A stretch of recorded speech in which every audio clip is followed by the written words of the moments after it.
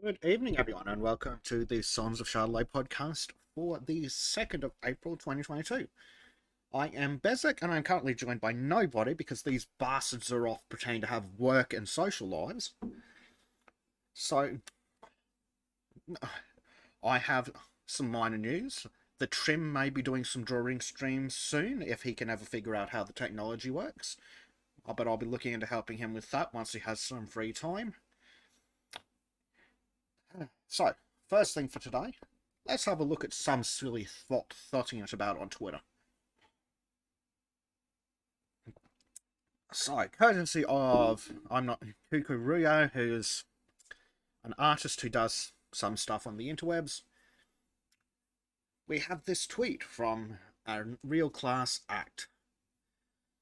Having all your kids, of course yours is spelt wrong, by the same man seems silly. His resources only gonna go so far and be spread so thin. Give your kid their own dad. 5,146 retweets and 25.4 thousand likes. No, there's so many things wrong with that. Where to start? How about one, stop being a whore. Two, maybe having kids by the same father is good for them. Morning, student history. Morning, Callum and Theodore. How's it going, guys? Indeed, student history, thottery delenda est.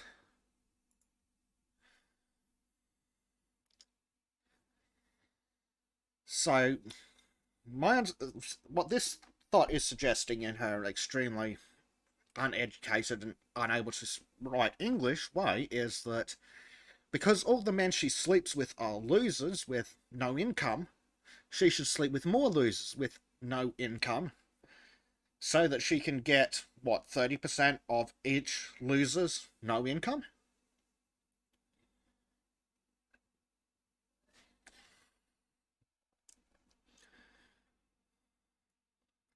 G'day, Billy Blogs! And... Oh, YouTube, stop hiding messages from me. Callum Dayton says, feeling rubbish, had a shit night, didn't sleep well. That sucks, man. Hope your next sleep goes a lot better.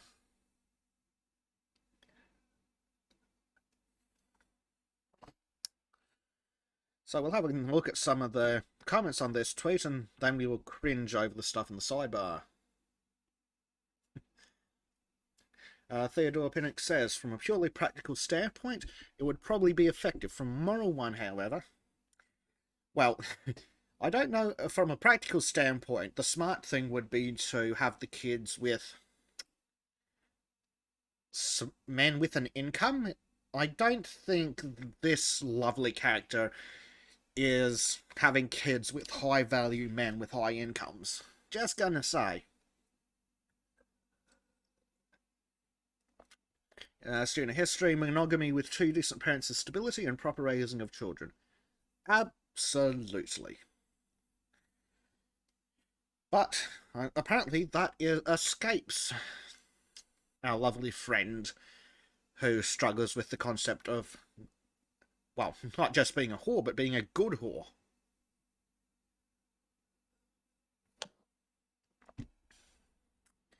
If you're going to whore, you should definitely whore with better quality men.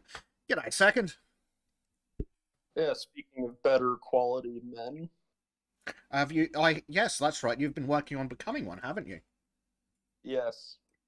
Yes, I've been hitting that workout. I'm on my masculinity arc. The character development plot arc of this anime we're all living in, huh? Yep. Oh my god, this is such like degenerate thoughtery. Well, that's it. It's not even good thoughtery. Yeah, well, I mean, I just realized why like it's more degenerate for women than for men. Even though it's degenerate for both. And not just because like of the social effects, right? Because obviously it's more socially necessary for women not to be degenerate since they like safeguard sex, right? They're the gatekeepers. But like, I think it's also to the effect of, oh yeah, like a man who like fucks a bunch of women and has a bunch of like love childs with them. That's degenerate as fuck. A woman who does the same thing like has to do so much more to overcome the natural maternal impulses of giving a fuck about her kids to like do that, right? It's like it feels like there's less of a barrier that men have to overcome to be that shitty. Whereas it's like if you're a woman and you do the same thing, it seems like you really have to work at being fucking awful. I think you're onto something there, both from the social perspective as well as the evolutionary perspective. It's a lot easier for a man to go, I'm just going to sleep with all those women over there, than it is for a woman to go, let me leave this child that is dependent on me for everything while I go over there and be a whore.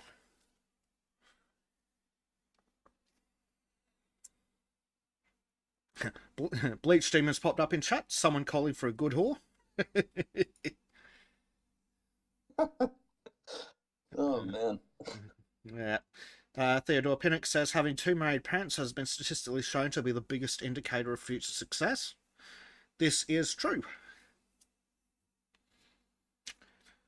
Bearing? Well, there's Yes. also this like I also find that there's this like really cringe thing when it comes to the idea of social roles or sexual social standards and shit, where people are like, "Oh, that's unfair because it might not apply to me."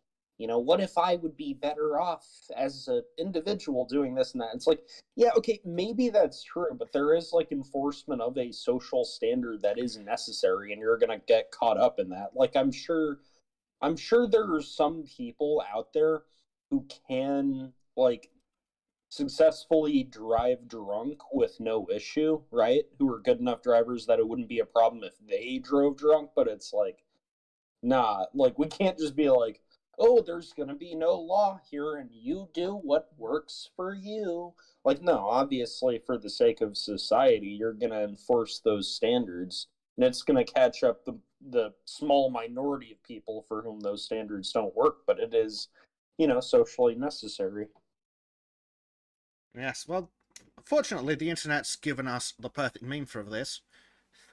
We live in a society, which is true.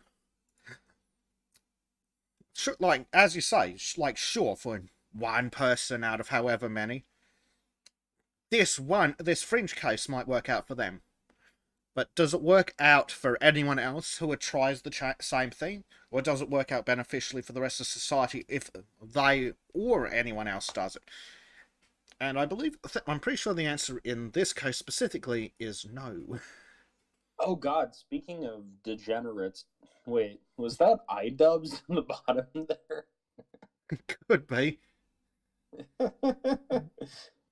Hold on, let me see if I can grab it back up again. So many different things open. Oh, God. Like at the bottom left. Jared Leto? Oh wait, no. My bad. I thought that was iDubbbz for a second. Well, that certainly would have been weird if it was. Yeah, letting letting other men jerk it to his wife.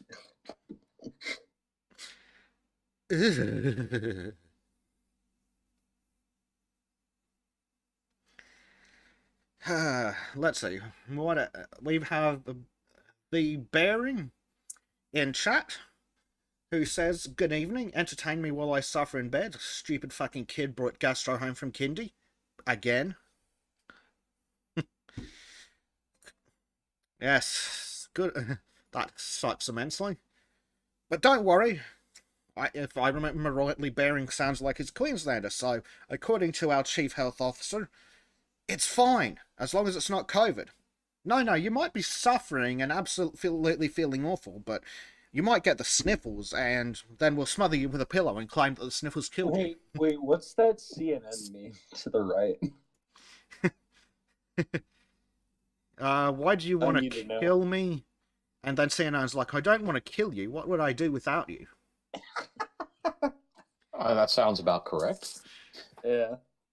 Yeah. Hey, Bleach. Hello, all.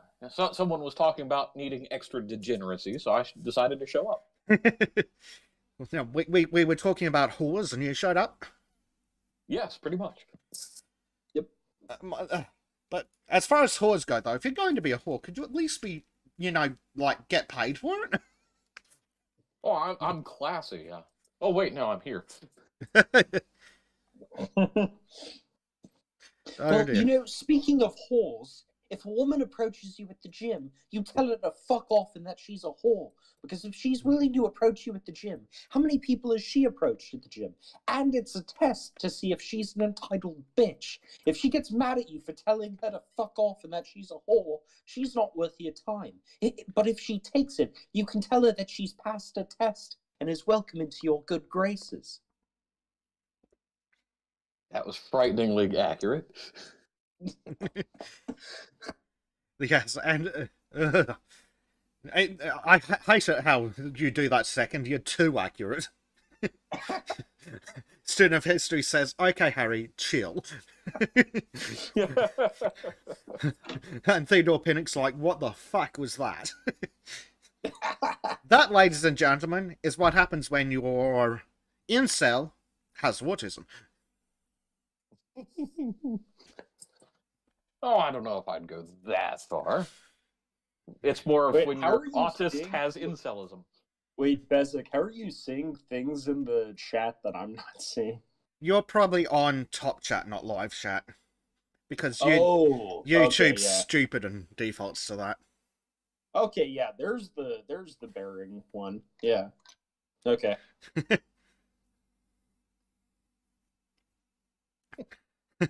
And Theodore's like, doesn't Harry have a girlfriend?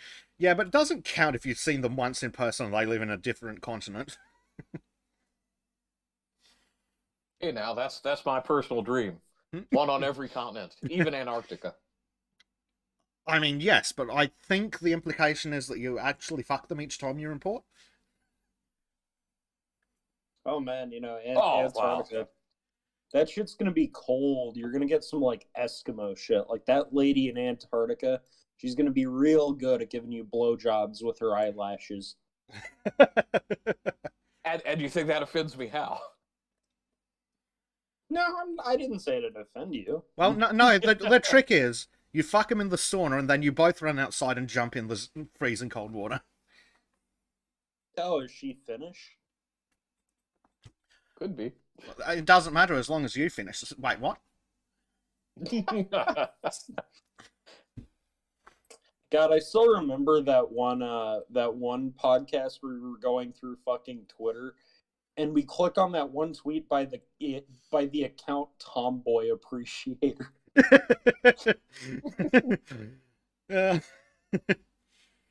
Oh dear. Yes. I mean, sometimes the internet just makes it too easy. Yeah.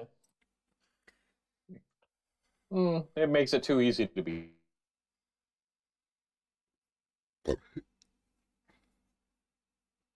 Bering has good news. He is not exploding at both ends at this stage. This stage. I mean, it's still early. Or late, or who knows? Well, if Bering's where I think he is, it is a 1:15 midnight. So, not Well, then going there's no great. excuses. Yeah, but don't you just love it when the kids bring home presents from school like that? Oh yeah. This is why children at school need to wear masks. Yeah, Bering wants to know what's the dirtiest thing you've done with a C. With this tea. I mean, Am I missing the slang here? I think I I am believe too. so. Oh, what's Bering's favorite word? I mean, come on. Well, What if you make them clean before you fuck them? Oh, a little scrub-a-dub love. Oh my god. So one of my roommates moved out, and then my other roommate moved into his old room, and some new person came into his old room. Anyways, my And somebody roommate, used a blacklight. no, my my roommate checks in my old roommate's room or whatever, like in the bathroom. He calls me in, opens the bathroom cabinet, and there's like a fucking fleshlight just sitting there. Yeah. That's the worst thing that you've encountered. I mean, when you go on a hike and you see like a string of condoms thrown off to the side of a creek, it makes you wonder. I mean, it could be worse. You could live in LA and just walk down the street and see a string of condoms just lying there next to Yes. the dead hobo with a needle in his arm. Ah, yeah, the reason why Ben Shapiro moved to Florida. So now he wants meth heads strung out in a similar manner rather than heroin addicts. Got it. Yep.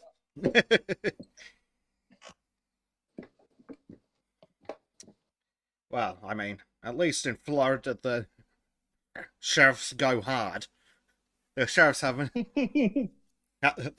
no time for your bullshit in Florida. Well, yeah. Well, the sheriffs have like experience dealing with Florida man, so that toughens them up. For bloody Florida man. I don't know. I'd take Florida man over California man. At least he's entertaining while he's destroying things. No, I think a lot of the Daily Wire moved to Tennessee, but Ben Shapiro moved to Florida. You know, he's frequently like, thank you, Governor Ron DeSantis, for making this state, a wonderful state to live in. Moved here with my family because California sucks, and it's absolutely amazing, folks. My wife's a doctor, and the idea that Ron DeSantis is the devil is just absolutely asinine, folks. Actually, didn't the news come out not that long ago that he finally knocked her up, and all I took away from it was that she has cracking tits. What? I'm sorry, I was just thinking of Ben Shapiro's sister here for a bit. So.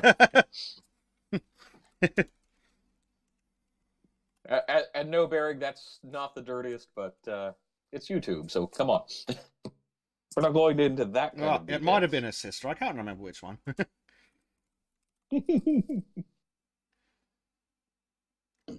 Yeah, it was the sister.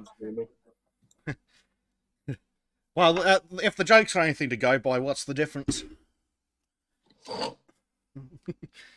That was all I saw about it on Twitter when it happened. In regards to our not just dirty whore, cheap dirty whore, there's a response that you'll enjoy second. Reject Twitter, return to church. Based. I mean, as much as I'm not religious, I'll take it. Based. Return to church. When it comes down to, will I be a filthy, degenerate whore, or will I go sit through a boring church service? I'll take the latter every time. They've got books you can read right there in the pews. Yeah. Oh, they're real fucking crackers too. You just need to flip to the chapter about where her lovers were hung like horses and had effluent like donkeys, or one way or the other. Fucking great. Why have I heard this like brought up in like 3 different fucking locations in the past 2 days? Because it's fucking hilarious. Yeah, but it's like I've never heard it brought up before, and then like 3 times in completely separate locations in the past 2 days, I just see it popping up like everywhere. Yes, and?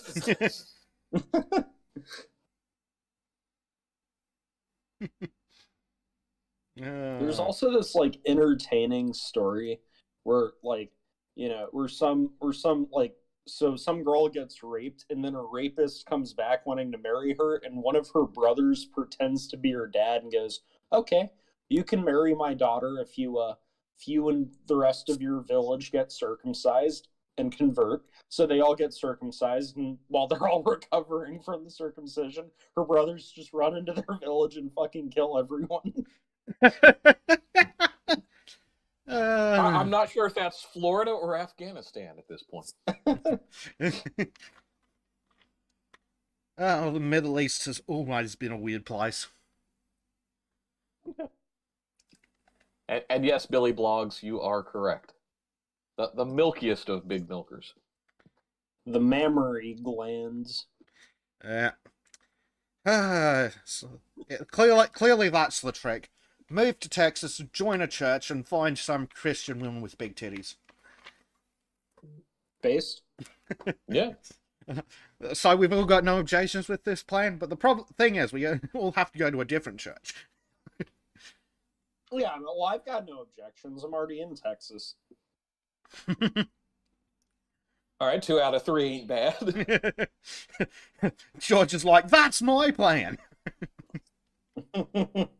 I mean, No, George, you got to move to Oklahoma. It's the smaller, less important Texas. do they have constitutional carry?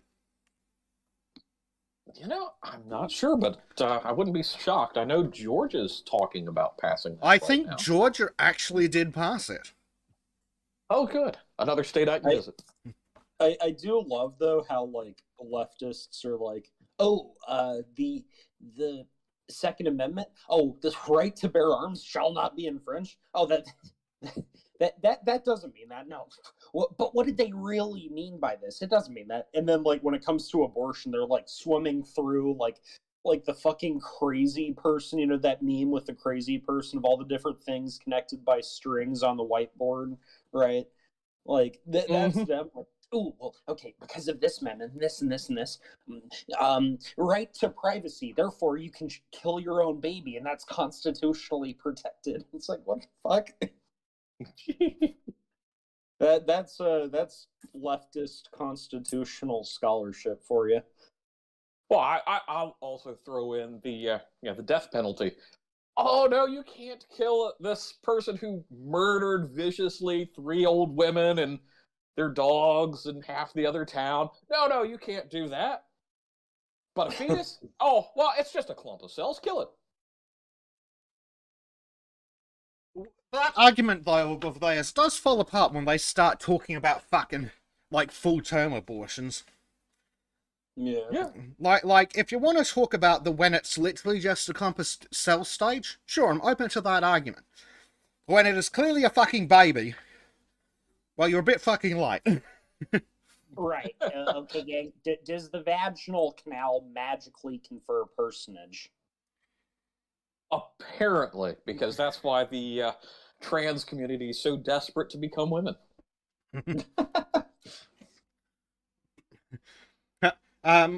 Actually, Mythos gives me a segue into the small point I was going to make. She doesn't have to be Christian. Not being a leftist is enough.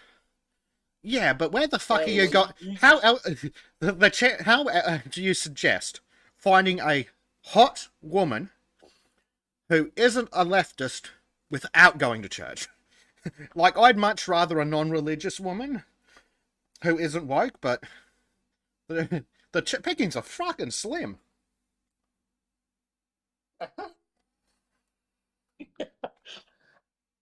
Yeah, that's on the positive side of things. But yeah, they're out there, but they're usually already married. I'll stick with the Christian trad wife. You know, I want to be able to talk theology with my wife. Well, that works for you, but not so much for us. But yes, trad wife, good. Nighttime. What alcohol is nighttime medicine?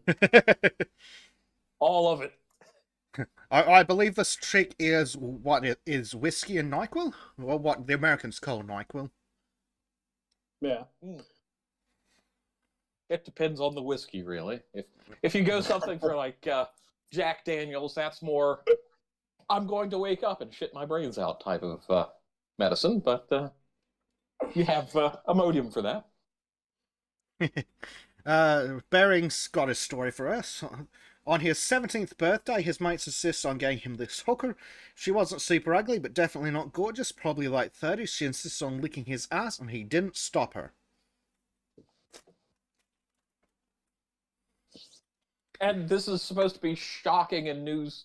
How? I mean, come on, Bering. You've got better than that, I'm sure. If he turned around and licked her asshole afterwards, that would be newsworthy.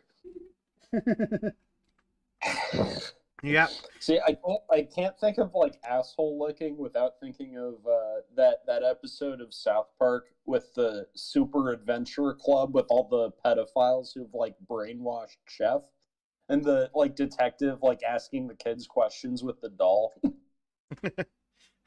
Oh, so he worked for Disney briefly. How's it go? He touched me there, he touched me there, he touched me there. I want him to touch me there, but he wouldn't.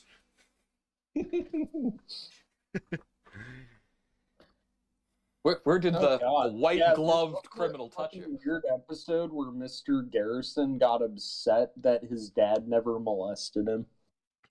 Well, that goes, how do you know you were the ugly kid at Sunday school when you weren't molested by the priest?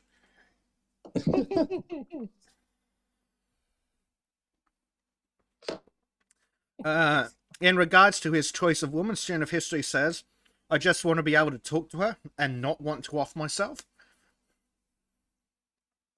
I mean... Well, good luck with that. Even with a trad wife, that's... I think his version of trad wife is more Islamic than Christian. Just tell the bitch to shut up, and if she doesn't, smack her. With...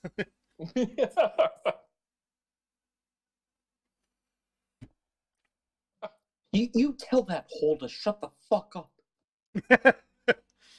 Oh, dear.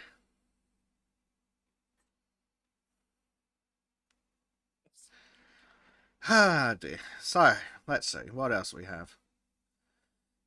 The internet ruining souls again? Yeah, that sounds about right. I mean, look at what we're doing right now.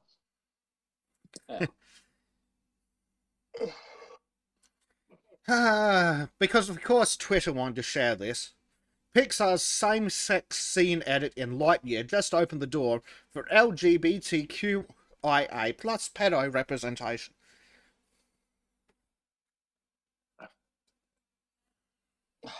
Damn it. Of course. Let's just ruin everyone's childhood just because. Of course! Yeah, so the higher-ups restored a scene that they had previously decided to scrap after employees staged a walkout and the company faced backlash for the decision. God fucking damn it, Pixar. You know, it's always one of those, if they wanted to create new characters and do it that way, fine. But no, let's retread things that have been established for more than 20 years, I think, at this stage. Yes. Yeah, I think we've had this discussion before. The left never creates anything. They just take it and make it degenerate. Yeah, they either destroy... Yeah. Well, it's also obvious how they intentionally snubbed Tim Allen by not having him play Buzz Lightyear. Specifically because Tim Allen is anti-woke. Oh dear. There's nothing they can do to other than destroy shit.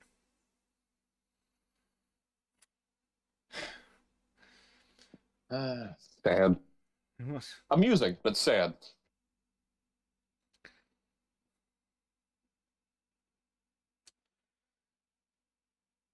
Yuck. And of course, in the statement, the employees claimed executives had actively censored overtly gay fiction in its films, even before, it's not censoring if you never put it in the first place, you idiots.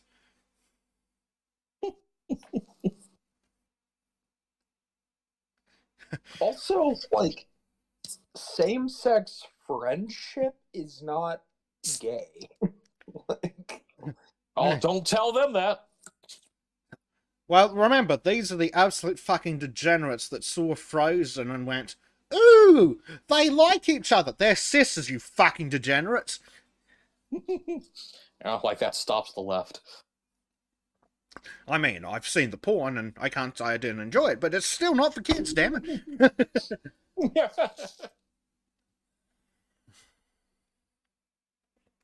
Georgia makes a good point. Bet it won't be in the Chinese release. All that Disney CEO where it's like, well, yeah, they can embrace my gay agenda now. It's like, okay. Thanks for playing. I mean, at least they're being open about their gay agenda. True. I'll give them credit that far. No, they're not. It was leaked. Well, Didn't Disney literally come out yet the publicly. other day and say that they had a gay agenda? I think thought that so. was. I could be wrong, but I think that was leaked. That part was, but they basically came out and doubled down on it Well, with yeah. Chapek. So it's like, yeah. You know, If you're not walking it back, then you're still embracing it regardless. Like, thank Okay, you, Chris Rufo, for exposing all this shit. indeed. And Ooh, not himself this time.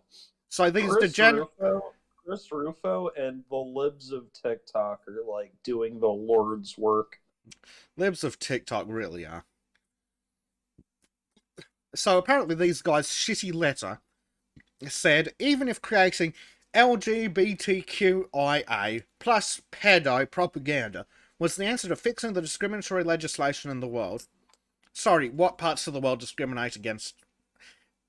Well, I suppose everywhere in the world discriminates against either gays or pedos. They are being barred from creating it.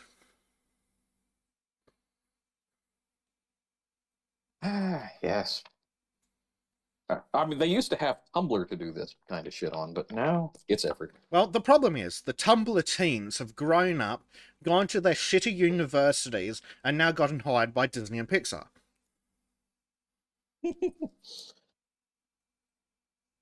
And yet the rest of us are scraping by. While we're scraping by, they're scraping the bottom of the barrel. Or scraping something out of somewhere else, but... Hey. Well, we know where they get their ideas from. Pulled Yeah, scary. Always.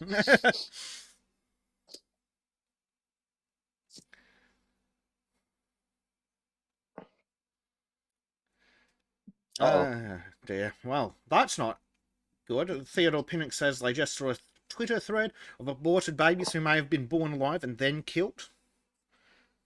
Is that wait? I think I might know what you're talking. Is that the thing where it's like they get the cells from certain organs, and based on the use of the cells or whatever organs, like they would have to be alive when they were taken or something? Yeah, if there's truth in that, I'm going to get my hanging rope, and we're going to have us some hangings. Yep. Oh, You're- just wait, don't do you're it in the what? States now. My hanging rope. Okay, I heard hanging rape. They'd enjoy No, that. that's a little too Biden-esque for me. Yeah.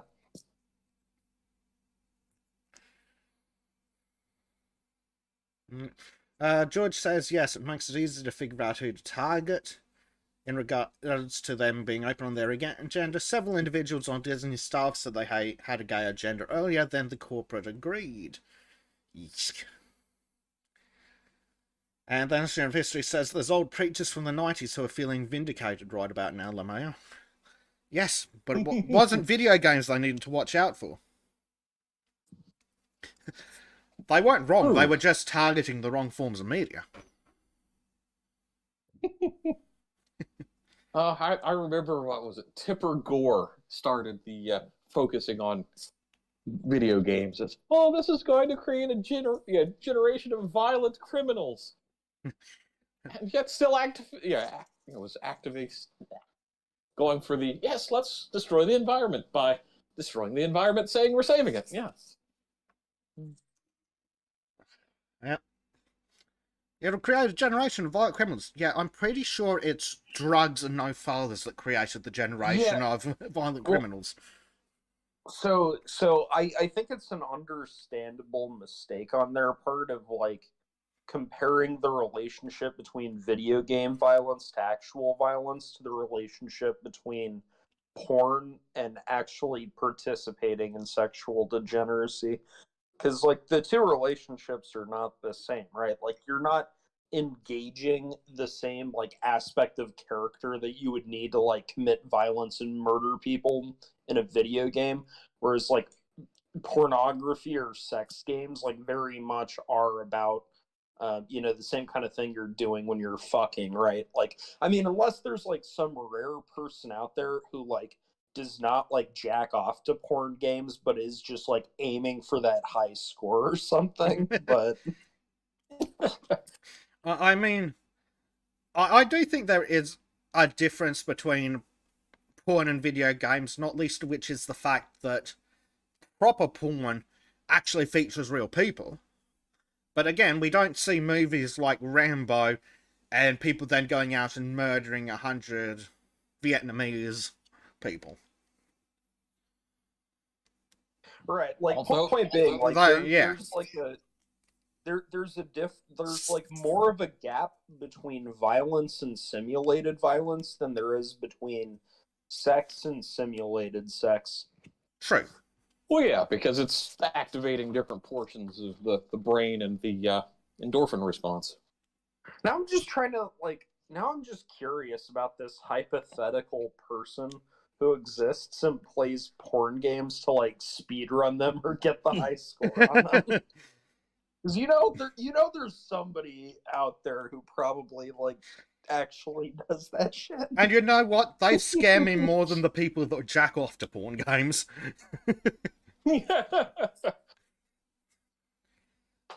Like, who? I would almost imagine that they live in California. Well, that's it. In California, they don't like adults in porn games. I just realized who we could probably guess does this. Justin Trudeau.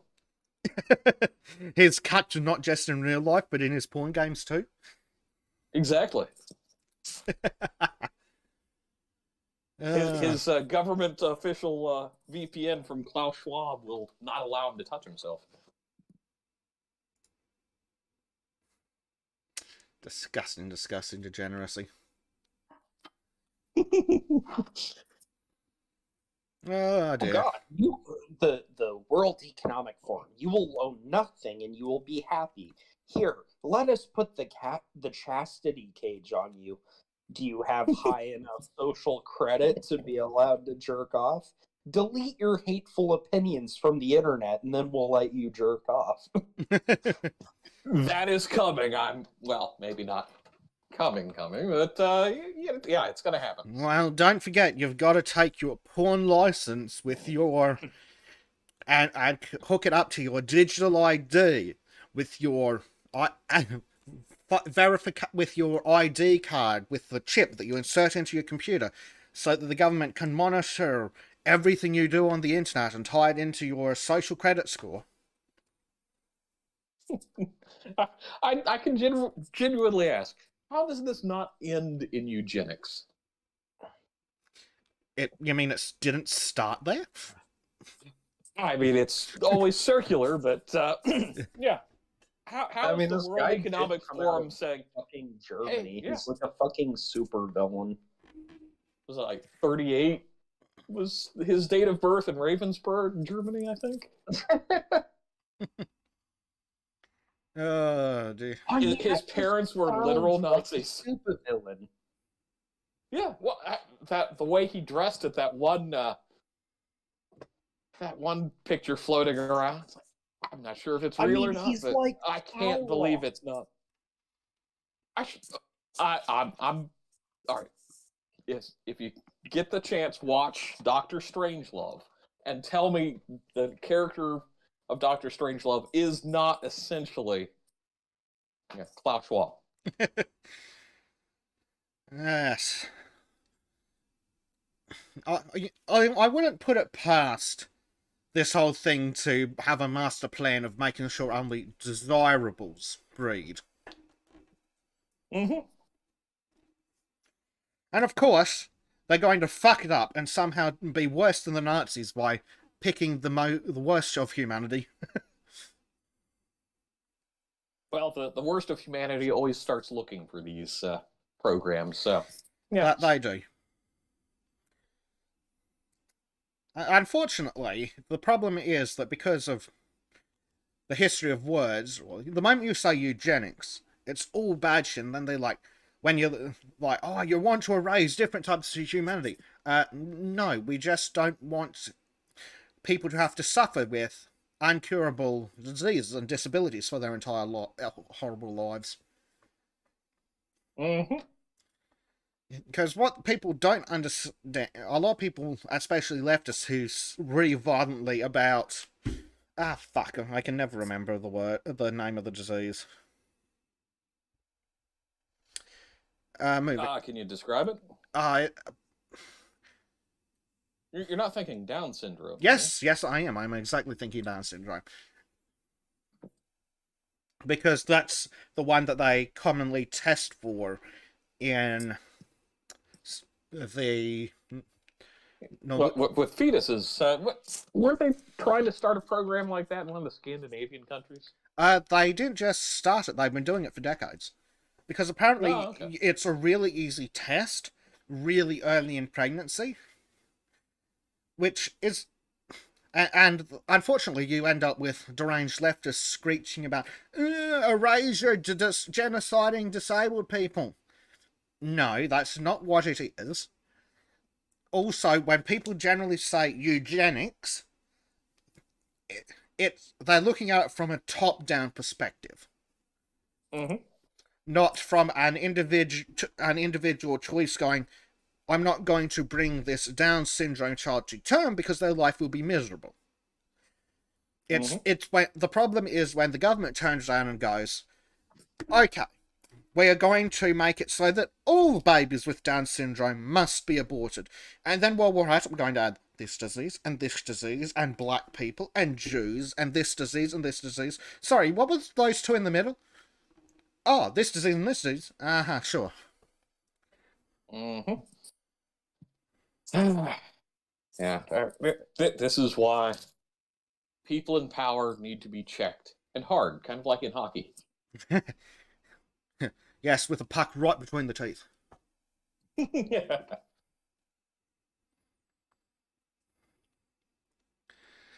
Student History says they're not going to ban spanking your dick, just like they're not going to ban smokes or booze. If they did, they'd be taking the morphine away from society and they might pay attention. Exactly. But they're never going to ban masturbation because they want, like you're implying, they want people masturbating. Yeah. Mm-hmm. They also want them masturbating to the most degenerate shit that they can think of. Because they want to rupture the social norms. Like, leaving aside whether porn itself is bad or good, because that's a whole debate on its own. There are certain types of porn that are just straight up fucking degenerate filth. Yeah. And the whole point of that is to weaken the moral fabric of society. And of course, they want you sitting in your pod, eating your insects, jacking off, so you're not thinking about inconvenient things like freedom, friends, or human rights. Yep, like Brave New World. Yeah, they want to go full Brave New World, including the drugs, especially the drugs. Oh, yeah. I'm actually rereading Brave New World. I just watched the book club from the Lotus Eaters did on, but that's exactly what they want. They want people sexually liberated to the nth degree with no control. They want nothing withheld, and they want people doped up on bread and circuses and assorted other drugs. No thinking, no thought. Just do as the superiors tell you, and then you can get back to your gay orgies with children. Biden. Yeah, it's one of those. While I'm not, I take a strange position on marijuana because I don't like it personally, but yeah, if it's legal, fine. Sorry, you dropped out there. Portrayed. Oh, no. The way I see it portrayed a lot is, oh yeah, it's this cure-all, it's this magic drug, just, it has no consequences. Everything has consequences, Waking up, taking a massive shit in every morning, that has consequences. But just because it feels good, and that's where the hippies always start, but it feels good, so therefore do it. There's no consequences because it feels good. No. Just stop. Exactly. What do we got in chat? Prime Night has arrived. G'day, mate. Billy Blogs Goodbye. says, if they get the programmable digital currency centrally controlled, then we will be slaves. That's exactly the point. That's why they want you to have your digital driver's license, your digital vaccine card, your digital social credit system, your digital currency. That way, if you're a bad boy, they just pull a Trudeau and turn off your money. Yeah. Or invalidate your driver's license, or just any number of things. Yep, because when everything is digitized and all under the one app, they can just go... They don't even have to do anything. They can just sit there with your social credit score ticking away on a computer in the background. Oh, he went to Pornhub. What's he looking at? Oh, straight sex, that degenerate. Lower his score. And then all of a sudden your driver's license doesn't work. And your bus pass doesn't work, because of course that's tied into the app too. And, well, this is another thing with the electric vehicle push. Oh, well, you've been terrible. You can't drive anywhere. Yep, not just do they suspend your license, they turn your car off. Yeah. Like, my biggest problem with electric vehicles isn't that they take fucking ages to recharge. It's that they're connected to the fucking internet. No, screw you. And well, my other problem is also I am not a fan of purely electric brakes and steering. No, thank you. Give me some hydraulics, please. Yes, I like my mechanical linkages, especially sitting here in my 5-speed manual. I know, my regular brakes have failed. Okay, let me try the handbrake. Oh, that's failed. Okay, let me downshift and then slam it into reverse to come to a screaming halt. Yes, sorry, you've got an automatic. Yep. I mean, you can still jam the thing in park, but actually, I think that in modern computerized vehicles, you can't.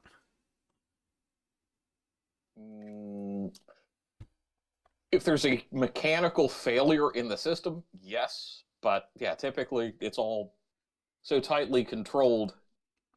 Yes, the car won't let you do. The car won't let you do silly things. However, it also has no understanding of I've pressed the brakes and the brakes aren't working. Yeah. Like, I'm a fan of being able to go, I know, I'm going to dump this manual gearbox into reverse and come to a screaming halt in the highway. Why, yes, my gearbox may now be a puddle of slag, but I'm walking away.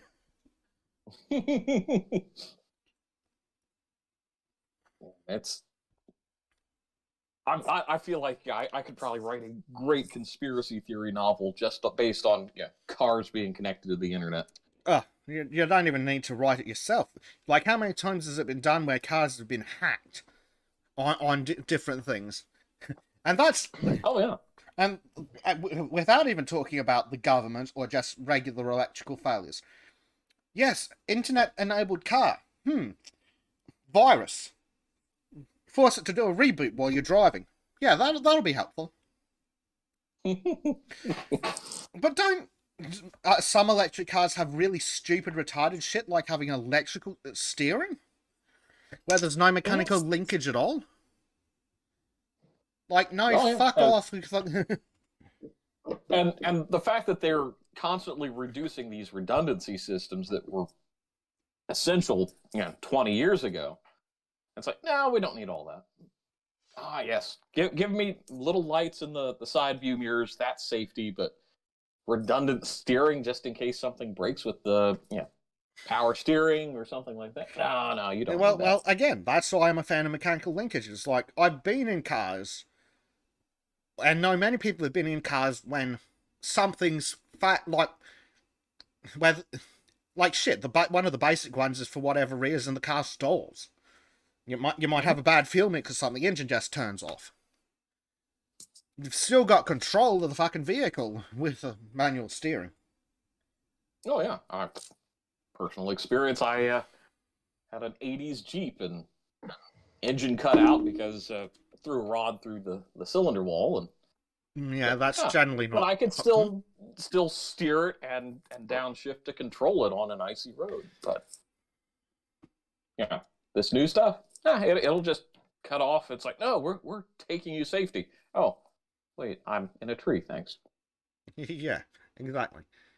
Let's see what we've got in comments. Billy Blog says, maybe we're being run by satanic pedo demons? The only part in doubt is whether they're actually demons from hell. Hillary Clinton? Yeah, true. Hillary Clinton's a demon, folks. She's got flies on her. Break the conditioning. Yep, so I smell sulfur. Prime Knight says, Brave New World, that's where they make dumb worker drones and have no boundaries. I believe that's exactly what it is. And that is exactly what the governments want. Mm-hmm. Oh, that's also what cringy, degenerate utilitarians want. I fucking hate utilitarians. Not just because their ideology is shit, but anyone stupid enough to be a utilitarian thinks that they're the one deciding what's useful. It's like these damned communist revolutionaries are running around.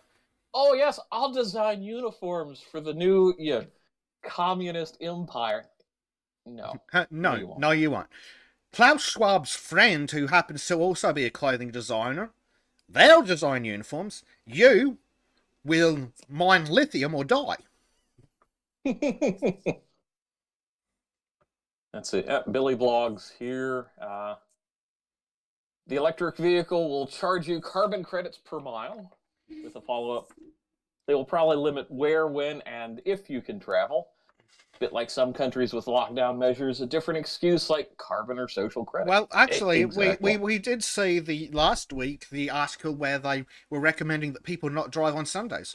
Well, what if everyone has an electric car and the government decides, we're not just going to recommend it, we're going to turn all the electric cars off on Sundays? Mm-hmm.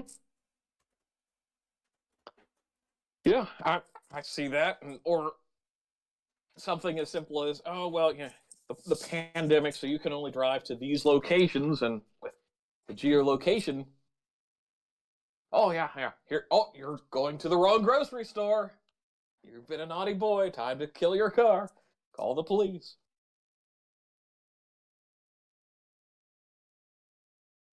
God, yeah, imagine having that shit during Kung Flu in Australia. I don't think we'd be talking to Bezic now. Maybe not. But, we had the stupid shit where you can only travel so far from your home if it's not for approved reasons, such as work. Well, unless you have your work pass with specific times on your Universal ID app, well, as your car goes outside of the 5 kilometer radius, we automatically disable the engine and call the police. I need to run to the bathroom real quick. Would one of you like to read some comments from the chat, please? Absolutely. So, Prime Knight heard where somewhere they could use diesel generator to charge their car, and it would have been cheaper than from an outlet. I can believe that. Well, in the past, now having a diesel generator, or really even a gas generator, is so expensive to fuel. That would be rather terrible, actually. But yeah, I'd do it. Student of history, utilitarian is for two types of people: the authoritarian in charge and the mongoloid who thought they'd be in charge. And either in the mine or in the camp. Jawohl, mein Herr.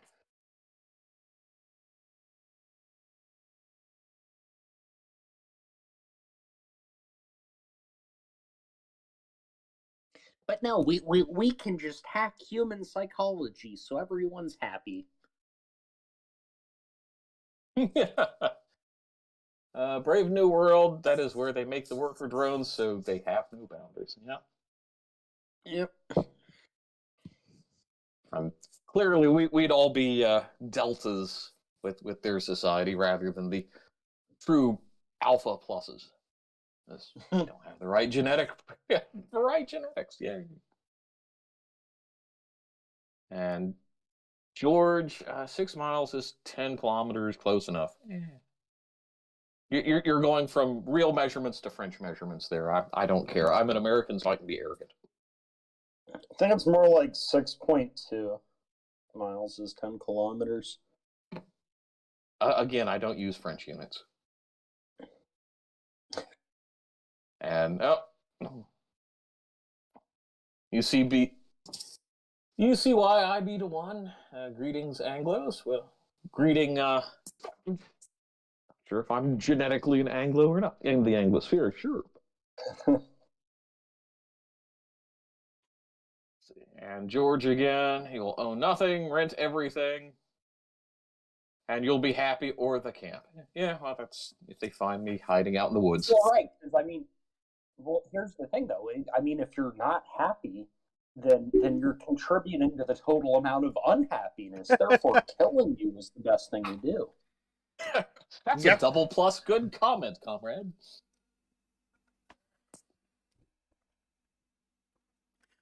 Exactly. Let's see, what else we got?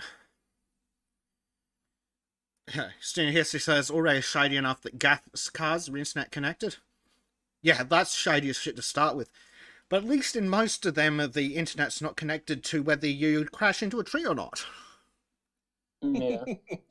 Oh, could you imagine the digital steering in these electric cars where it's like, no, time to off someone. Well, that's it. It'd just be a completely random accident, and that's why everyone who speaks up against Hillary Clinton crashes into trees. Exactly, or finds out that they've shot themselves in the head twice. Mm-hmm. See, Billy Blog's vaccine passports were just an attempt to get us all on digital ID scheme, in my opinion. It might have been one of the prime objectives of the Coof Terror program. No, I think it was more than that. That was a side effect where never let a crisis go to waste, but I think it was bigger to see how far they could push society in general. Yeah, absolutely. And I turns out, after about really fucking far. Yeah, and it took here in my part of the States about 2 months for things to go from it's a little shaky to it's pandemonium. We've got toilet paper missing. Yes. And what caused the toilet paper shortage? The news of the meter, of course. Mm-hmm. And although I always thought it was funny, I could find more food, especially fresh foods, than I could find toilet paper, which is kind of ironic. I'd rather have the food in a dirty ass than a clean ass and no food. Yes. Just do it the old-fashioned way. Get some rags, wash them in used water, done. Mm-hmm. Yeah. You could still get bleach or boil it, and it's still sanitary afterwards. Yep. What else we got? Because there's a good one from Student History. When your taste in bed have been tuned to spanking it to slave torture porn, or something horrific since the age of 13, social fabric will fall apart. When these broken people can't find a partner who is down with that, then a few generations down the line you have an entirely servile population who just want their skooma and porn. Yeah. Yeah. Why have a higher expectation of yourself, and I don't know, some compromises with a spouse, and it's like, oh, but I can just go spank it to the Although I like Slav porn, the sound of that better. Well, that's basically it. Oh, and that's where there is some truth in the porn addiction, not actually sleeping with your partner thing comes in. But I had this very specific fetish that my partner isn't into. Mm-hmm. Yeah. Like, oh. Yeah, it's just it's also really weird how it's I don't know it went from being a taboo thing to well gee everybody's doing it within one generation essentially. Yeah, pretty much. To go back to the digital ID thing, I reckon they've been planning it for decades. And then they went, ooh, here's a great fucking excuse to give it a test run. Because I can totally imagine it. You need your digital driver's license on your phone to open your car door on your electric car that is pre-programmed to only allow you to do certain things at certain places, because due to the climate lockdowns, you can only travel to and from work or within 3 kilometers of your house, except if you're going to work, but you must tell the government where you work and when you work and have it pre-approved and loaded onto the apps.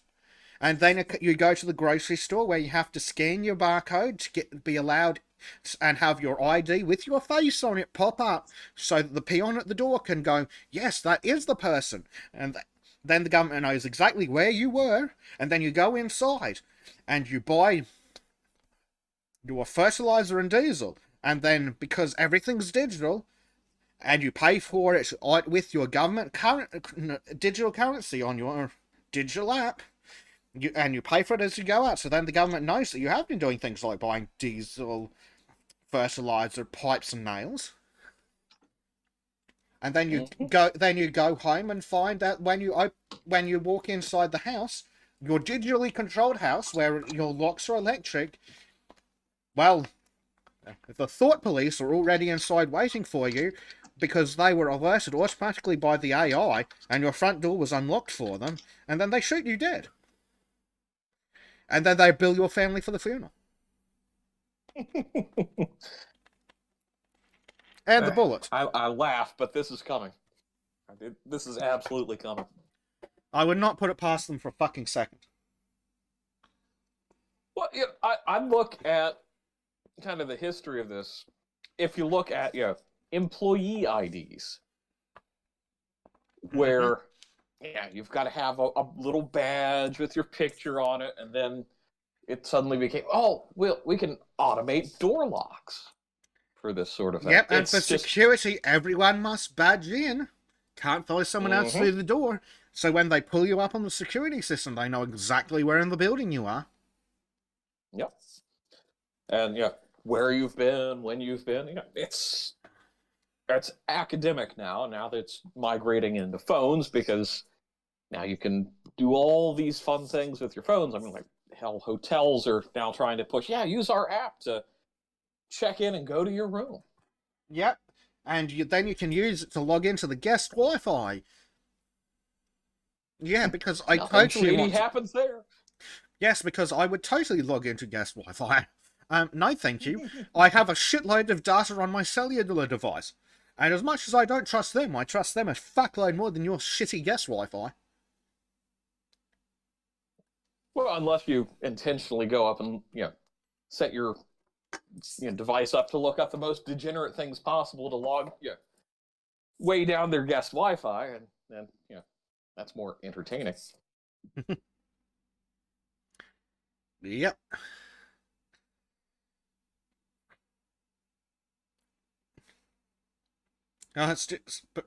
Student history.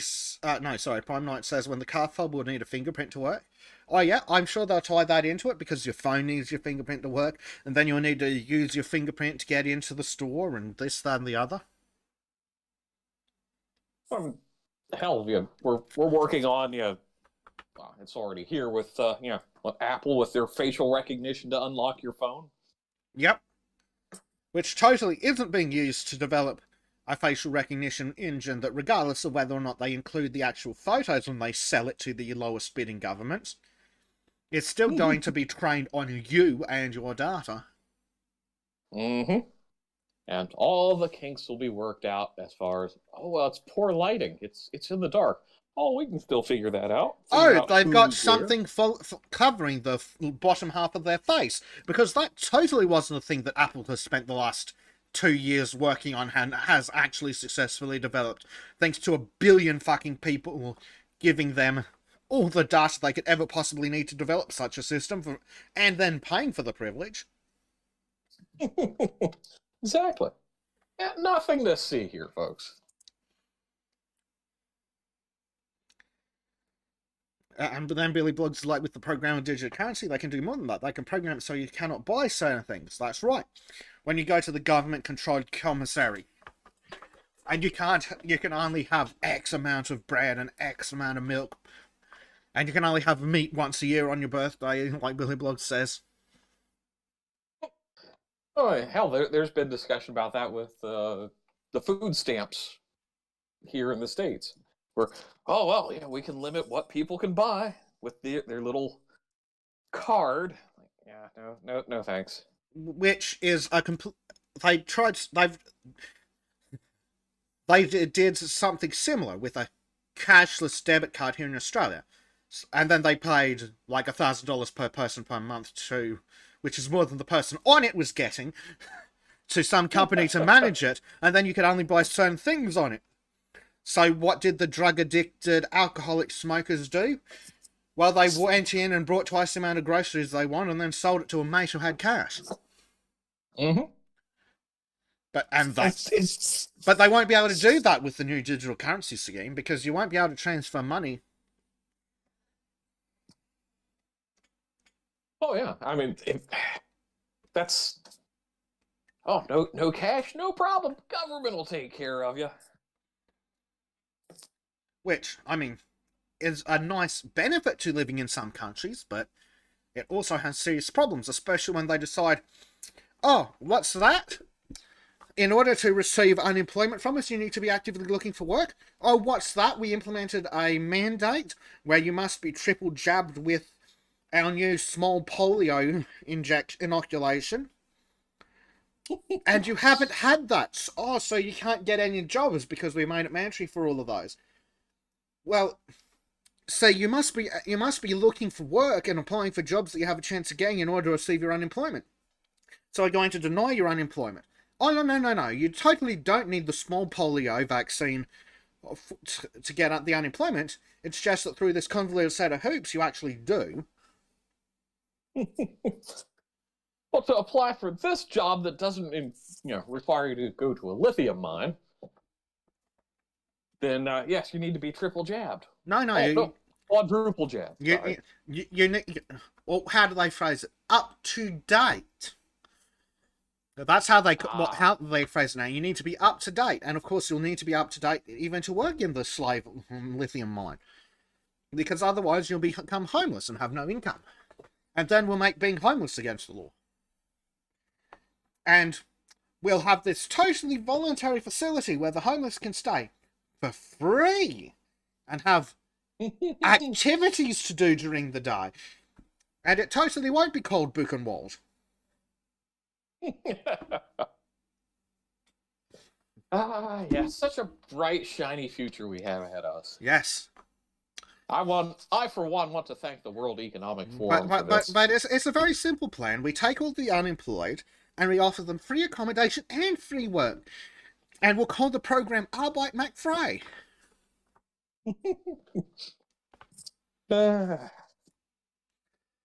Turns out Hitler wasn't wrong. He was just 100 years ahead of Klaus Schwab. And he wasn't born in Ravensburg. So there's the real problem. Indeed.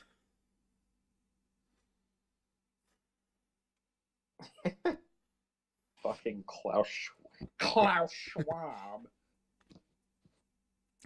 Student history says, it's convoys like this where I go full nihilism and say, Russia, please just send the nukes. We need a reset button, and that seems to be it. So the greater reset will be Putin just, pressing the button. Possibly. At least there'll be more freedom under that reset than there will be under the Great Reset. You don't need freedom, you just need free stuff.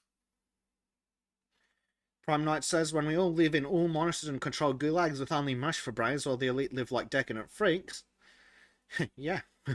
And he's like, with the state of the Western world, I'm not against getting a real hellfire and brimstone pope who goes on a moral re-establishment crusade. Deus Volt. Based. I mean, I find it hard to argue against such a thing. In fact, I might join up.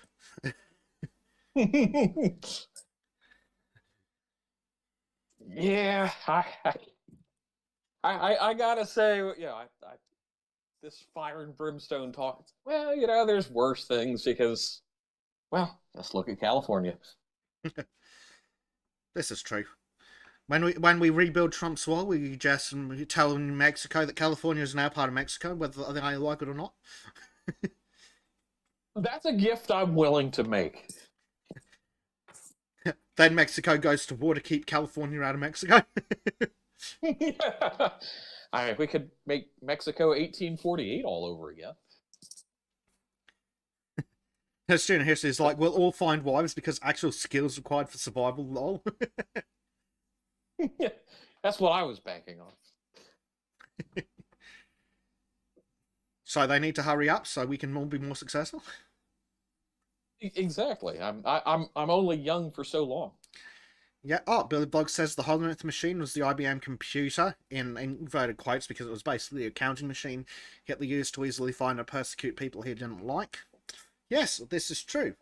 In fact, there was a guy who was executed by them because in one of the countries where they did a census, he realized that this seems like a really fucking easy way to track down people Hitler doesn't like. Let me just fuck with the data.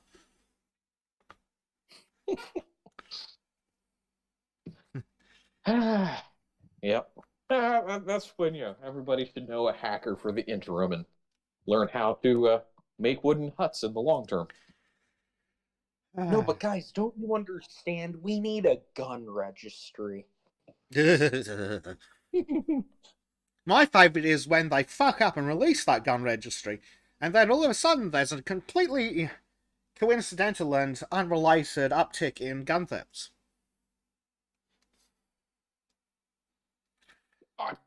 I don't know what you mean, I say in New Jerseyan.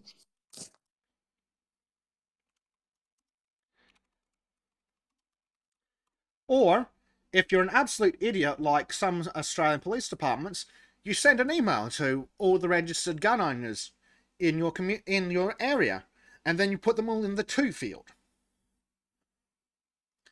Why, yes, I would like to send this email to 18,000 people. It's amazing how many boating accidents could happen with a scenario like that. Indeed. Oh, look, here we go. Here's a perfect article on that. Integrity of Queensland Firearms Registry System questioned after data breach. Yeah, no shit. A Queensland police email bundle that has exposed more than 1,000 firearms owners in southern Queensland to the possibility of break-ins is raising serious concerns with the Shooters Union, as it fucking should. The president of the Peak Pro Shooting Lobby Group, Graham Parks, said not only could the release of 1,200 email addresses of firearms owners in the Kilcoy-Woodford area have extremely serious consequences for those people personally, but raised additional concerns about how the information came to be mishandled in the first place. It seems a lot like all these email addresses were somehow put in a spreadsheet or text document or something like that, then copied into an email address field. The fact that there's an option in the firearms management system to mass extract email addresses is a gigantic security flaw that raises extremely serious questions about the integrity of the firearms registry system in Queensland as a whole. What other data can be pulled out easily and transferred elsewhere? Gee, who could have possibly seen that fucking coming? Oh, that's just a conspiracy theory. Just a conspiracy. It's not like it's actually happening actively. Alright, I gotta bounce, my dudes. I need to take care of some shit today.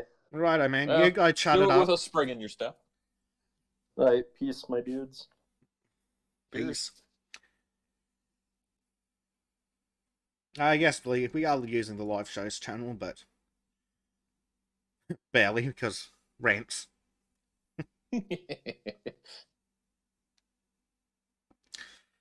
Oh, dear. Rants? No, we're having a very quiet, genteel conversation here. Yep. So, on Wednesday morning, a police officer in the Morton Police District emailed more than 1,200 email addresses of licensed gun owners, advising them to ensure their firearm security was in order following a series of break-ins in the region. However, the officer did not hide the recipient's email addresses, meaning everyone who received the email also received the names and email addresses of the other recipients. Now, wouldn't that be an excellent list to do something like, oh, I don't know, send a phishing email to? Maybe do a little bit of blackmail. Oh, no, that's just Biden talk right there. Yeah, but apparently they need to have remedial email classes taught to people. Exactly. So, Mr. Park said that while it might sound like a harmless error, it could have extremely serious consequences. Someone with criminal intent could start piecing together the location of hundreds of firearms in the area, he said. The irony is one of the advice items from the police to license holders in the email was, don't make it public knowledge that you possess firearms. That's now off the table for those several hundred gun owners, all because of a situation outside their control and which shouldn't have happened in the first place. Oh, my.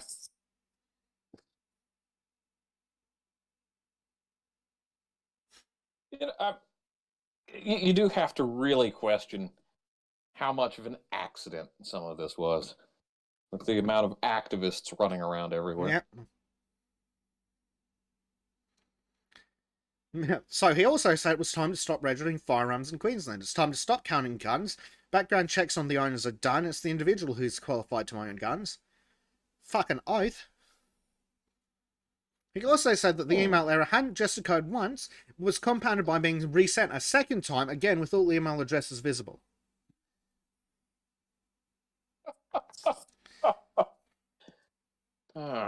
This was confirmed by Kilcoy Firearms owner. Why did they publish his name? Fucking idiots. Who said he'd received 4 relayed emails in total on Wednesday, along with his wife, his son, and his stepmother. Originally, I didn't think much of the email. I'm not very computer literate. Then I saw a message about it on Facebook and went back and looked. Then a message came saying it was retracted. Then about 20 minutes later, another email came, the same as the first one, with all the email addresses. Oops.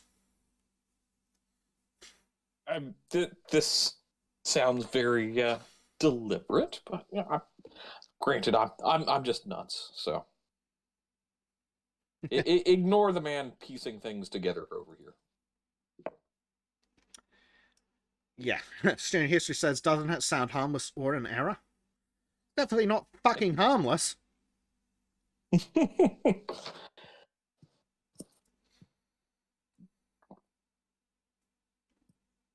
It's like they're wanting unintended consequences to pop up.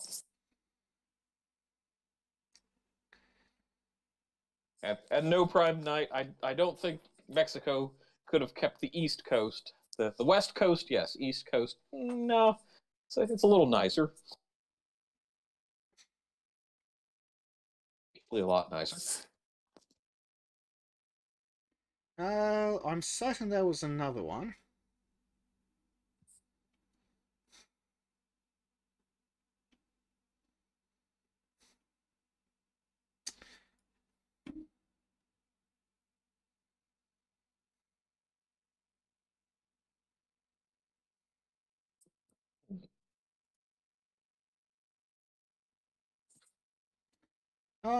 Here's student of history's theory. Leftist government officials say, I know how to get rid of these filthy threats to our society. And casually leaked it. Probably. Probably. Oh, look, here is another article from the featuring the horse in charge of New Zealand. Police confirm privacy breach on gun buyback site. The idiots at SAP apologise. I mean, at least SAP is the right term. Indeed. So they accidentally gave people a shitload of data they weren't supposed to have.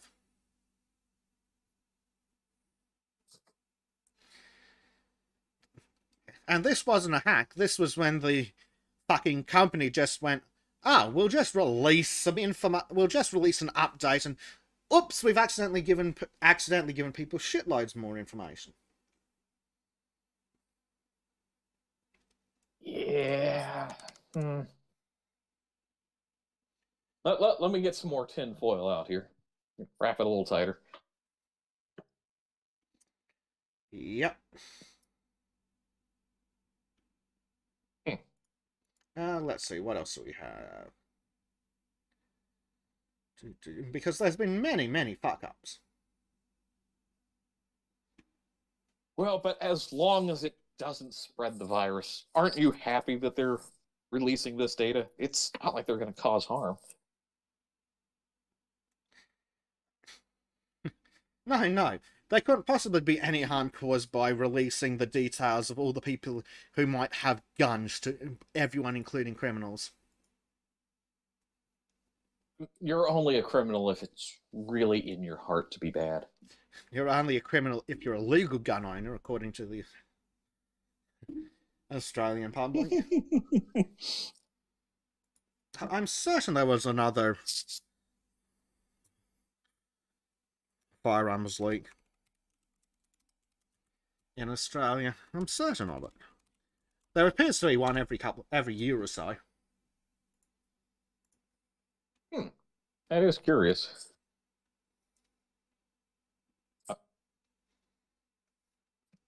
Yeah, it's a very strange thing where governments fear the individuals being able to defend themselves against the criminals, but the criminals being held accountable. Let's just catch and release, and sure, they might murder someone later, but it's really society's fault. Indeed. Oh, here's another good one, if I can get my hands on it.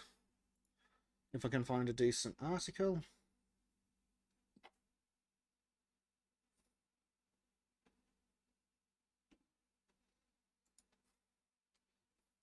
Here we go. Western Australia gun owners demand apology for police maps showing their locations.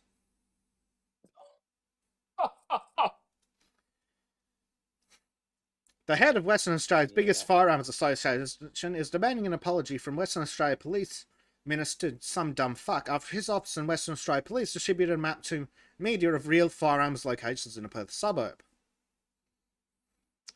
Oh dear. So, the Sporting Shooters Association said that they have been inundated with members who are deeply concerned about the breach of their privacy and the potential ramifications of identifying where licensed firearm owners live in our community. No, shit.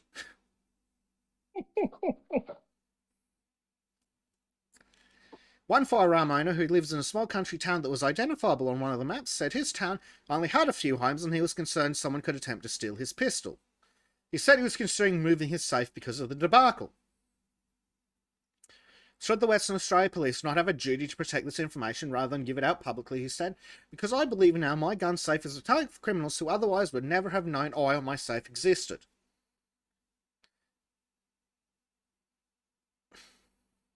Oh, that's just crazy. That everybody knew he had firearms floating around just because he existed. That sounds like gun owner privilege to me too. Yep. So, of course, the police didn't apologise, they doubled down. So, the minister did not apologise for the maps. Instead, a spokesman said anyone attempting to pick the location of a firearm owner from the maps would just be guessing. The maps were prepared by police to be supplied to the media, but advised that in order to maintain, as far as reasonably practical, the anonymity of the location, street names and many other features were removed. Yes, because you can't possibly match locations without street names, you fucking idiots. The markings on the map span several potential house locations. Okay, cool, so I just break into all three of these houses. Or, if we're in bumfuck nowhere... I mean, it's not like they couldn't, I don't know, do a... for names and be able to compare that with property owning charts. totally not doable. Yep, so of course, they're wanking off about going, oh, and to demonstrate the volume of weapons that are presently available in the community. Yes, to licensed law-abiding citizens, you dickbags. So the maps were released as part of a PR blitz, so propaganda blitz, by the police and the government for an overhaul of firearms ownership laws. You fucking idiots. The maps were used to demonstrate how widespread ownership was across the state, with 89,000 people holding gun licenses. Yes, and we totally didn't tell people where all of those live.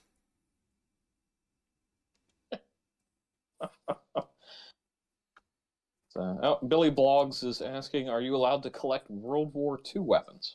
I'm guessing... It depends on the definition of collect.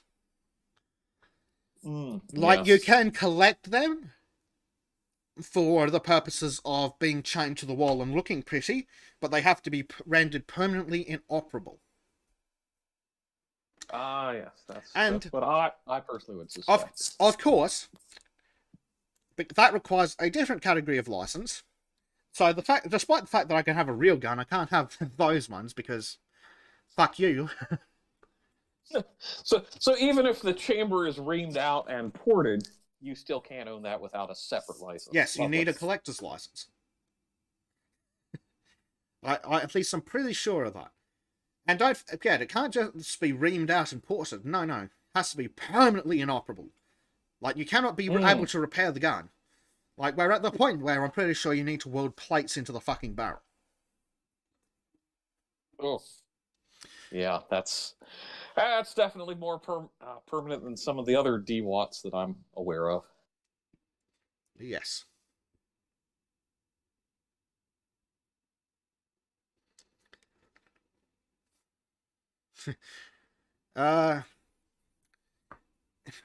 In the other ways of looking at collecting, you can own World War II weapons because our government are idiots. And despite the fact that you're not allowed to have a military-style weapon, they've forgotten that prior to the 1960s, military-style weapons were actually made of wood.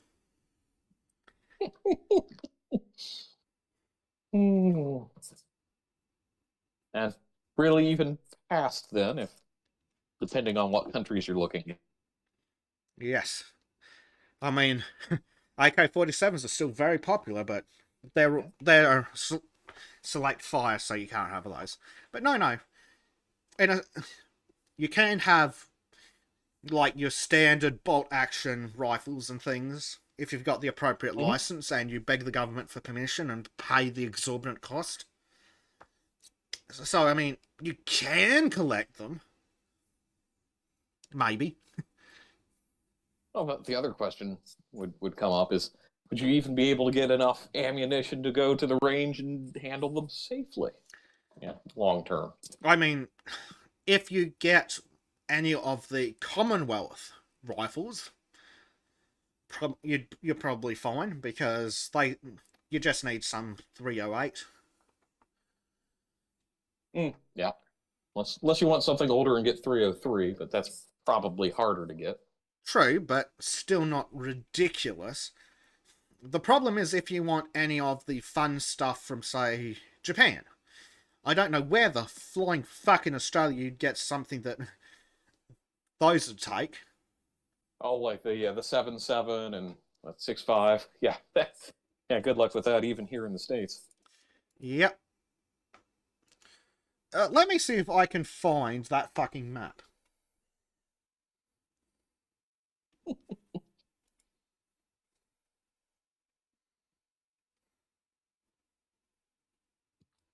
All right. Oh, no, fuck off with your website. Continue reading for free. No, go fuck yourselves. Hold on, I need to go... I prefer to be illiterate for free. I need to archive. Let's see. Student of history. The government 9 out of 10 are criminal, and that the gun insurance policy against all threats are just noise laws, are just words on paper until backed by violence that comes from a gun. Yeah, pretty much. And then Billy Blogs, Yanks can still own World War II weapons and full auto. but they need fancy licenses and lots of money to pay. Actually, it's only a $200 tax stamp and about a year and a half of waiting for most people, even people that should be cleared automatically, like law enforcement and ex-military, to get full automatic weapons and things of that nature.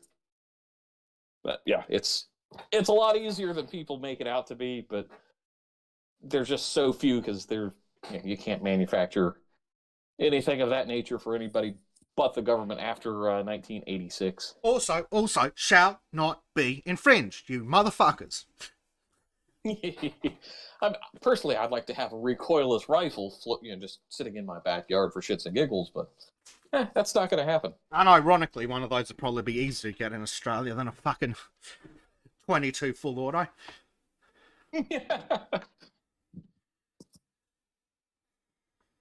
Very true.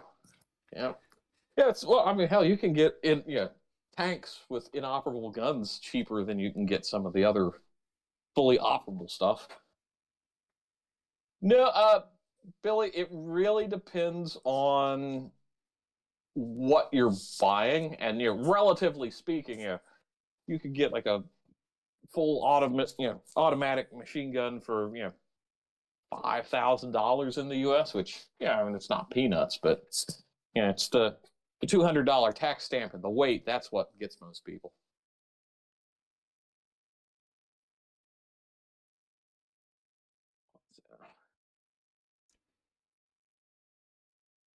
Rakshay, got to get some dies and reloading bench if you want to feed anything Japanese circa World War II. True, but finding the dies and the brass, that's the brass is the big problem here. Well, that's one of the reasons I considered getting a musket of some description, purely for fuck you government purposes. Well, see, if you really want to have fun on some holiday, you take a black powder musket, put a tampon in it, and fire it off into the night sky, and it creates kind of a cool firework. We call them flaming squirrels here.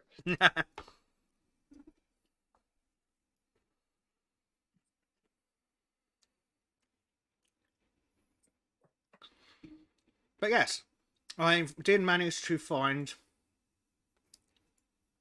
the article, and of course, it's set in full propaganda mode. Frightening map shows there is a gun on every suburban street in Western Australia. Frightening to who? Criminals?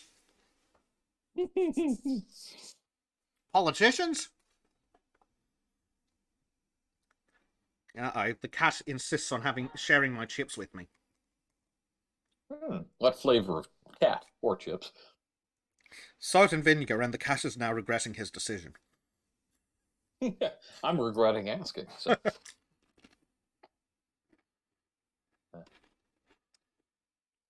No,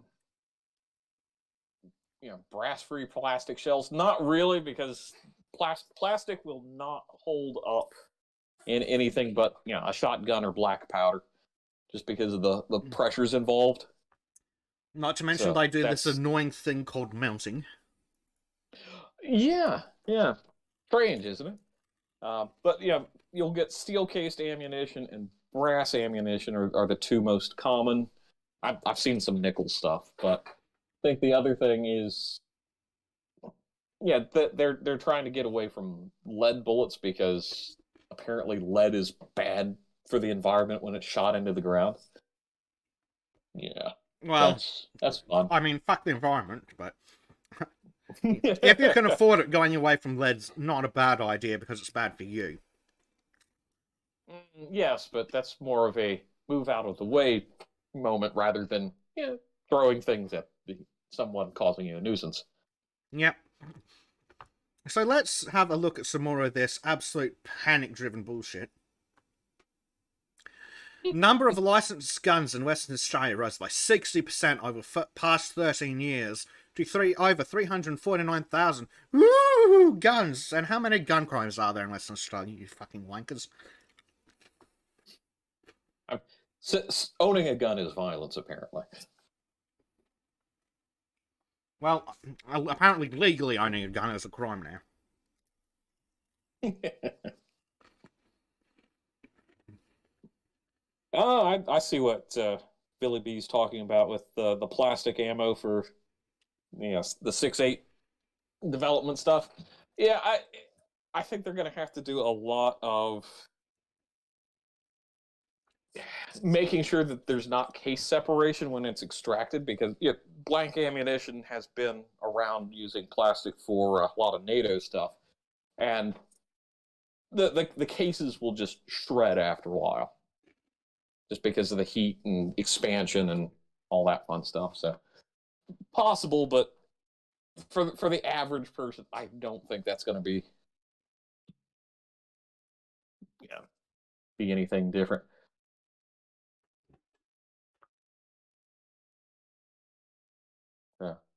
What about punt guns?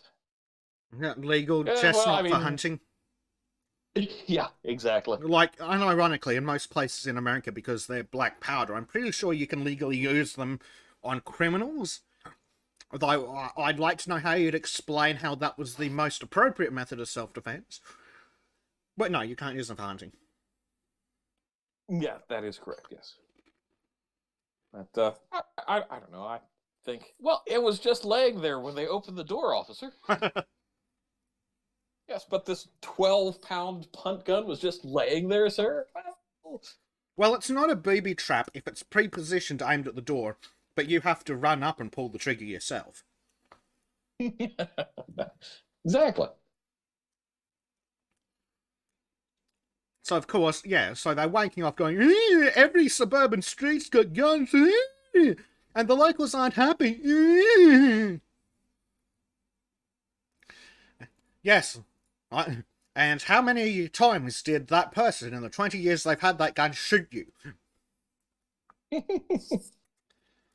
Well, yeah, that's just sorry.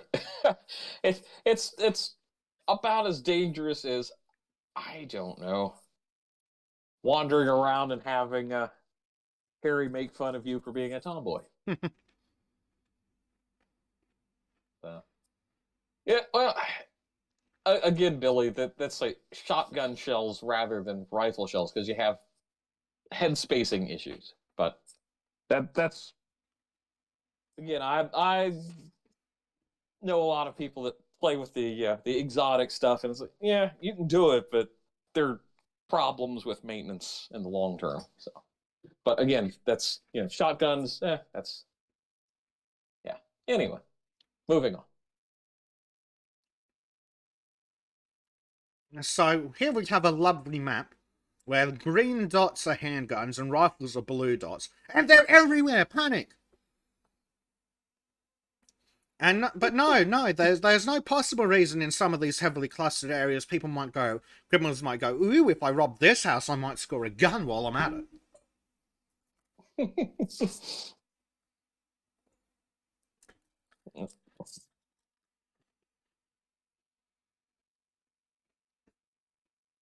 Fucking ludicrous. Yeah, it's well, one of those. I'd feel much safer in those areas. Mythos says, shocking, there's a knife in every Australian household. Sounds How about dare right. they, those violent extremists? Oh, and the police commissioner is especially concerned that military-style AR armor-light rifles are legal in Western Australia and wants to see that change. Okay, so put a wooden stock on it and be done. Basically.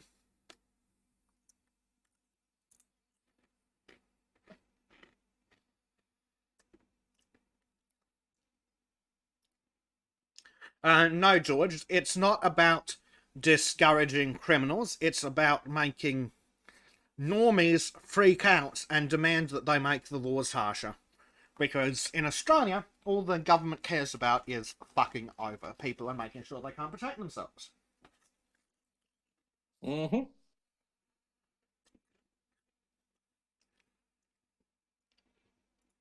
Oh yeah, here's the fucking map that's apparently been de-identified. Oh yeah, I can't match that up in about 10 minutes. Yep, and it totally doesn't show that the exact fucking, oh, they cover several houses. No, they don't, you stupid cunts.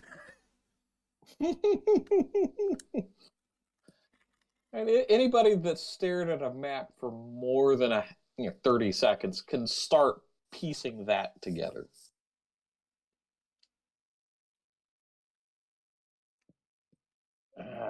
Yeah, it's totally not fucking usable.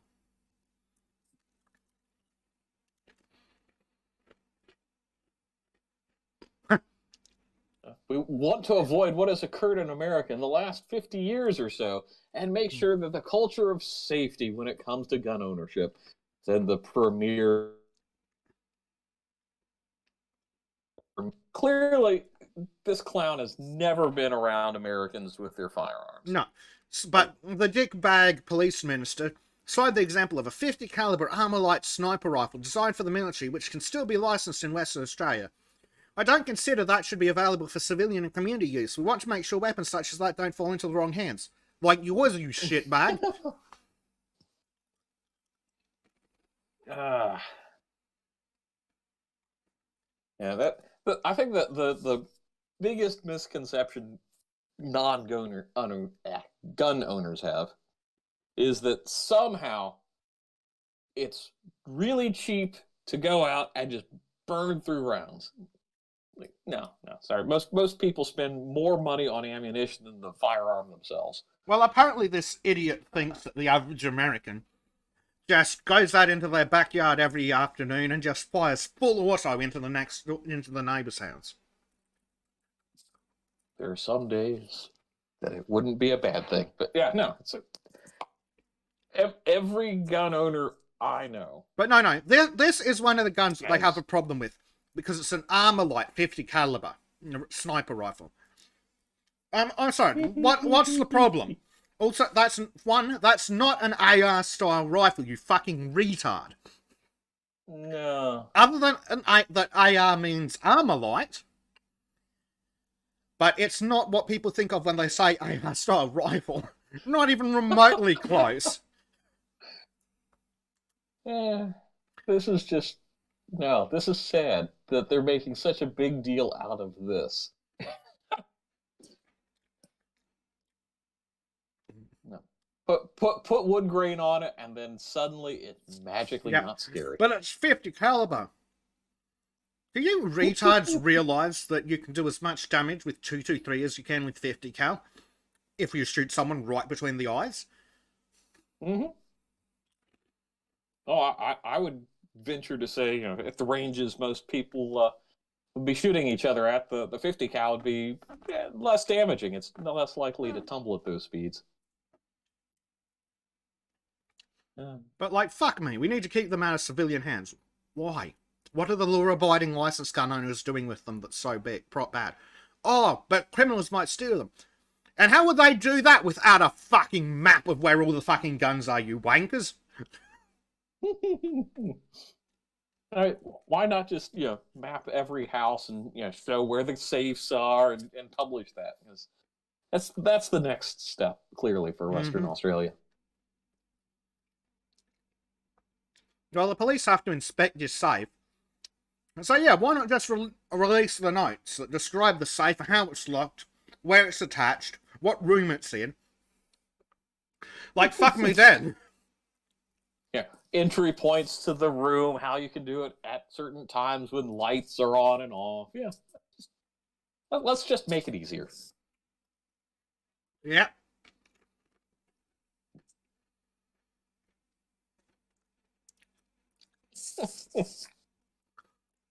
So the dickbag lied and said sporting shooters are not to need guns for legitimate purposes, such as some farmers will not be prevented from keeping their weapons. Well, what if the sporting shooter happens to have a 50 caliber Armalite style rifle? Oh, you didn't think of that, you lying shitbag.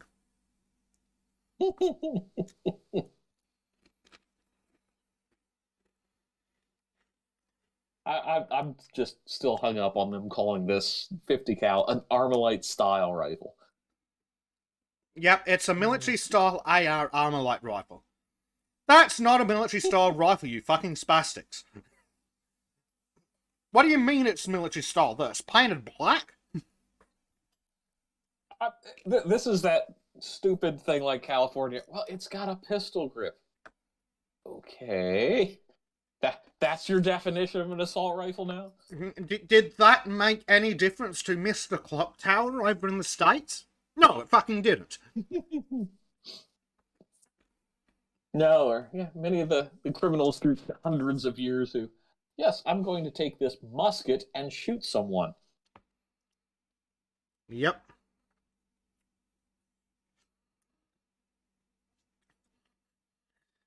But yes, it's black, therefore it's evil. That's gun racist. Thank you very much, Australia.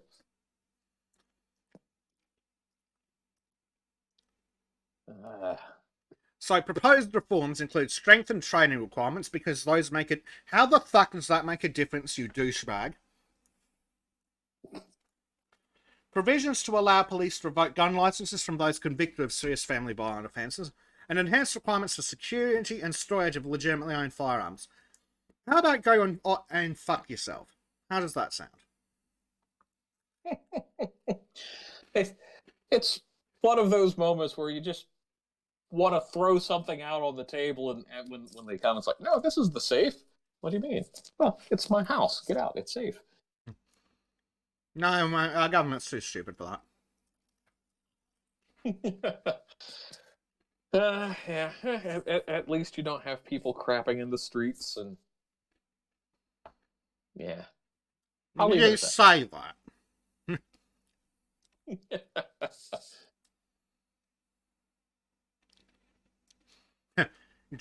And yes, George makes the exact same point of everyone who's ever actually touched a gun in real life. Black plastic equals military style. Gestures generically in the direction of the M1 Garand. Yes, which is exactly my same point. They say military style, and then I can go over there and buy one that still has the blood of the last German soldier it beat to death on it. Specifically a Mark 3.303. But no, Lee Enfield's actually used in war, not a military-style weapon. But a black plastic bolt action 22 that's generically made to look like an Armalite style weapon because they're far fucking cooler than Nerf guns.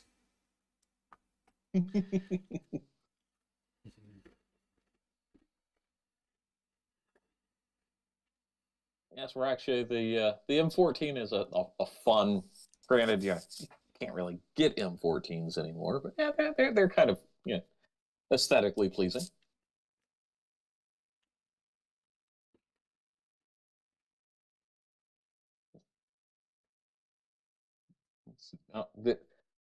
Sentencing someone to 20 years for importing guns. That just they'll let the pedos get away, but heaven forbid you bring a illegal gun into Australia, you're gonna go in for life. That's ridiculous. In 2019, they say guns were used in 22.2% of homicides in the country. Right, so less than a quarter. And secondly, how many of those were people who were licensed to possess that firearm? None? Wow. It would be interesting to see if the statistics on were they used in addition to or the primary cause of the incident that led to this homicide. Because if it's a self-defense, it's still probably homicide for you guys. My next question was, how do they define homicide? And does that include all the times the cops shot people? Oh, probably, but clearly it was a criminal who deserved to be put down because they weren't trusting the word of the government.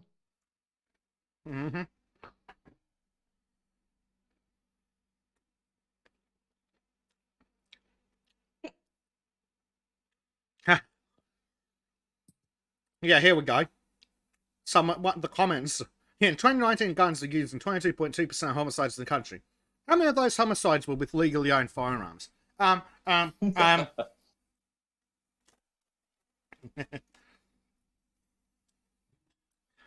Yep, and then a bunch of people like, stupidest thing I've ever seen, publishing that map. Won't be hard to work out streets from that. Watch gun thefts increase because of it.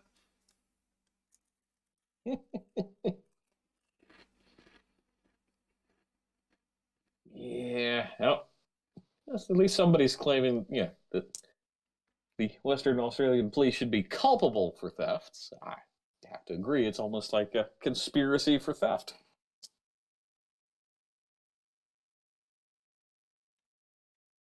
Yep.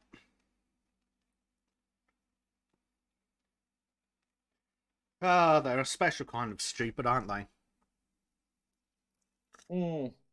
I'm, I would say let's, mail, you're kind of stupid and our kind of stupid to some place and as a penal colony, but I think Canada already exists. Sorry, Canadians. Yeah. You're my favorite punching bag as a culture right now because you still have Trudeau.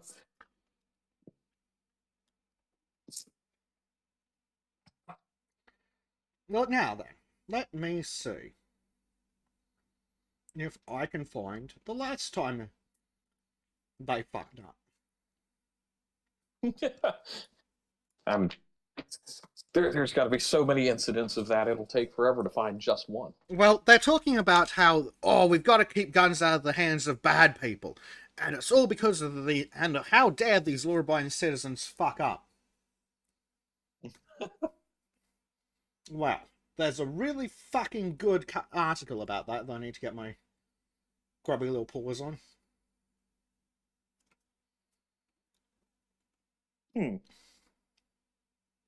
It's almost like databases of this sort of thing have some very negative unintended consequences.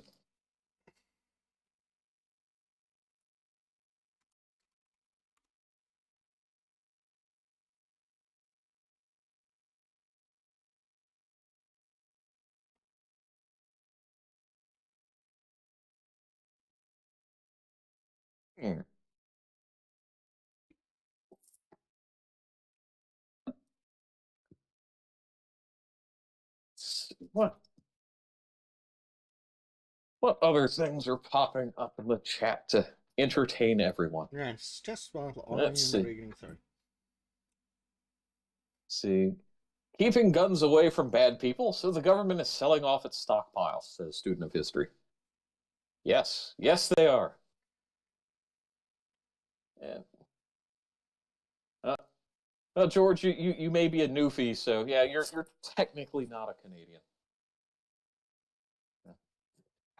And go ahead, yeah, sneak into Texas. Just go for the southern border, and you'll get a lot of free stuff and transportation. Let's see, UCY be to 1. Also, if you search wooden AR-15, some sexy stuff shows up. Yes, it does. It very much does.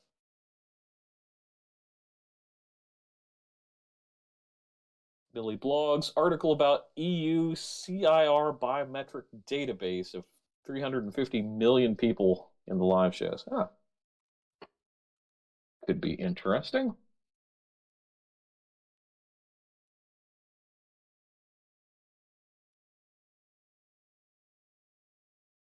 And let's see. Crowder did a show and tell with ammo and some of the guns. People were so ignorant, and I repeat, myself, gun fear and gun laws made by ignorance. Yeah, there's some really entertaining old advertisements from the 1920s here in the U.S. from, go out and buy yourself a Thompson submachine gun for, I think it was like $100 at the time. And that was a thing. That was American gun culture until Prohibition came around and ruined everything for everybody. Progressivism. First they take away your alcohol, then they take away your guns. Yeah. Next thing, we'll see. Well, actually, I don't want to see because that always tends to go very poorly for everyone.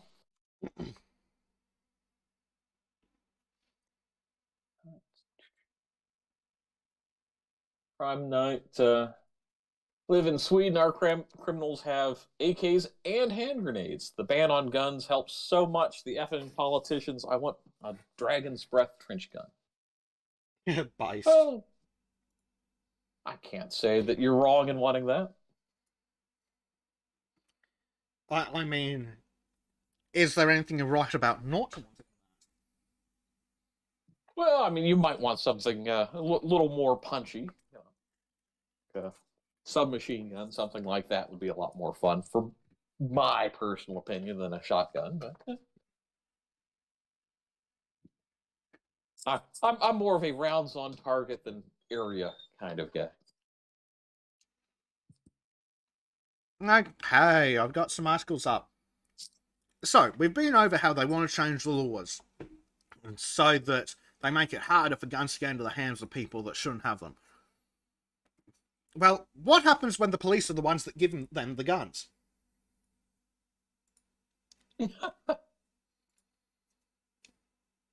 I'm not kidding. It's just some wonderful buyback bullshit. It's worse than that. Oh boy. This sounds dangerous, but we'll see.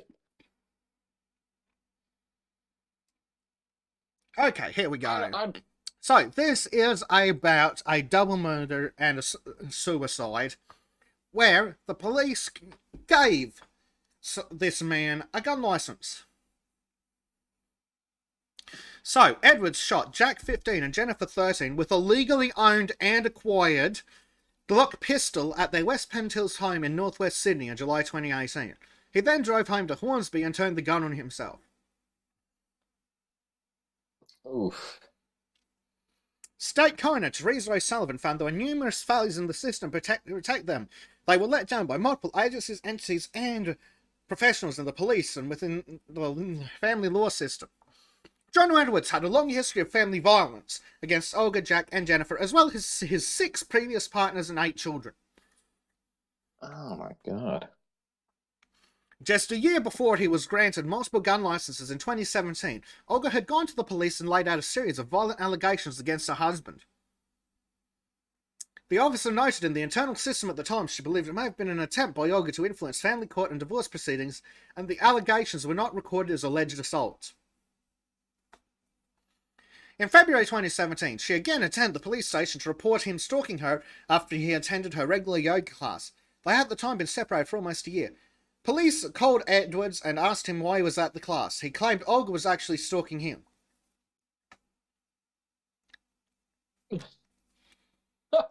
Staff at the firearms registry failed to review police data, which would have revealed a pattern of domestic violence when they agreed to grant him a firearms license. There are 18 events on his record on a central police database accessible to registry staff. However, the employee did not review the incidents because she did not think it was part of her role. I'm sorry, but you're sitting there here deciding whether it's acceptable to give someone a firearms license in one of the more restrictive countries in the world, and you don't think the guy with 18 events on his criminal history might be a fucking problem. Ah, that's insane. And of course, you know, if Olga had wanted to get a firearm for self-defense, she naturally would have been denied. Well, that's it, because wanting one for self-defense is an automatic rejection. That is worse than New York City, one of the scummiest places on earth. It's and people wonder why these things happen. Yeah, but wait, it gets the dumber. system is set up to fail. It's even fucking stupider than it looks like. The New South Wales Firearms Registry informed the Ku-ring-gai Pistols Club in January last year that under no circumstances should John Edwards be given access to a firearm. An official from the club has told Fairfax Media. Later, Edwards was able to join the St. Mary's Indoor Shooting Centre. He then obtained a firearms license and permit before legally buying his weapons. And of course, there are calls for gun law changes after the shooting. Hold on a second. Why do we need to change the laws when under the laws we already have, he never should have gone the fucking thing?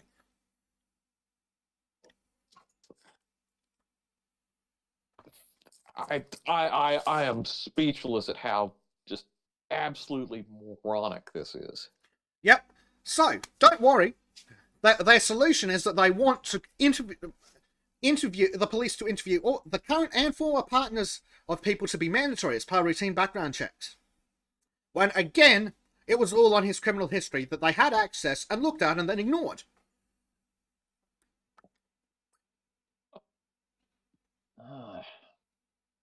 Yeah, it's almost like if it fits their particular day and it's not a Friday that this gets filed, maybe they'll look into it. Yeah. So, the Korean Guy Club told Fairfax Media that he came to the club to inquire about membership in December 2016. He filled out a form, and some of the questions ask if he's ever been convicted of firearms or domestic violence-related crimes in the last 10 years. After the club gave his form to the firearms registry, which is part of the police force, they were notified that he should not be given access to a gun. And the club official who did not want to be named said they would not have given him membership anyway.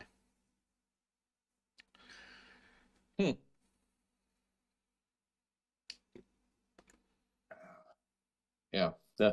This is the ultimate failure of bureaucracy. Nobody wants to take responsibility for doing a simple task, so it just gets shuffled around, and unfortunately, they're stacking bodies just because of this. Yeah. So some idiot who studies gun laws around the world says applicants' current and former partners should be interviewed as a matter of course when background checks are being conducted. At present, such interviews are considered best practice, but not mandatory. No, fuck off, you retards. And what difference would it make if the police are going to ignore the information anyway? Yeah, or yeah. Okay, let's talk to somebody's ex, and they still have a chip on their shoulder the size of, some large thing. Lost my train of thought there. But yeah, it's like they've got a chip on their shoulder, so I'm going to screw over this person who has no real problems, but because, I don't know, they cheated on someone else, let's screw them over. No. Actual convicted criminal history, like this guy seems to have had, seems like that should be the metric, not, do you feel safe if, John Doe over there goes to the shooting range and enjoys himself because it's a personal challenge. No, can't do that. Yep. What else we got? Student history, government acts for your safety, bears wages or incentive. This was misogynistic violence. The real issue here is the guns. Yep, stock NPC responses. Billy Blogs. Oh, go ahead.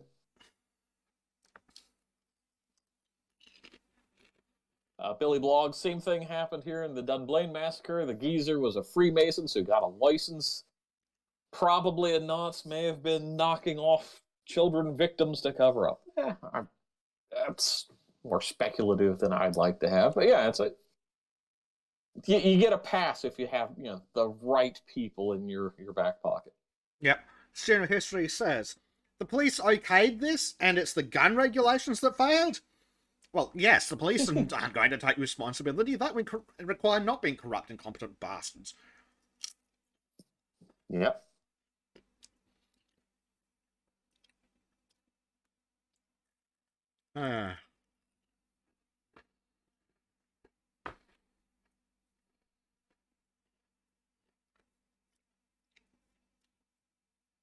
Yep, student history says you break up with the girl, he is dangerous, and all guns are confiscated.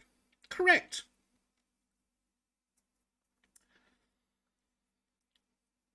And Solicit says, so the authorities fuck up and we have to lose more rights and liberties to compensate for their retardation. Correct. Yes.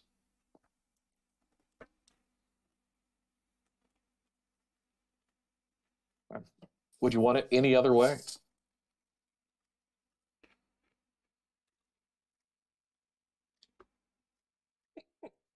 So he says that in New Zealand, not only are such interviews compulsory, but it's mandated that partners should be separated when the interviews are conducted to prevent intimidation by the applicant.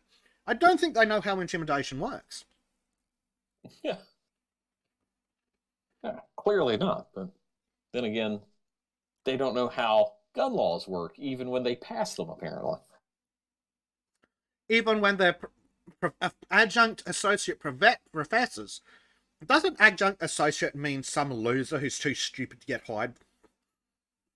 Pretty much. I'm just trying to figure out how you can be an adjunct and an associate professor. Those two usually don't get paired together, so Well, when you're so fucking they really useless. suck.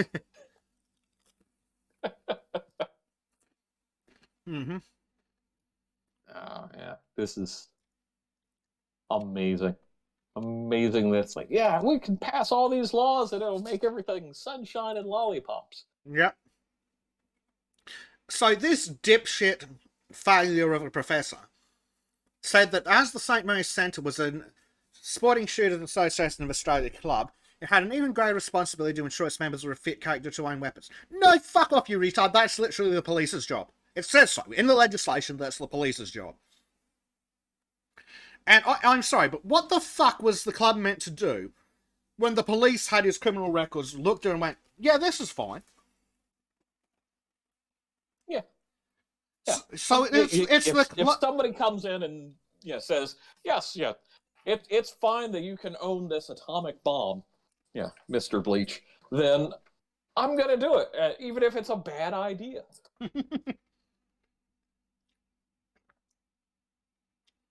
But I want to know what the fuck the club's meant to do. Do their own background checks, just in case the police have fucked up again? It sounds like that's going to have to be a necessity, but that goes back to passing the buck. Are the clubs actually going to be able to access this information, or are they still going to have to go to the police, and then the police still just lie to them? Yeah. Well, that's the privacy nature. Well, that's it. You don't get allegations on a criminal history report. You only get convictions. Yeah. So they wouldn't have been able to access this information anyway.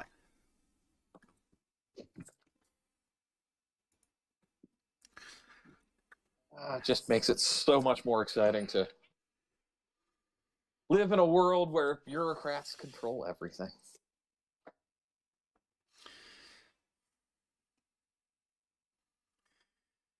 And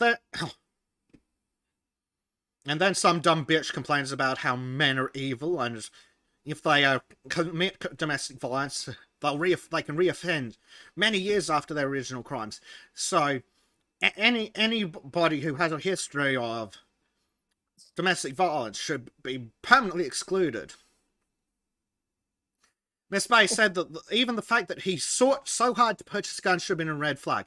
A 68-year-old suburban financial advisor suddenly wants guns because he has taken up a new hobby. Yeah, that's not the problem, you silly bint. It's almost like, I don't know, people get into something new and they want to keep going as much as they can. No, that's clearly a sign of evil. Yep, and then some other stupid bint, because it's always women that are scared of the big things that go bang, says that there should be tougher gun laws and semi-automatic handguns should be outlawed. It remains the most dangerous anomaly in Australia's gun laws that semi-automatic handguns continue to be legally available for sporting purposes, while the long-arm equivalent was banned 20 years ago because they were considered too dangerous for civilian usage. I don't think this bitch has ever seen the Olympics. Does she not realise that shooting is an Olympic fucking sport? Oh, but those are trained professionals. Yeah, and how did they get the training? Oh, I don't know, by joining a pistol club and getting a firearms license. Oh no, that's ridiculous. Don't use logic here. We need more feminism to solve that. Yes, clearly. Student history says, police looking around guy who simply enjoys recreational shooting. Absolutely haram! Guy with massive record of violent actions and domestic incidents. Yeah, scamp. Don't have too much fun. Yeah, so wink and a nod and he's on his way. Oh, here we go. Gun ownership's even more dangerous in households where domestic violence has occurred. Current laws do not sufficiently protect women and children. Again, the fucking police looked at the laws, looked at his history and went, fuck it, it's fine. Because it's all based on whether an AVO has been investigated instead of whether the women or children are at risk of harm. How do you determine if they're at risk of harm? Is it listen to anything a woman believes, and if a woman's ever said that a guy's mean, he can't have a gun ever? Yeah, that sounds feminist.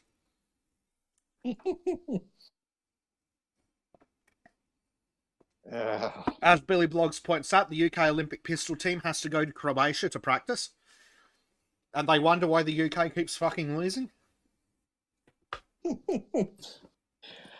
Well, you know, I mean, at least they have the grooming Olympics going on in parts of England very strongly, I hear. They practice domestically. Yep, so then they whine about how, oh, there's too many guns, too many guns. And then they whine some more about how dare law-abiding citizens have guns.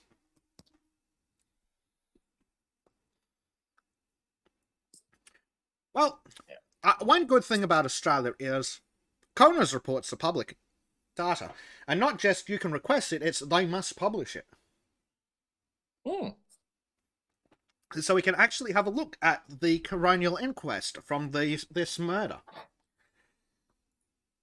And you know they fucked up because the government-appointed coroner said that the police were fucking idiots.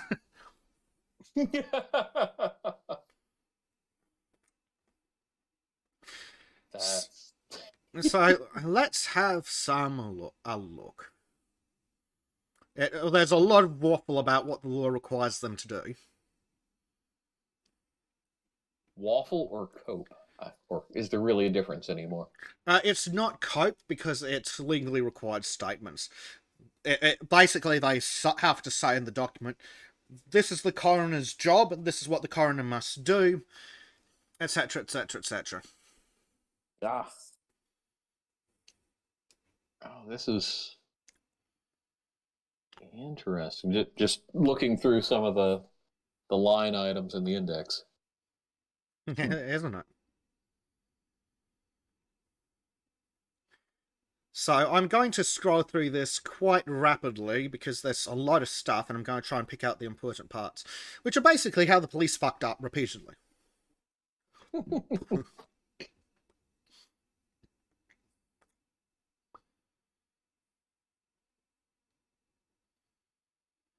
Okay, so it gives some background about the kids. It's not relevant, but it's interesting information.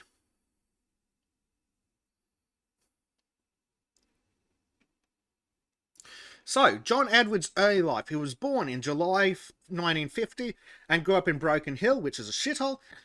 When he was 17, he stole his mother's car and ran away from home. He held a number of different jobs over the following years, including service with the Australian Defence Force that saw him qualify as a Commando Green Beret.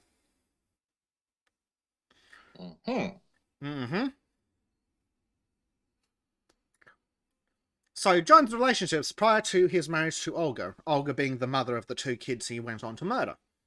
So, in summary, he routinely perpetrated psychological and physical abuse against the 6 female partners and 8 children he had prior to meeting Olga. Oof. Instances of assault, intimidation, and stalking. Exactly. While most of John's abusive behaviour was never reported to the police, 4 of his ex-partners and 1 of his children did pursue apprehended violence orders against him at different points in time.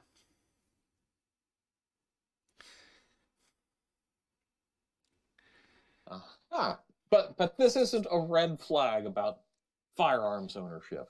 No, not at all. So in 1968, he was 18 and met a woman who was 17.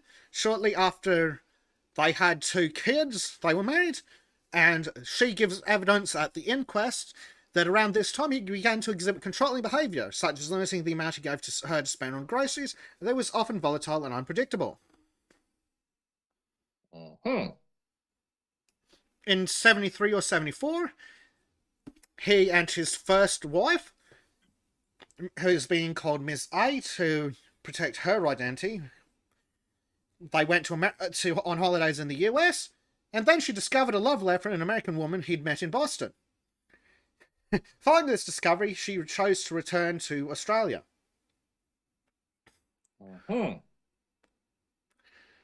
Sometime in 74 or 75, he returned from the USA with an American woman and her daughter. John had apparently married the woman in the USA, however, she ultimately returned to the USA after being abandoned by him.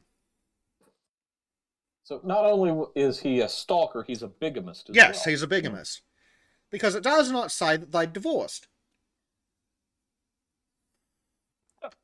This is... Oh, actually, it does in 77. Yes, so 2 to 3 years after he apparently married this other woman.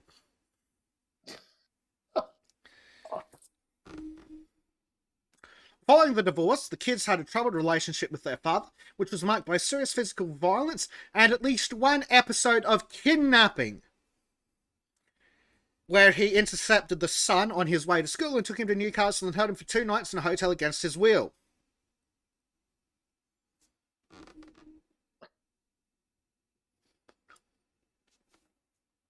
Eventually, the kids did not want to see Shitbag anymore and withdrew from contact visits with him. In about 1990, some 13 years after they divorced, Ms. A received a terrifying phone call from Ms. C, a later partner of Shitbag, who told Ms. A that she was lucky to be alive because she had stopped Shitbag coming to shoot her with a gun.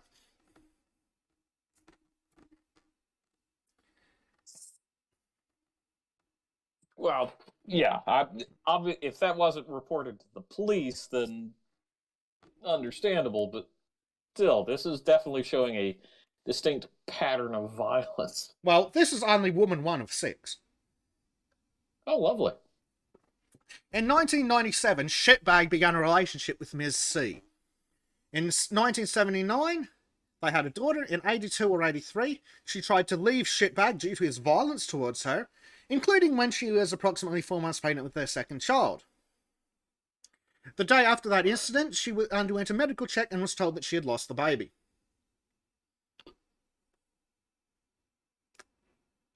They then married in 19... She still married him? She does, in 1984, because apparently he's really good at choosing his victims. Fucking shitbag. So, of course, continuing all abuse and violence.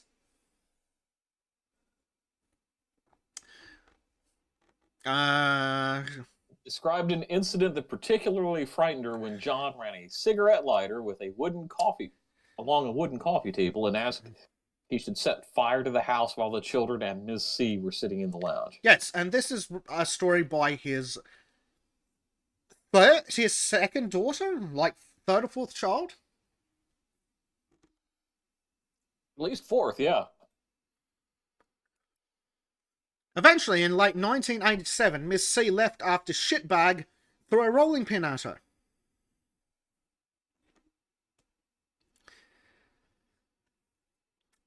Shitbag continued to intimidate Miss C and the children for years after they separated. On one occasion, Shitbag kidnapped another child and did not return him for a few days. Police were called, but declined to intervene because they're useless little fuckers. Sorry, because they were family law proceedings. Student of history, I'd like to point out, in the U.S., this guy would have been rejected from firearms ownership. Yeah, because it's right on the form that you have to fill out, the federal form, every time you buy one. It's like, yeah, no, this guy would have never had anything more than a stolen firearm in his possession. Yep.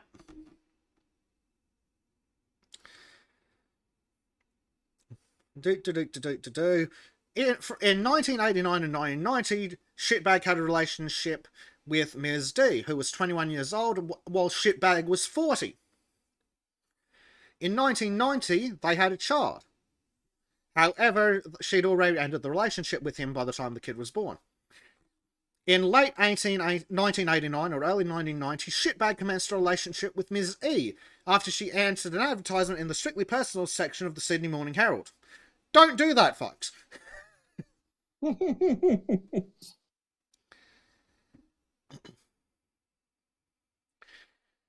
When Miss E was 5 months pregnant, Shitbag told her he wanted nothing more to do with her and ended the relationship.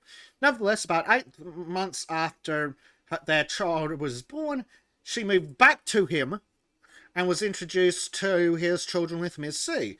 Miss E recalled that shitbag slept with a machete beside the bed and said people like me aren't supposed to have guns.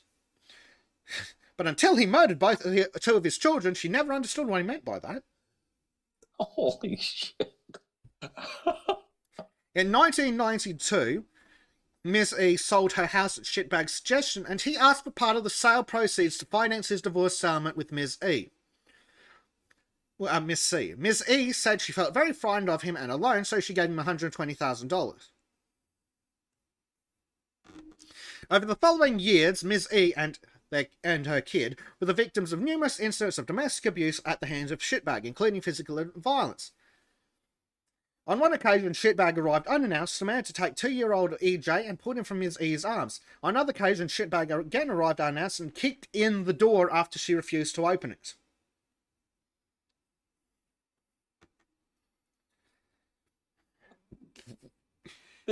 This is just... this sounds like a damn soap opera at this point. It's utterly horrific. In 1996, Ms. E moved to Leichhardt with EJ. Over the next 4 years, Shitbag continued to visit unannounced at night, and on one occasion when Ms. E reached for the phone to call police, John pulled it out of the wall. Sorry, not Shitbag pulled it out of the wall. On another occasion, in February 1997, Ms. E and the kid had to flee to the safety of Annandale Police Station in the middle of the night after Shitbag repeatedly called her on the home phone.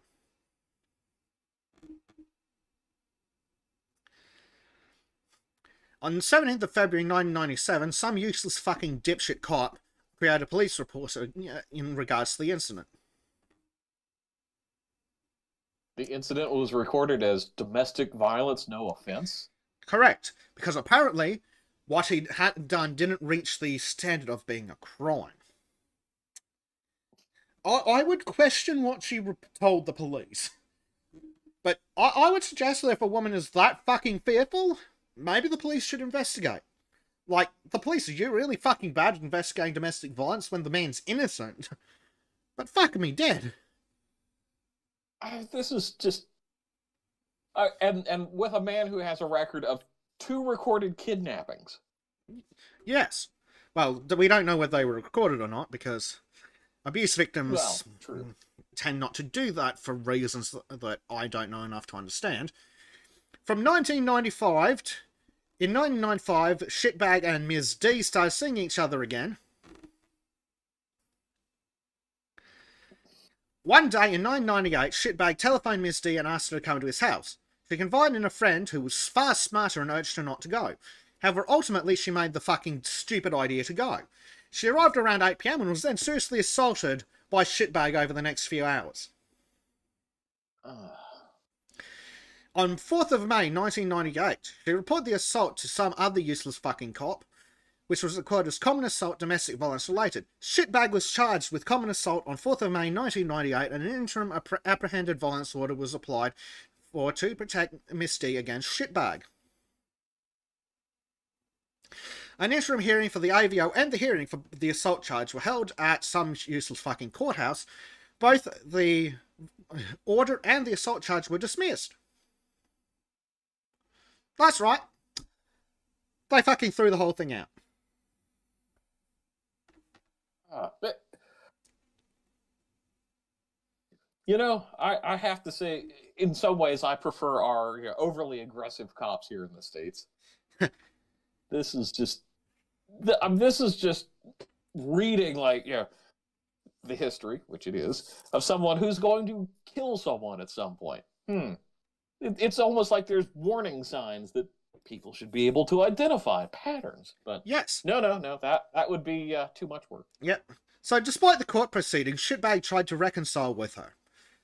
This included in or about 2001, after Shitbag returned from Russia, when he asked if he could move into a house and start again with her. At the same time, he was seeking to re-establish a relationship with Ms. E, and was also in the process of bringing Olga to Australia. 3 women at once, because, again, Shitbag.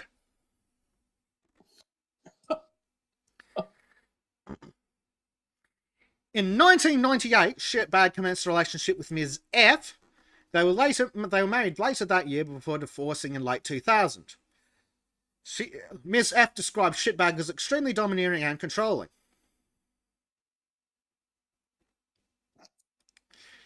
In 1999, Shitbag asked her to have a baby with him and she fell pregnant. When he discovered they were expecting a boy, his mood changed and he asked her to terminate the pregnancy. When she refused, Shitbag did not speak to her for weeks. In July 1999, when Miss F was pregnant, Shitbag physically assaulted her at his house, including throwing a phone at her and pushing her to the extent that she was worried about injuring or losing the baby. Prior to the birth of the child, Shitbag was abusive to her when she asked him to drive her to the hospital as she was having contractions and was in labour. Once he reluctantly took her to hospital, then left her there.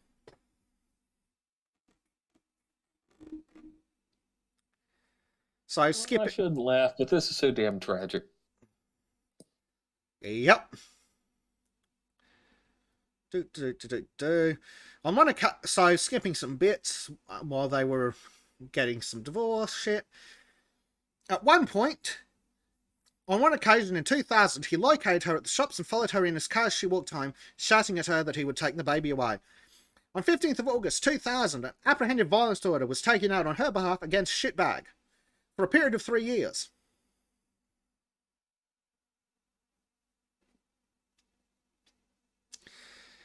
But wait, it continues. More tragic. Like the kid didn't even get to grow up to laugh at this shitbag being.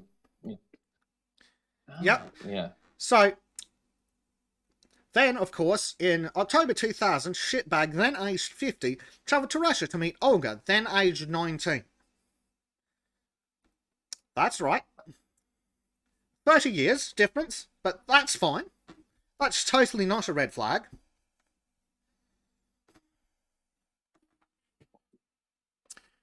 So this is just. So she arrived in Australia in August 2001, and then they were married, and then they had the kids. After the children were born, he began to display controlling behaviour and, in a sense, anger towards her. So, in 2010, he unsuccessfully applied for a firearms license. He submitted an application form for essentially rifles and shotguns, bolt action and lever action only, essentially. She witnessed the application. In response to the personal history question, which was whether the applicant had been subject to an AVO in the previous 10-year period, he lied and said no. His application was unsuccessful because this answer was untruthful and he was sent a refusal letter.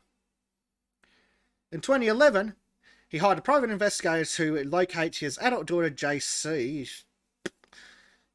No idea. In 2011, JC and her husband put the house on the market.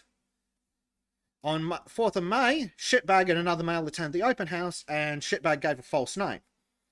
He was found by one of the real estate agents in a child's bedroom looking at pictures on the wall, which the agent regarded as fucking creepy.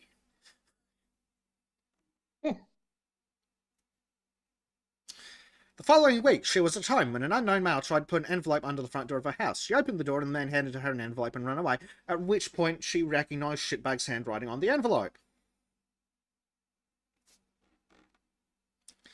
The letter from Shitbag said that a friend of his offered to spend some of his spare time trying to find out from me just when you might be at Westfields.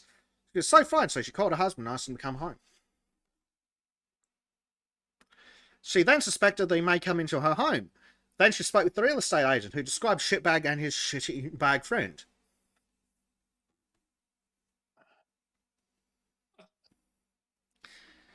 Soon after... This is just... Wow. This pattern is just so blatantly clear, and I think the worst part is there were police reports filed, charges made, AVOs out, but nobody wanted to take responsibility and say, no, you cannot own a firearm a second time. Correct. So again, she makes a police report about being stalked by Shitbag. A record was made. The police concluded that stalking charges would not be pursued, as Shitbag only made 3 separate attempts to contact the victim. So a provisional AVO application was listed, and then, at the hearing, some douchebag prosecutor leaned over and whispered, "He's your father, can't you just sort this out amongst yourselves?" once again refusing to take any responsibility to do their fucking jobs.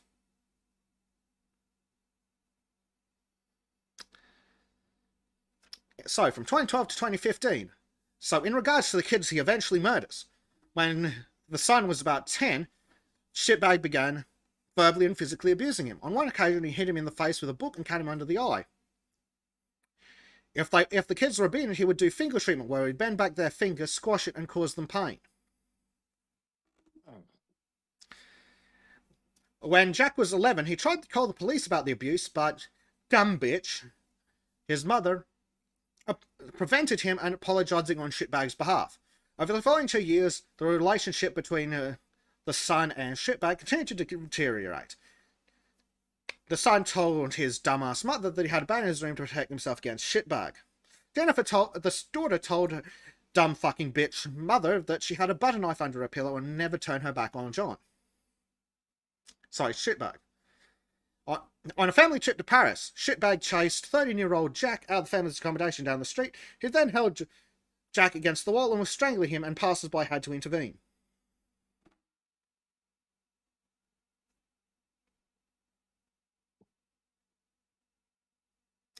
Stream of history says, this is just the never-ending train of violence and government fuck-ups that finally ended the only way it could. And anyone with a brain could have noticed this before he was born.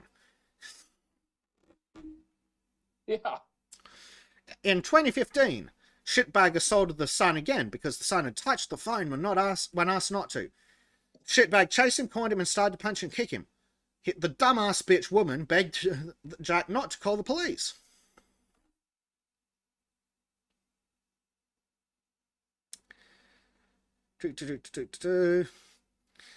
In January 2016, the son was reported to police as a missing person by shitbag and was located at 3:30 a.m. the next day at Bondi Beach. He said he'd run away from home due to family difficulties. The physical abuse of Jack by shitbag continued, as did psychological control of Olga.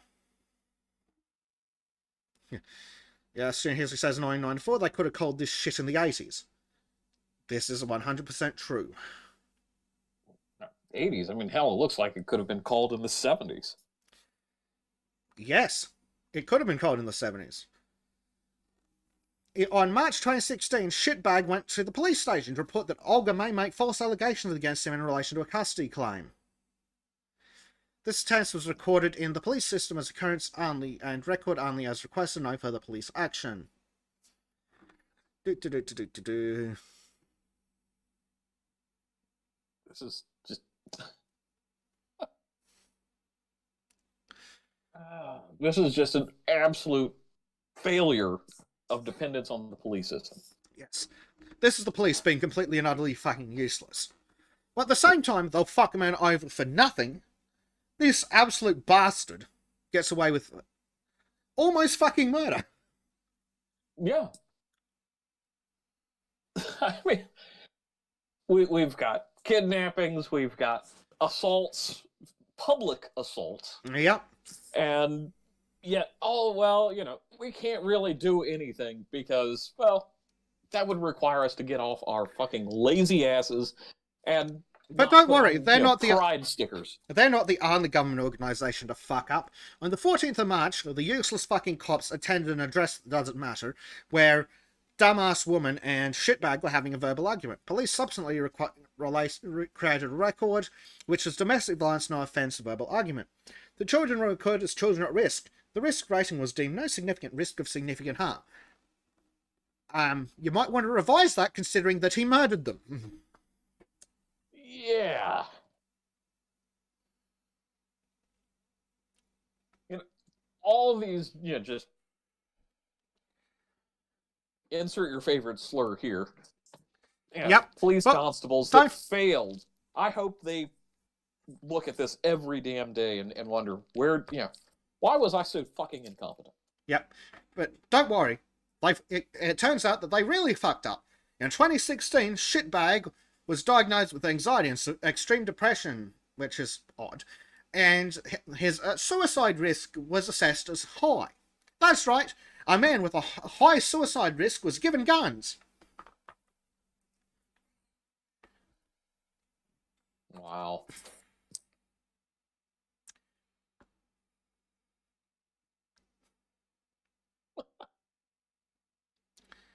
I wish this was all made up. On 2nd of June 2016, dishonourable sack of shit Judge Jarrett issued orders in the family law proceeding. The dishonourable sack of shit agreed to disclose the children's address to Shitbag on the condition that he stay 500 metres away from their house. Shitbag did not agree. Oh, here you go. Here's all the information you want. Yeah, it's like, yeah, here's the combination to the vault with all the gold, but you can't go near it. Well, no, in this case, here's the combination to the vault with all the guns, but promise you won't kill anyone with them. On 24th of June 2016, that silly bitch, which I'm going to call her now because, while I do have sympathy for her being a victim of domestic violence, kind of a little bit her fault. Just a smidgen. Did she fall into the, well, I can't be a complete and utter, fool bitch for this violent man, so therefore I'm going to allow him back in my life? Don't tell me that's happening. Yep. So, in 2016, she filed a notice of risk, which I believe is to child safety, containing numerous allegations of assaults by Shitbag against the kids. The notice indicated that these allegations had not been reported to any external agencies, including the police.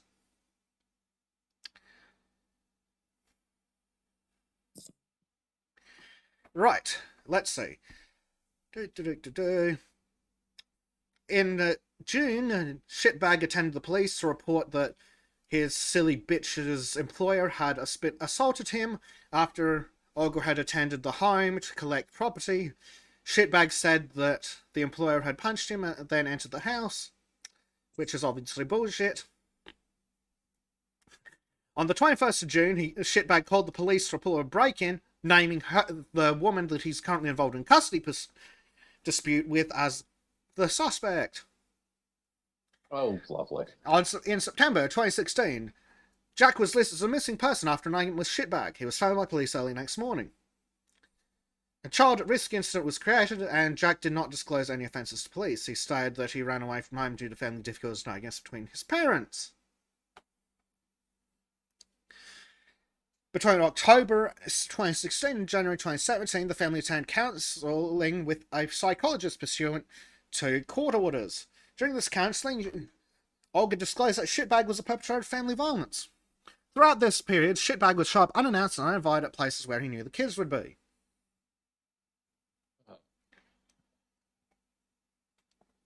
In December 2016, he hired a private investigator to follow her at work and home to establish if she was seeing someone else. On December 2016, Jack attended a consultation with a family consultant at Headspace where he disclosed assaults by Shitbag. On 7 days later, Olga attended the police station and reported 3 assaults by Shitbag against the kids. The incident category was recorded as domestic violence, no offence detected. That's right, she reported that he had physically assaulted the kids, and the police went, nah, sounds right to us. I mean, of course those kids needed to be assaulted. That's their duty as children, says the police. Yeah, so, later in 2017, Shitbag appeared unannounced at her 6 a.m. yoga class.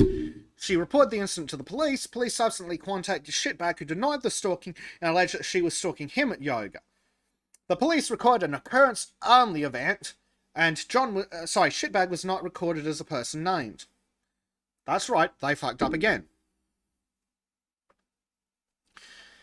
So, between December and May 2017, December 2016, he attended the Korean Guy Pistol Club and Hornsby RSL Rifle Club and indicated a firm interest in becoming a member of each. He completed a form, used an approved range by unlicensed person, and ticked no to the following questions. Have you, in New South Wales or elsewhere, been in the last 10 years the subject of a family violence order? Or are you suffering from any mental illness or other disorder that may prevent you from using a firearm safely? He ticked no to the same questions in all subsequent firearms applications, notwithstanding the disclosures he made to various psychologists. On 8th of February 2017, he submitted 2 applications for firearms permits to the registry, one for a rifle and one for a pistol. Commissioner's permits were issued by the registry to him for firearms training at the rifle range and the pistol club. Ooh. Now, here's where it gets really interesting. Remember that article previously where they were saying that the pistol club should have taken more care? Well, this is a different pistol club, but listen to this. On 29th of March 2017, the Korean Guy Pistol Club notified Shitbag they would not be offered membership after they decided that he was fucking scum. Sorry, after they developed concerns about him. The following day, they informed the Hornsby RSL Rifle Range they declined his application. In April and May 2017, he applied for and was granted membership with the St. Mary's Pistol Club, and the registry amended and reissued his commissioner's permit in relation to his pistol license to allow him to attend the St. Mary's Club for safety training. That's right, after two different pistol/rifle clubs denied him membership because he's dodgy as all fuck, the police decided that they'd let him go to another place.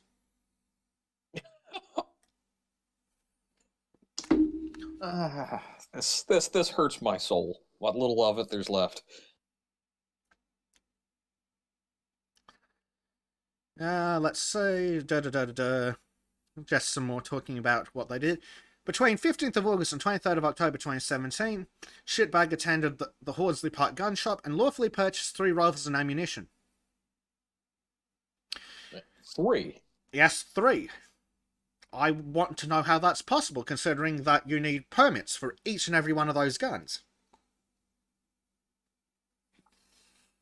Yeah, this is more and more suspicious all the time.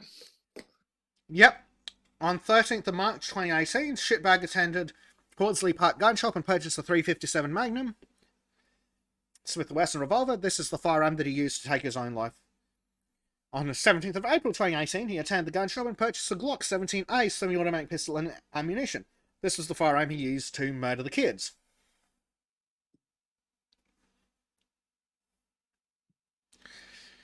So this is now opinion from the coroner.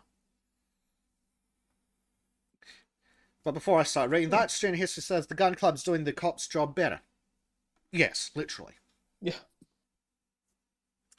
So, the coroner says, I am satisfied that by the time Shitbag purchased the 2 pistols, including the pistol they used to shoot the kids, he had formed the intention to kill them by that point, and the purchase was in preparation.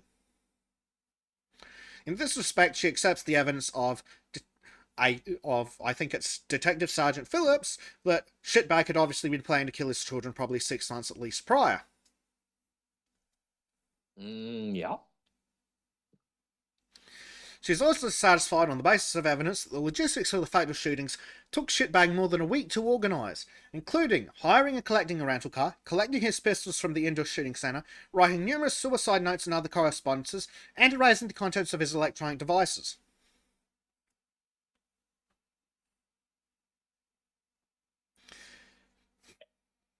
And no one in an official capacity had any red flags raised in all this, other than the gun clubs. Correct. On 4th of July, he attended St. Mary's Indoor Shooting Centre and collected 2 firearms from his storage locker, as well as ammunition. He appeared flustered at the time and closed the locker so hard it became jammed and required the centre's building site foreman to use a screwdriver to secure it. Uh-huh.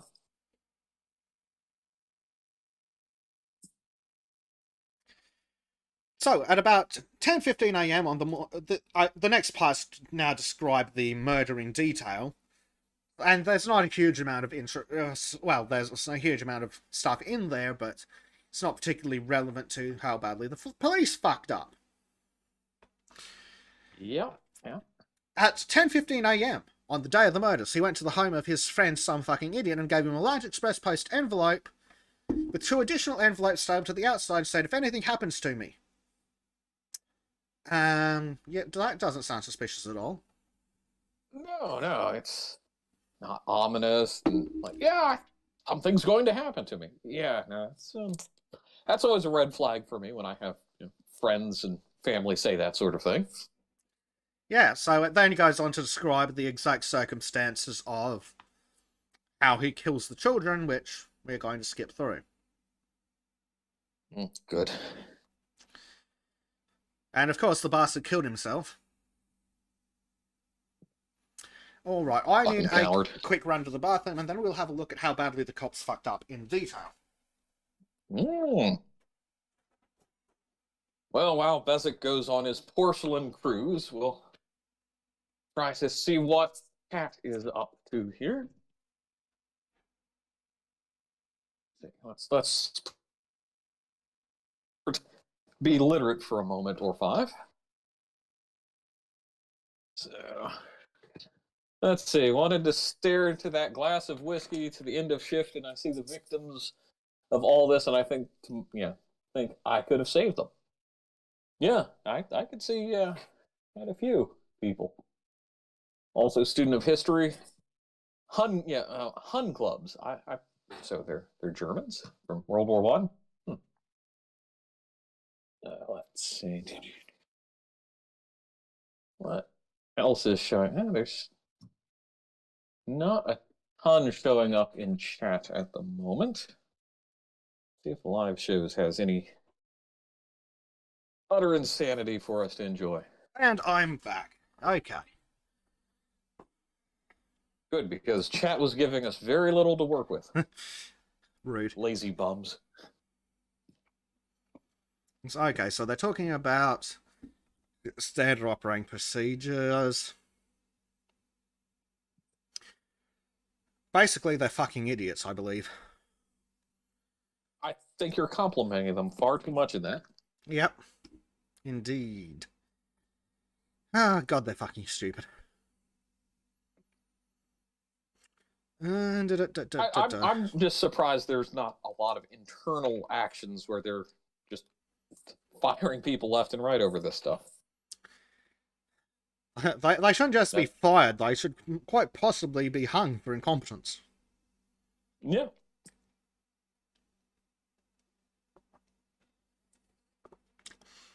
Yep. This is just a sad statement on lack of accountability. Yep. And no, Billy, I don't know if you really want the answer to that. Oh dear. The actual procedures aren't terribly relevant. God, the police are fucking useless. It's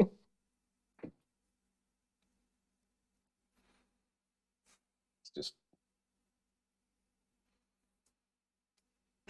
George says hung for incompetence is his porn name.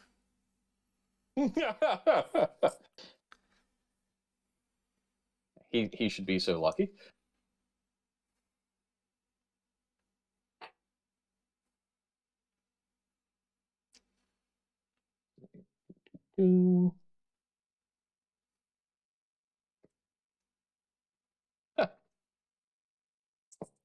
I think Billy must be an amateur proctologist. He's talking about flow rate.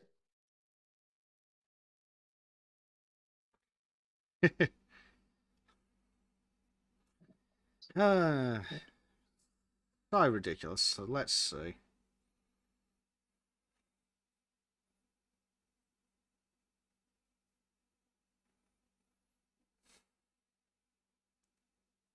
In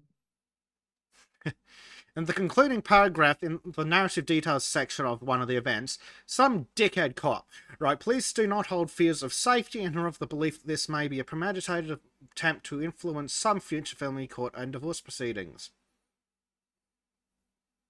Oh, that's just lying bullshit right there. Yep.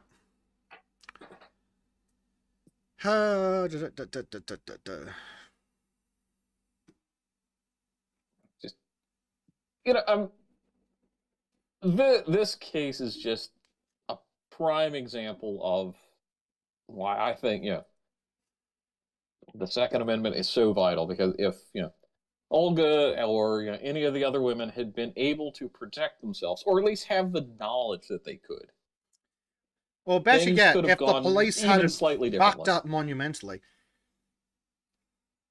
Yeah. Like here is a statement from the coroner, who is at this point going to proceed to flay strips off the police.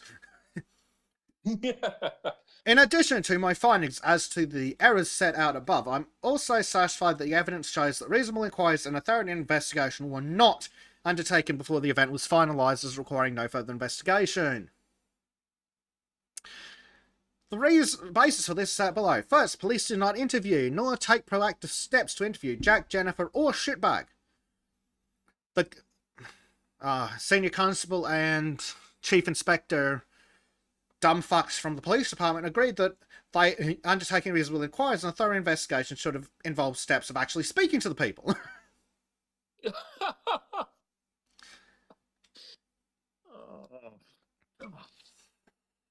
Yes, let's just ignore the people actually affected by this and just make some general statements and rulings. Wonderful. Correct.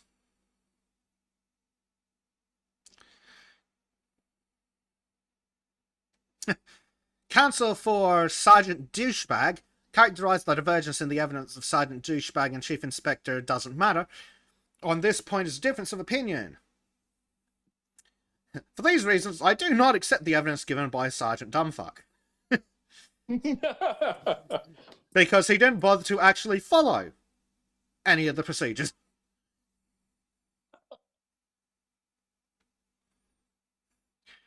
Secondly, the audit reports show that Senior Constable Silly Bitch's activity in the database indicates that she did not undertake a comprehensive search of shitbags in history on the system. Oops.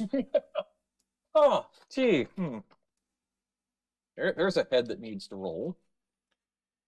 Yep. If she'd actually bothered to review all the incidents, she would have seen an AVO, an assault charge in AVO, an AVO, and another AVO from 4 different people.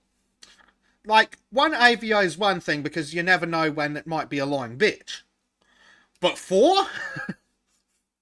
Yeah, it's like, there's a pattern. Yeah, if everyone you meet says that you're an abusive piece of shit, maybe you are. No, it can't be. It's the system. That's the real problem here.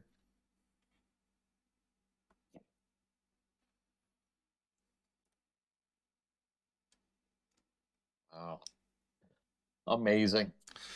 Sergeant doesn't matter. Candidly accepted that the verification was obviously rushed and was inadequate.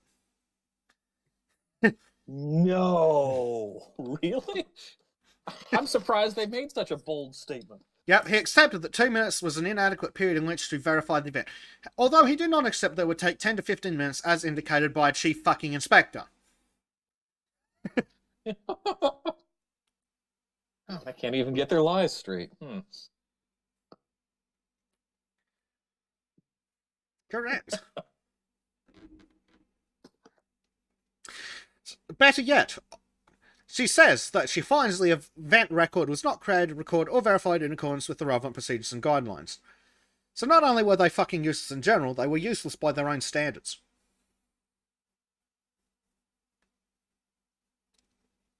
Wow.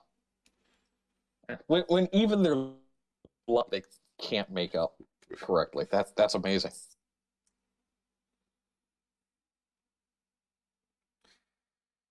Okay, and we'll skip through a lot of this because there's so much where it's basically police did absolutely fucking nothing, were lazy cunts and just went, woman was here, said stuff, the end. Like, fuck me dead. All the times they'll screw over a man for absolute bullshit. Yeah, and the guy who should have been, raked through the coals as much as humanly possible. Like, this shitbag should have been in prison or dead before the 90s. Yeah. And I'm still really hung up on the kidnapping attempts and whatnot, and it's like, well, not attempts, they were successful. And then even going after his adult daughter in that regard. But nobody got, well, maybe we need to pay attention to this guy on an official level. Yep. Recommendation from the coroner that the police force give consideration to actually making sure that the officers are in compliance with their standard operating procedures. Like, you fucking retards. Nope, too difficult.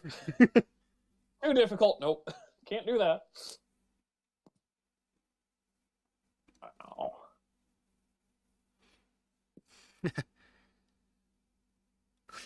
Recommendation 4, that the dumbasses in the police amend their standard operating procedures to give significantly greater prominence and a much earlier point in the document to the warning as to the existence of family law proceedings. No shit.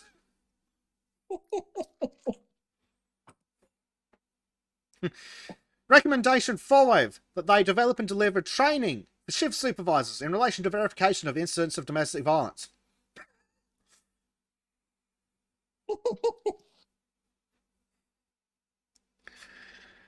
Oh dear.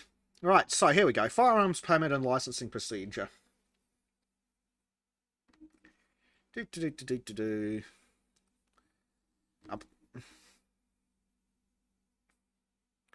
Just scrolling through past the shit that's basically Australia that says fuck you if you want guns.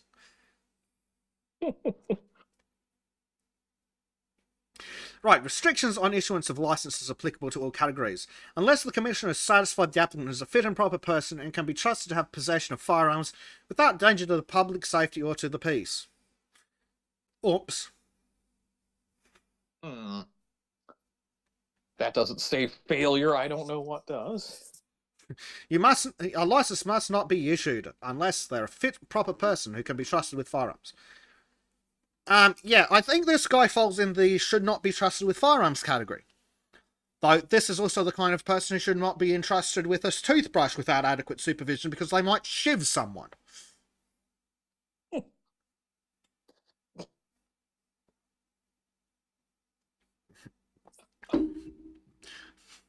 Further, it must not be issued if the Commissioner has reasonable cause to believe that the applicant may not personally exercise continuous and responsible control over firearms, such as their intemperate habits or being of unsound mind.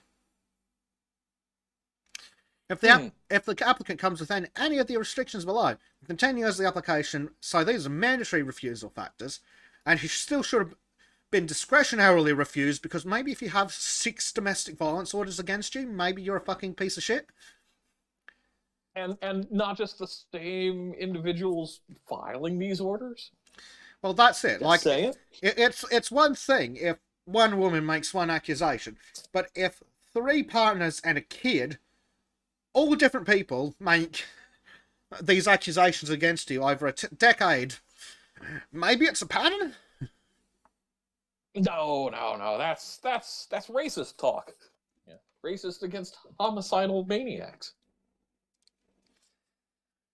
Oh, dear.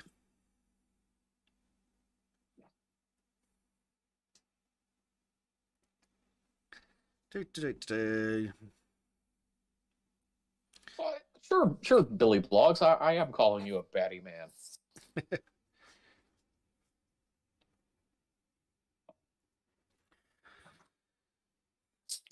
Yeah, so again, in 2010, he signed a form relating to an application stating that he wasn't a piece of shit.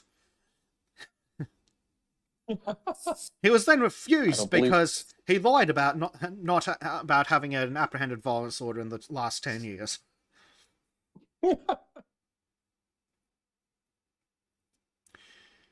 Oh dear. The things that you can't make up. So yes, did he make false and misleading statements in his applications? Yes, he's a lying shitbag. Is a lying sack of shit. I don't know where you'd come up with that, Bezic. That's just crazy, isn't it? Ridiculous. Yeah, here we go. So, coroner says, any suggestion that an applicant has previously been untruthful is a matter of fundamental relevance. Given that the Act requires that the Commissioner be satisfied that an applicant is a fit and proper person and can be trusted to have possession of firearms. The effect of the registry's failure to record details in relation to the 2010 refusal meant that upon the 10-year limitation period expiring, Shitbag was treated by the registry as though he had a clean slate. So yes, maybe they should have kept track of the fact that he'd lied the last time. Yeah, I mean, considering it's a federal offense in the U.S. to lie on those forms, yeah, it's like there's a pattern Australia can follow with this sort of thing. Well, yes. Just saying, yeah. Yeah, and in regards to what those fucking idiots said in the previous article about how the gun clubs should do more, Coroner says, the registry was and remains the sole entity with access to the suite of information to facilitate such investigations. No shit.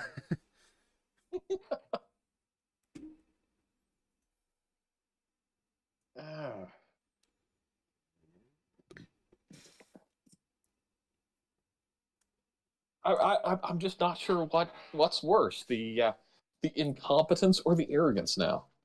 Both are horrendous. So the coroner recommends that they clarify their systems so that it's obvious to people investigating when applicants have lied previously.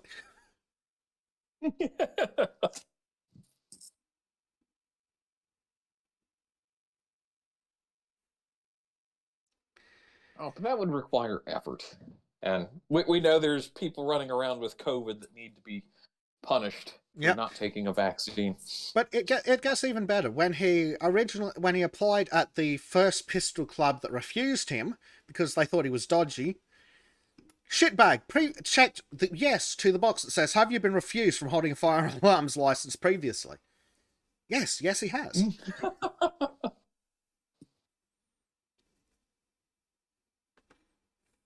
Wow. And of course, the secretary of the club annotated the document, stating that he was not authorized to shoot, and then requested a conversation with the registry about how to progress the matter.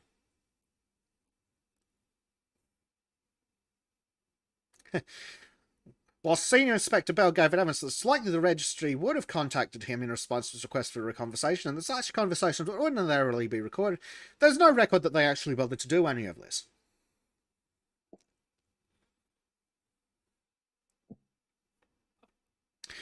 Separately... sure, why not? Yeah, separately, the president of the Rifle Club also sent it through an email about the same form, being like, is this guy actually allowed to be here? So he then emailed the club's section within the registry, attaching the same form to follow up whether he was permitted to use a firearm at the club. On the same date, an employee replied that the form will be processed as soon as possible and confirmed that a person who had answered yes must not handle firearms and the form must be sent to the registry for further investigation. On 16th of January, he again emailed them, attaching the form asking whether he could use a firearm. He gave evidence that he emailed the registry 3 times because shitbag was being a bit pushy. No, nothing to see here. Yeah, nothing at all to see here.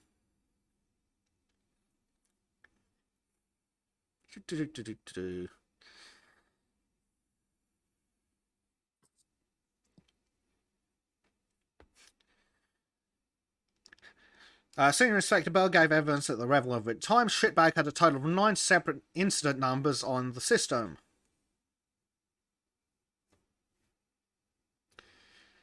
So some staff member was given a copy of the form and emphasised certain matters that she should look out for while doing the checks. And then, so they're now bickering that everything was someone else's in the department's fault.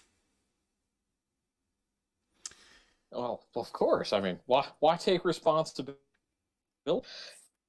Just say, no, it wasn't me. It was that guy over there. Yep. So, evidence confirmed by the audit of the computer systems confirmed that when she accessed the system, she only did so to check whether the 2000 AVO was more than 10 years old, and check there were no other mandatory refusal factors. And, of course, if 10 years have passed, it's just put into the it's fine pile. In taking this approach, the coroner says that she ignored significant information that was centrally relevant to the issue of whether it was appropriate to allow him to apply for permits. George says, yes, the prime commandment of bureaucracy, thou shalt cover thine arse. Yes. So, In her oral evidence, the silly bitch at the department says she would have clicked on the events link in the computer system and then scrolled past all events linked to Shitbag's name in reverse chronological order until she reached the 2008 AVO. In doing so, she did not take into account a report from March 2016 pertaining to domestic violence and a verbal argument. The interim AVO put in place in 2011 in relation to a third person, or the interim AVO in 1993 in relation to a fourth person. More broadly, an analysis of the holdings and the computer systems in relation to Shitbag at the time reveals that 15 out of the 18 events linked to him relate to AVO, stalking, or other adverse interactions in various domestic relationships, including allegations of assault against the kids. That's right, the police had Those all this blind information. kids just making shit up. Yeah, those kids just making stuff up. I swear. Indeedy doody. Boat Chef has arrived. Uh-oh.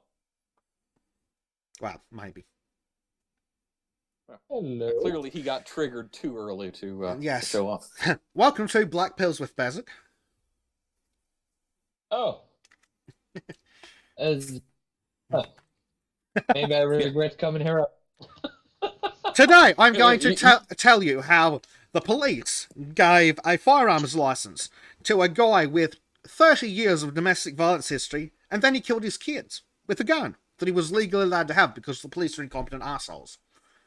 Well, only 2 of 8. Yes. Only 2 of the 8 Oh. kids with 6 different women. Oh. Okay. Isn't this a paragon Sure, of firearms ownership virtue that the police should definitely approve? So, what country is this then? Australia, of course. Sure. Why the fuck wouldn't it be Australia? My point exactly. Fuck. Yeah. If you want it done fucking wrong in every single way, Australia! Jesus. Yep. So, the evidence of this dopey fucking bureaucrat said that she did not review the 18 events recorded against him because she did not think it was part of her role. It did not occur to her that an application with so many adverse events ought to be escalated to a manager for review. She also neglected to investigate why his license application was refused previously, and therefore was not aware that he had lied to them before. Well, is it really a lie if you've got somebody not looking it up? Yes. I mean, okay, I'm still kind of surprised about this. Jesus fucking Christ. Well, America's gun laws make a lot more sense the more you look at them. Well, we've looked at so far how in Australia law-abiding citizens who just want to hunt are treated like shit, but people with decades of history of beating their wives and kids, nah, they're fine. So if you're scum of the earth, you can probably buy yourself a Gatling gun then. Without Probably. any paperwork.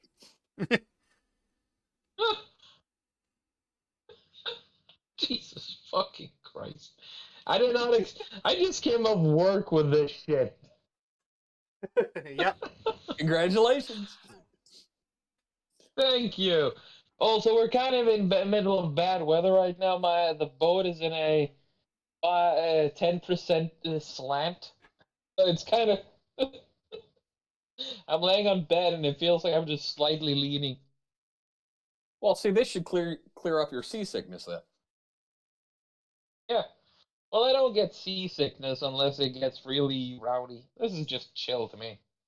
But it might mean the Wi-Fi is going to say, fuck you and everything you believe in. Oh, believe me, you hear more of this story details and you'll get seasick. Joy. That's like a fucking good time. Nothing but.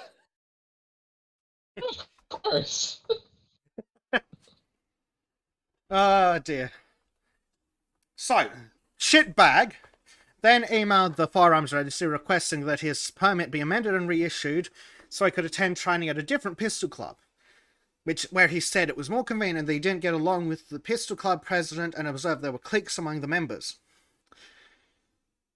And of course, the registry staff didn't bother to follow up as to why. Now, this would have been relevant because the pistol club decided that they didn't want anything to do with him because he seemed dodgy. Isn't that a clique you'd want to Just a avoid? wee bit dodgy. Just a wee bit dodgy.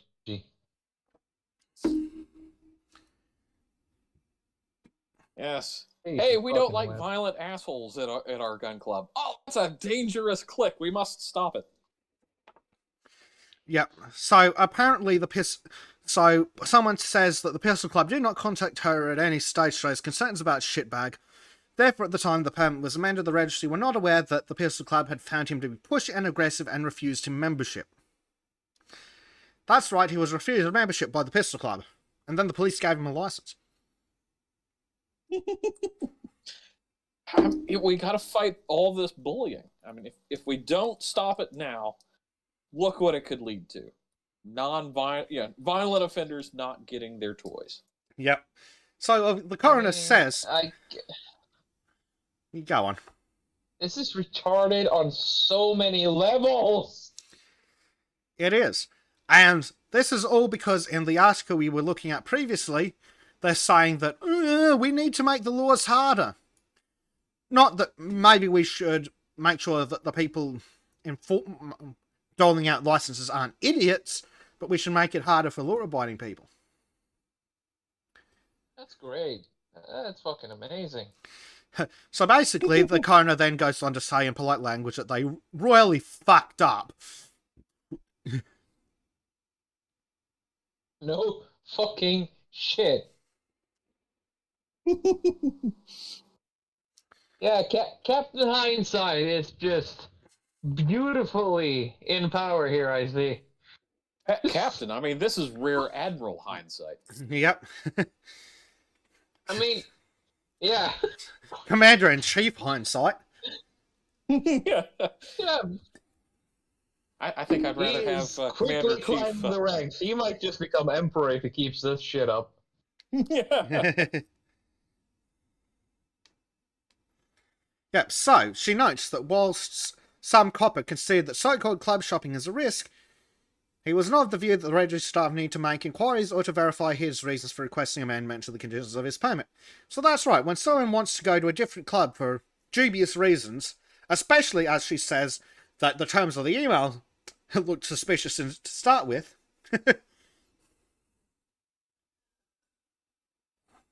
Oh, so here, I'm slightly suspicious of this guy. Let's give him a license anyway. Yep. Lovely. So she then says... Yeah, because nothing says reducing... I can't even make a stupid joke. This is just... I'm too tired from work and too dumbfounded by this shit. Yep.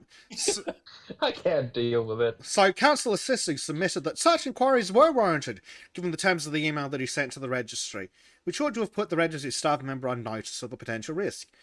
So she says, whilst recognising the benefit of hindsight, she agrees with and accepts the submission. Such an inquiry would not have been time-consuming and would have likely revealed the true circumstances of the request, i.e. that Dipshit had been refused membership at the Pistol Club because of concerns about his personality and behaviour. You know, just given his pattern, was she going to be the mother of two more of his children if he was successful? He just seems that kind of guy. Well, by the looks of it, the registry staff would have fucking shacked up with him. Oh, yeah? Because the coroner says... I'm kind of glad I can't see any...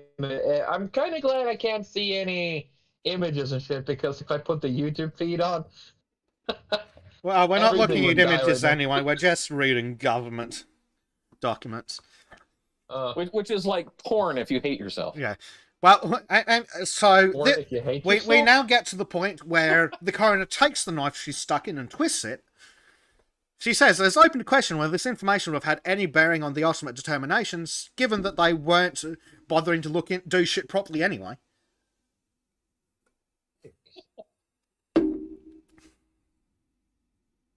That's a rather based coroner. She is satisfied that the laws were fine. However, she finds that the absence of any written policies was a complete and utter fuck up. Training was provided informally on the job via a buddy system, and there was no actual training or guidelines. Wow. Wow. Oh boy. What did I get into here? Do you really want to know? Because I sure as hell don't. I mean, it's better to know. Or so I've heard, but I'm starting to have second thoughts here. Oh, Second, third, fucking hell. 12th, 100th, you know.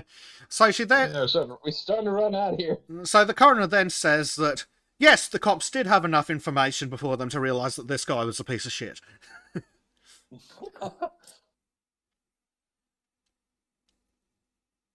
This is fucking stupid. So yeah, this guy Wow, lies, dude, commits domestic violence repeatedly, is repeatedly on police records, covered all over in criminal activity, but they gave him a firearms license anyway. Yeah, sure. Why wouldn't you? Well, it's the most logical thing to do. You just find someone who's a fucking threat to everything around you, and better fucking just. Oh, damn it! I mean, clearly this is diversity in gun ownership. Oh yeah. Because you can't Diversity have at its honorable fucking people. Yeah. Oh, you're honorable and well behaved. Nope. We have to diversify our gun ownership. Thank you. Yes, we need to have more known domestic abusers with guns, but innocent citizens, no, fuck them. Just That's stop not being so damn diverse ridiculous. Yeah, diversity is our strength. Yes. Clearly. There's lots of words to basically say the police were idiots. I don't think there's enough words in the alphabet to describe how fucking stupid the Australian police is. I mean, that kind of makes Sweden look competent at this point. Sweden. George says, Ari, shitbag. That's the kind of toxic male that would benefit from corporal re-education from the type of male feminists think is toxic. Well, but I bet if he identified as a male feminist, they'd be fine with his actions. Well, Sure. he hurt a woman, so that's not okay. If he'd only but murdered if his son, it'd be fine. See, if he was trying to push her through the glass ceiling, though. Yeah, but then he'd be doing her a favor, remember. They do need help breaking that glass ceiling.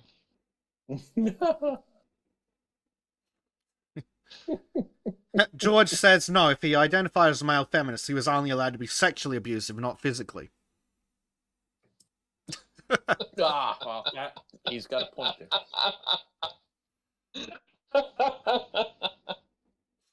Oh, boy.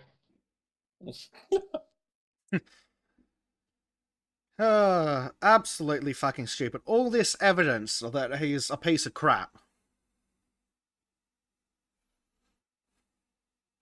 And we just ignore it for God knows why. Yep, however, law-abiding citizens who want to defend themselves... No, that's mandatory rejection.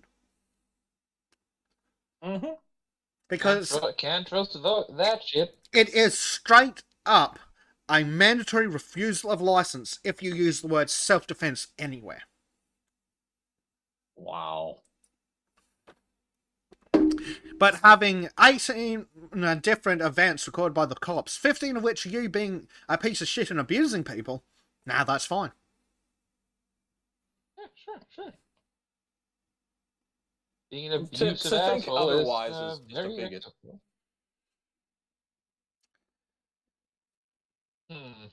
It would seem like it.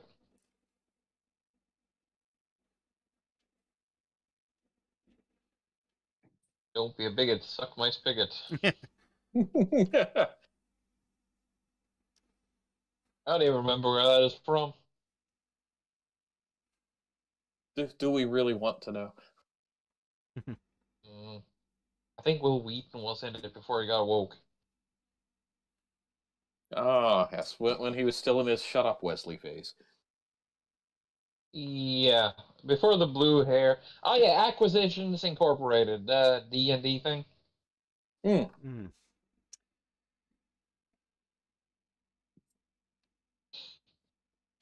Will Wheaton's kind of cringe nowadays. Kind of, I'd say To extremely say cringe. it mildly. Put it mildly. I don't feel like using heavy words.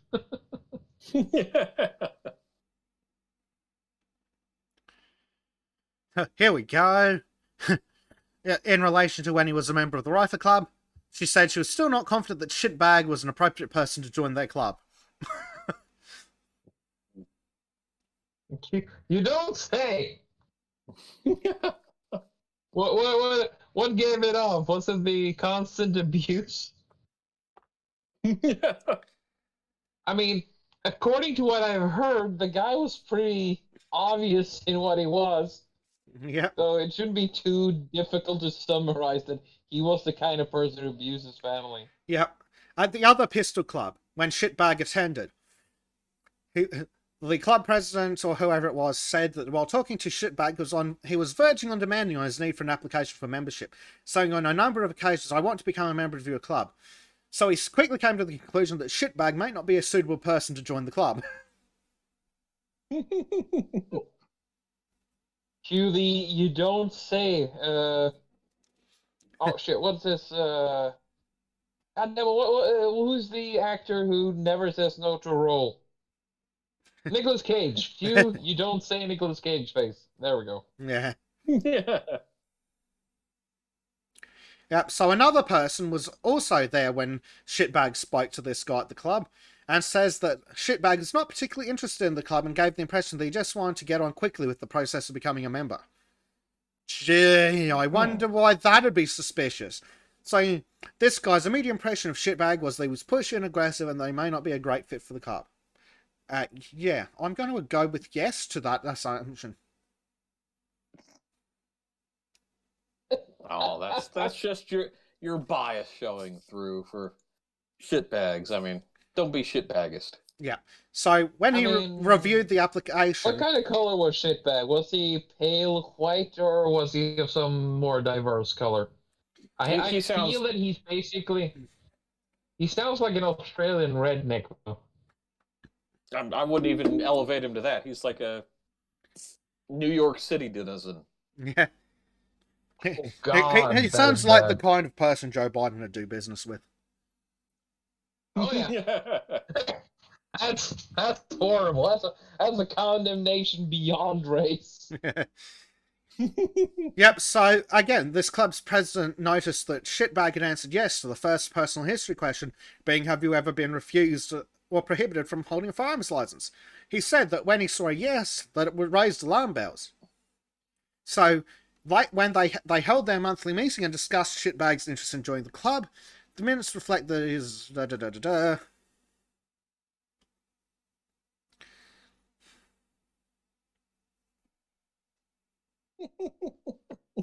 I mean, it's kind of childish calling him shitbag, but he doesn't really deserve any other fucking way of being called. This is a fucking shitbag. Well, I refuse to honor him by name if I remember to call him Shitbag. He doesn't even have a name anymore. Fucking asshole. Exactly. He's just kind of like something you'd scrape off your boot and wonder, when did I go through the shitbag factory? Yeah. You just feel instant regret and pity for your shoes for putting them through that. Yeah. So, the club president says he emailed the committee outlining Shitbag's insane behaviour and recommended his membership application should be declined. He said, you know the old adage that first impressions are usually the correct impression? This other guy and I feel the same. We have had a couple of calls each day. David spoke to him or rejected his call, and he concluded by saying we don't need any aggressive people within our club. I believe RSL Hornsby will do the same.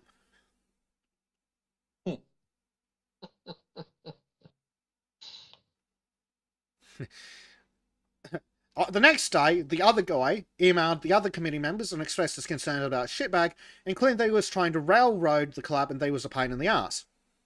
I would strongly recommend he not be offered membership. Later that day, yep, basically membership should be rejected. But he still got Really? the membership. Or was this the one that gave him the gun license, or was this the other club? This is the other club, club. the club that refused him because, this guy seems like exactly the kind of guy who might use a gun in an inappropriate way. Seems like kind of guy who would pull a gun if he ever got one. You know, the Whoops. exact kind of person who shouldn't have a gun. Yeah. The Second Amendment counts for people, not for shitbags. Mm-hmm. Even if it's Australia, I know. I just like the word. Yep. So, here's another one. On a different day, shitbag pulled out behind the president at the car park and began sounding his horn and flashing his headlights. When the president stopped and got out of the car, shitbag approached him and began questioning him in an aggressive manner regarding his possible club membership. The club president said that shitbag was extremely aggressive. No. The next day, in addition to telling shitbag that they weren't going to let him in, they sent a email to the other clubs stating that they declined his membership, despite the fact that at the relevant time there was no procedure requiring the club to notify the registry or any other person or entity that they had rejected his membership due to being a shitbag. That's right. There's no requirement that if a club decides that someone is a scum-sucking piece of crap who should not be allowed near guns, no, they don't actually have to tell anyone. I mean, the meme shocked Pikachu face comes to mind. Mm-hmm. Holy shit! How stupid can you be? I mean, I'm not the sharpest. I'm not the fucking sharpest knife in the drawer, but even fucking I, am not that stupid. So fucking ridiculous. I mean, does this guy suck mad dick? Did he just go to town under their desk to get what he wanted? Yeah. I mean, it sounds like it. That dedicated to shooting his fucking kids. Yeah. I mean, Yep. I'm just theorizing.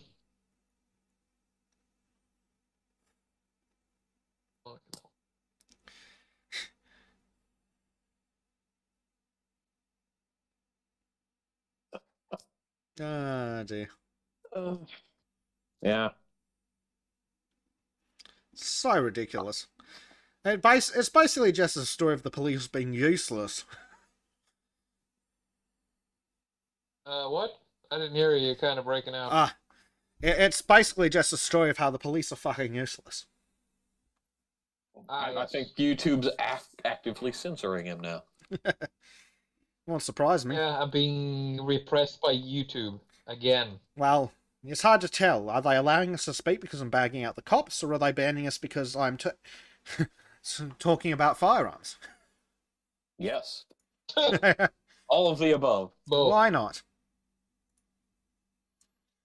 Oh, dear. Oh boy. Well. By the way, Bezic, I'm planning to do an art stream when I get back in I think it's 18 days or something. Would you help me set that shit up? Yeah, absolutely, man. Thank you. Just had to ask. No, I got you here. While Also, you've got as him a small pinned. hint. Huh? While you've Yeah, well, I got him pinned. here, you know.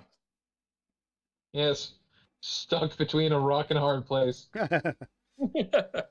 Oh dear. So basically, that article just waffles on forever. But I think that's enough to look through. Basically, the cops didn't follow the law. They didn't follow their own internal procedures. They fucked up, gave a license, and then approved the purchase of firearms for a person with a long history of domestic violence. But if you want a handgun to defend yourself and you're a law-abiding citizen, go fuck yourself. Ah, yes, I'm so glad that they've sorted all this out in Australia. But gun laws, they The stop country is fucking violence, weird. except when the police fuck up and give them guns anyway. It is okay when they do it.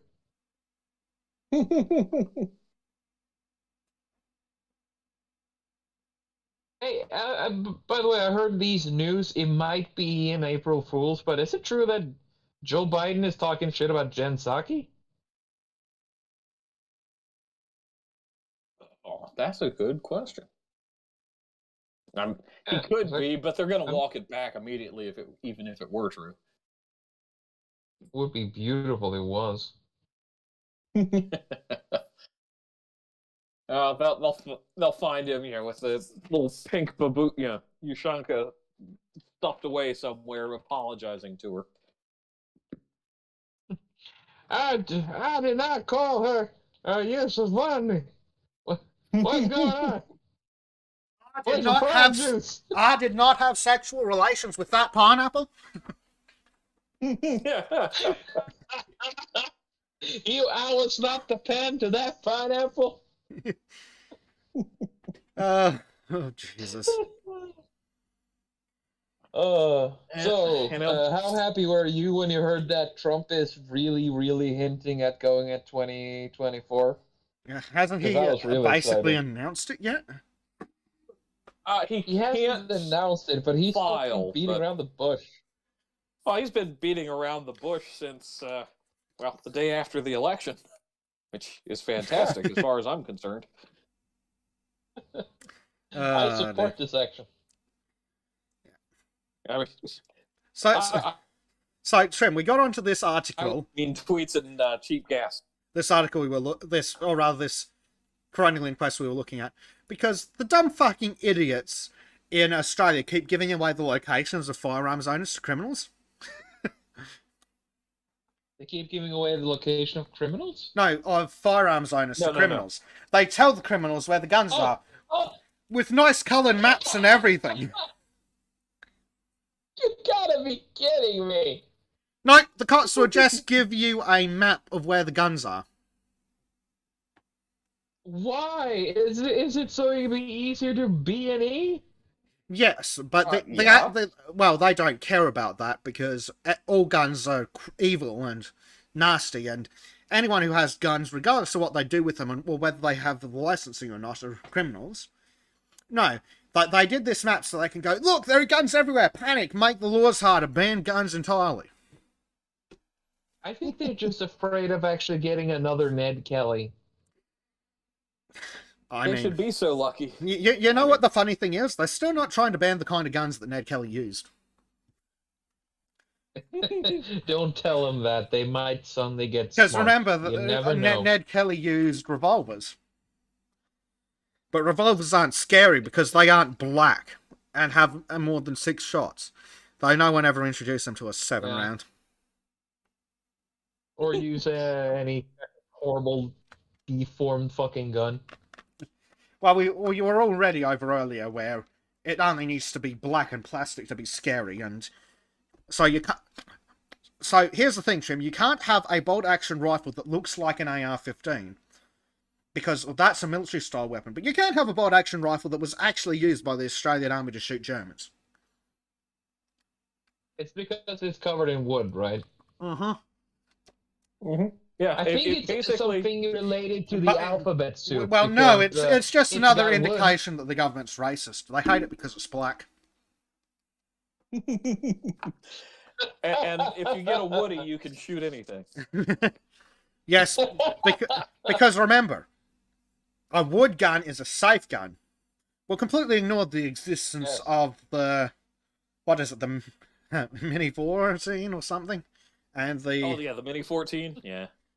And we'll completely ignore the existence of the Garand because those guns are safe because they're made of wood.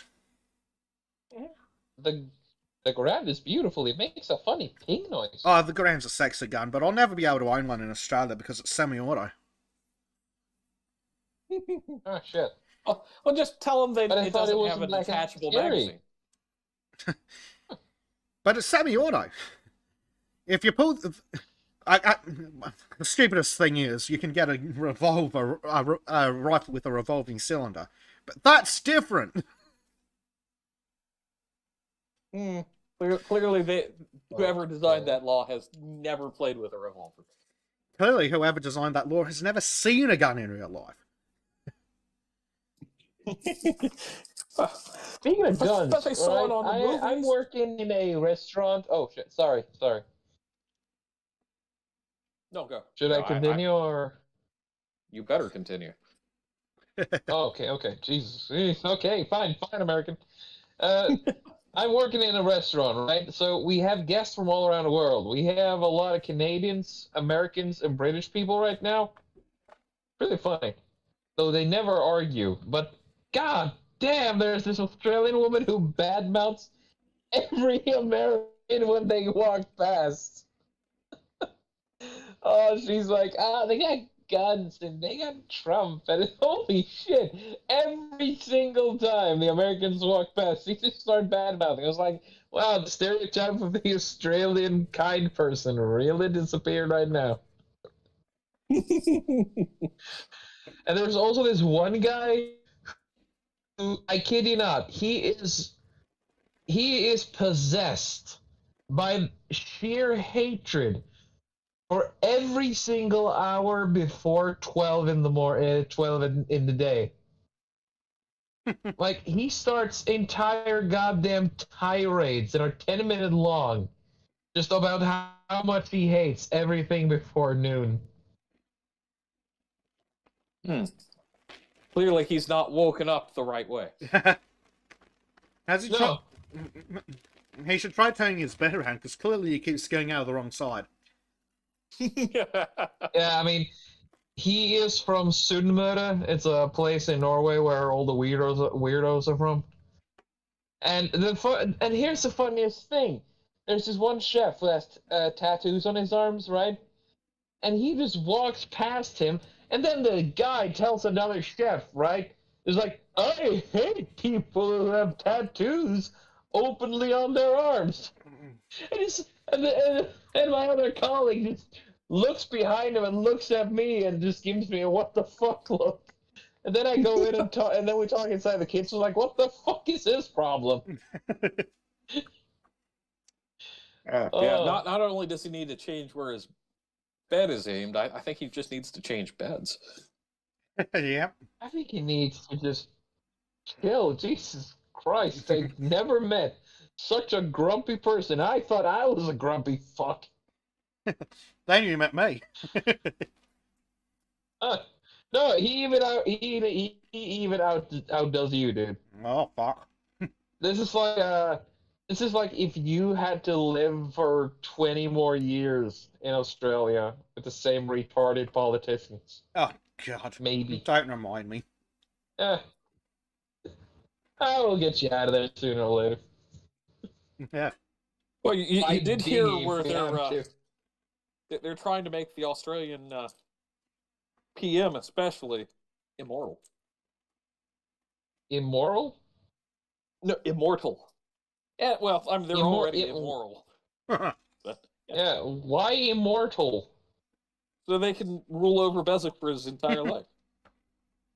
Oh, gee. And then they make Bessic immortal. And that's a living fucking hell. Well, how's the saying go? Only two things in life are certain: death and taxes, and they're trying to cure death. Absolute fucking horror. But God, I hate this country. As UCYIB1 says, badmouth Americans, then let's source some stuff about America.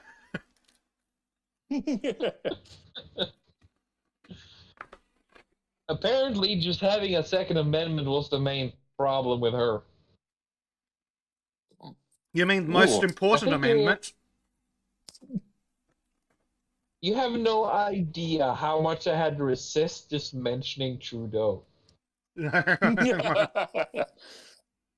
I did say this, though. I did say this to her. It's like, yeah, Canada is such an overly polite place, though. Because, I mean, look at America, right? Whenever they have a protest, they just light shit on fire. Like, in Chicago and Portland. And then she got this face like, yeah, that questioning face where she just says she agrees but she kind of disagrees. And then I just pointed, but when Canada has a protest, it looks more like a barbecue and a family event. It's like, yeah, but America is so weird though.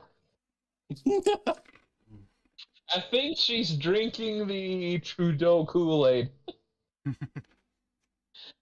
Oh, I just couldn't help it. I'm so glad my fucking hotel director didn't see that. Because I would have gotten an earful. No, dear. But then again, she started it. If guests start being fucking political to me, then I just respond in kind. Why not? But I never go directly. I'm not allowed to do that. But fucking, it is so tempting sometimes. Sometimes, I mean, it sounds like every time I go out of the country. No, nothing beats my workday in 2016, the day Trump won. You could clearly see that day who was a Republican and who was a Democrat. Glorious. That was a beautiful fucking day.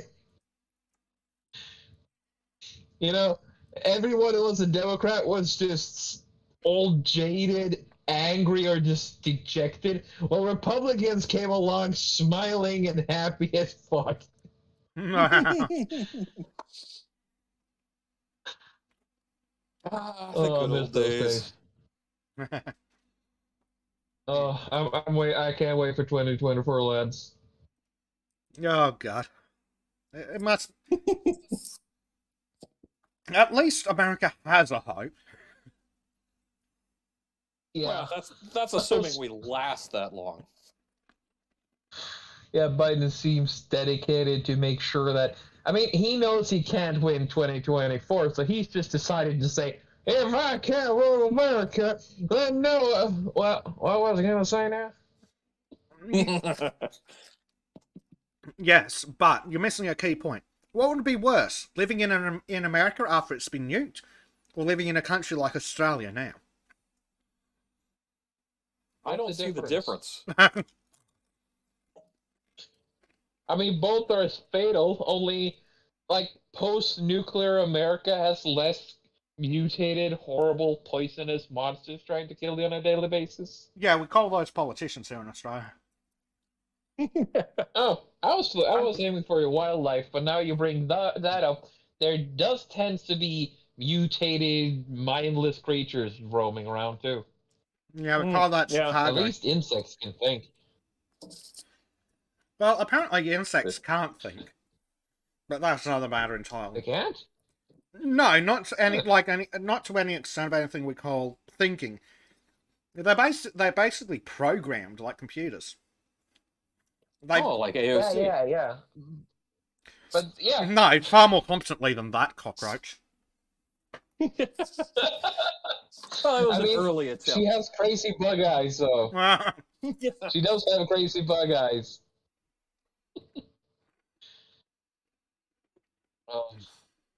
But yeah, I mean, when I say think, it is that they have reactions to stimuli, right? Well, so do NPCs. They're programmed too. I mean, one thing is made the difference, years Trim, and years of evolution. The difference, Trim, is that insects are useful. Yes, exactly. While NPCs are just, well, cancer tumors on legs. Yeah. And white hair. I mean, not even that exotic or extravagant. I would say they're, like you go and you get a bag of ice and then you find one ice cube has an ant in it. It's kind of that level of useful where you don't even bother to throw it out. You just put it in some poor sap's drink and hope they don't notice it. It has the potential of becoming incredibly entertaining, if not directly painful. Exactly.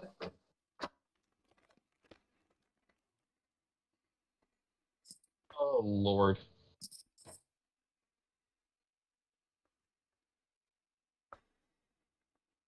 Oh, by the way, I'm currently working on your avatar. Oh, excellent. Thank you, sir. Yes, I'm killing some time before I have to go to bed in like, what time is it? I still have like 15 minutes before I have to go. God, and you just got off work, didn't you?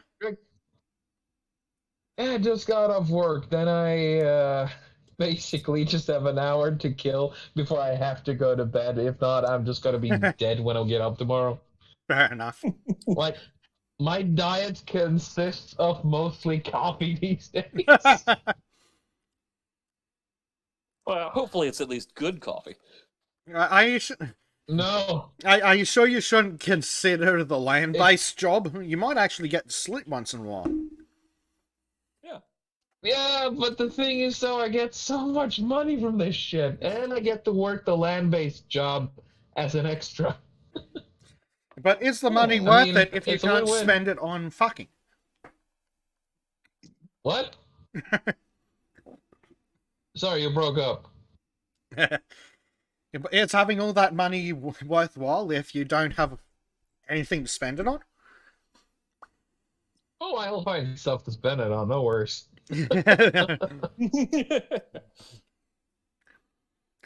Sam No worries there. Sam says colony insects are like communists. They have 3 sexes: male, female, and drone. Wow. Yes, there we go. Spot on. And vicious. I like it. Fucking.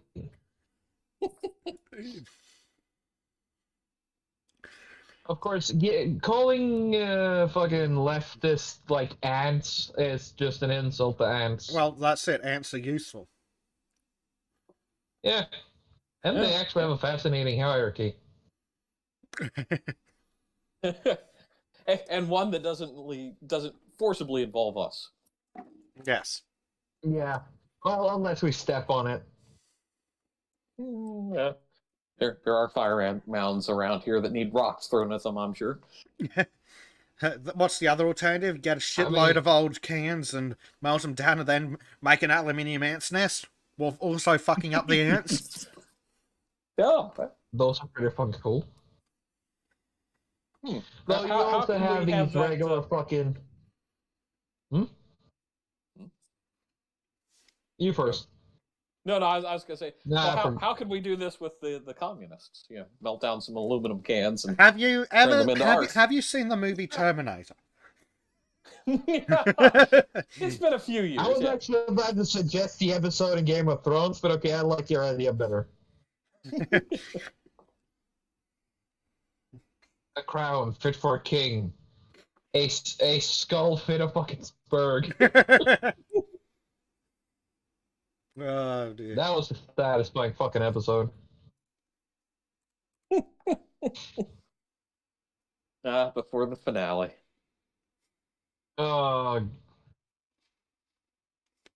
You can literally see the point in Game of Thrones where it turned to shit. And I think I actually figured out why George R.R. Martin refuses to fucking finish the series.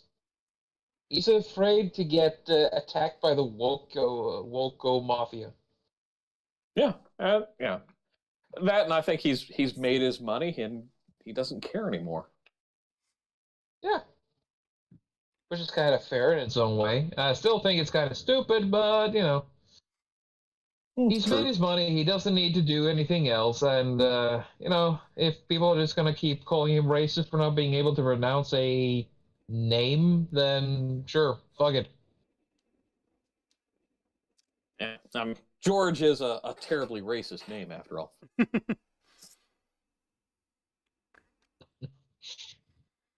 Well, all names are racist as spelt properly.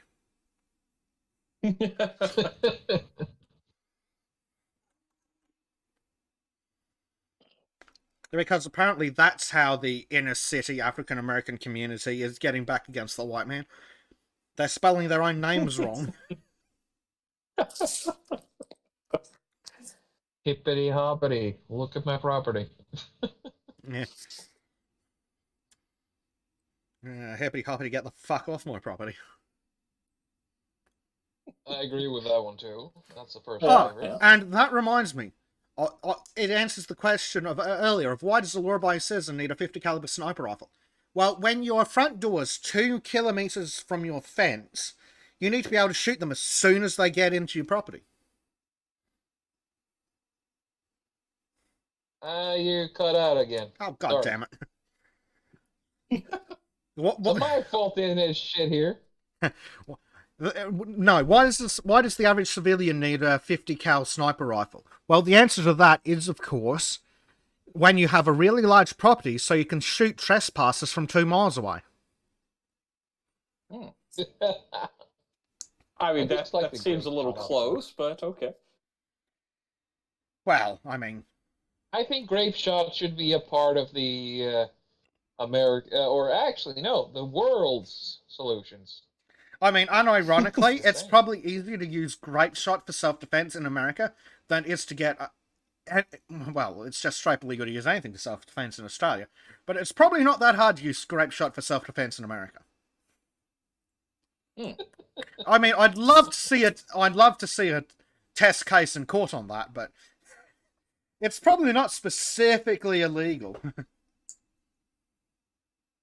No, it's not. I mean, you can go out and buy artillery pieces from the American Civil War. I imagine it's- the only hard part would be proving that that was the best way to employ lethal force against the person.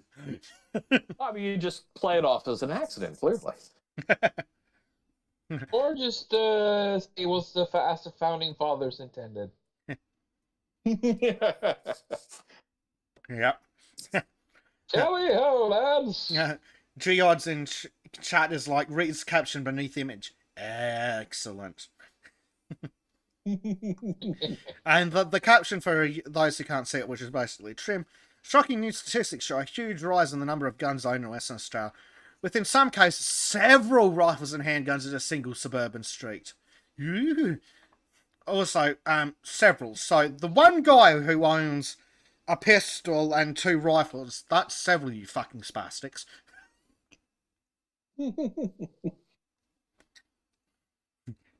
George says, lol, argumentation methods. 1, discourse. 2, louder discourse. 3, grape shot. But just a whiff of grape shot. Just a little bit. Just enough to get the grapes out of there. Well, I mean, grape shot definitely would work. It is effective. Yes. Just like how you could... Wait, would you be considered a grapist if you shoot someone with grape shot? no. You'd be considered a Republican. Oh. I mean, I accept that. Actually, we also discussed briefly earlier, Trim, that it is in fact legal to use a punt gun for self-defense. In America. Shut the fuck up, Scottish But not- comedian guy. But not hunting. Yes. Which, unfortunately, Unfortunately, the idiot Scottish comedian is too fucking stupid to realise that. That's beautiful. It's like, it's illegal in America for anything but self-defense. A click. Hey, you need to get a punt gun. I want to try a punt gun. I don't know how expensive the ammunition is. I will fork the money. It's a punt gun. It's basically a short cannon. Yeah. I need. Well, It's it's actually a carriageless cannon. Yeah, basically. That's all a punt gun is. It's like it's basically just another version of the blunderbuss. So you shove some gunpowder down there and some other shit and just boom. Yeah. Hmm. You see why So I how much time do you need to get one bleached? He can probably just walk down to the local market and buy a cannon. Well, almost. I mean, I'll pay for a fucking tungsten ball and some gunpowder. Tungsten? Hold on. That's getting a little bit pricey there. Yeah, I don't think you realise, Jim, the pay for it. expensive part of that equation would be the tungsten.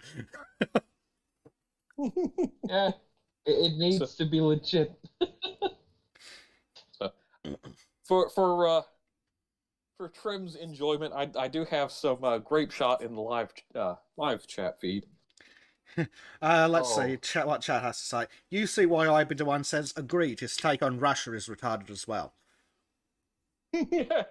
I mean, I don't think he has a non-retarded about take. Russia, I just die a little inside. Every time. George is like, tungsten? What are you planning? Killing Martians? Yes. I mean, my question with tungsten would be, would it overpressure the cannon? It depends on how tightly it was fitting in there. I just want to be able to say that I fired a giant ball of tungsten through a fucking cannon. Is that too much to ask? Apparently. Oh dear. Bad noises. But yes, I think we're all agreed that punt gun doesn't have a single good take. No. Geod says, look, Home Depot's an excellent story. That's all I'm going to say. Yes, a couple of pieces of pipe. Can you make a gold video? I'll send it in for you. Maybe not of the tungsten, but we could talk. Sweet. What else I got? George says a punt gun is basically a small cannon that's mounted on a boat. The type of boat is a punt. I'm pretty sure all cannonballs are made out of pig iron. No, some are lead. Some are lead. Depending on the nature of the shot being fired. Some have you've got case shot and grape shot, and then standard cannonballs or pig iron. You can use a grape shot, right? You can use grape shot in a punt gun. Make it a punt shotgun. Well, all punt guns are shotguns, Trim. That's kind of the point. That's why they're illegal for use in hunting. Because that's the reason you're not allowed to use them for hunting, because you can take out the entire flock of passing birds, which turns out to be a little bit bad for the ecosystem. It's cheating. So basically, the punt gun is illegal because America wants to nerf hunting? No, it's not illegal. You just can't use it for hunting. But the same... It's considered sporting. Yes.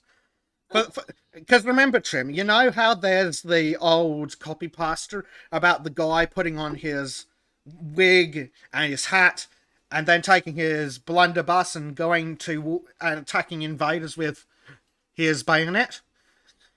Yeah, in most places in America, there's nothing illegal about that. There's nothing illegal with that. Assuming that the home invaders are in fact armed and presenting a deadly threat, there is nothing illegal about shooting them with a cannon, or a blunderbuss, or a pistol, or running them through with a bayonet, as long as they are posing a threat of death or great bodily harm on you or another you are protecting. Or unless you're a Democrat or in a Democrat city, I suppose. Well, then you're the threat. Even in a lot of Democrat places, it's still legal because black powder is not a firearm. Yep. Considerations will be made. Yep. If I ever move to America, I'll fucking have punt guns stationed strategically everywhere. I mean, I would unironically go in for a machine gun tower.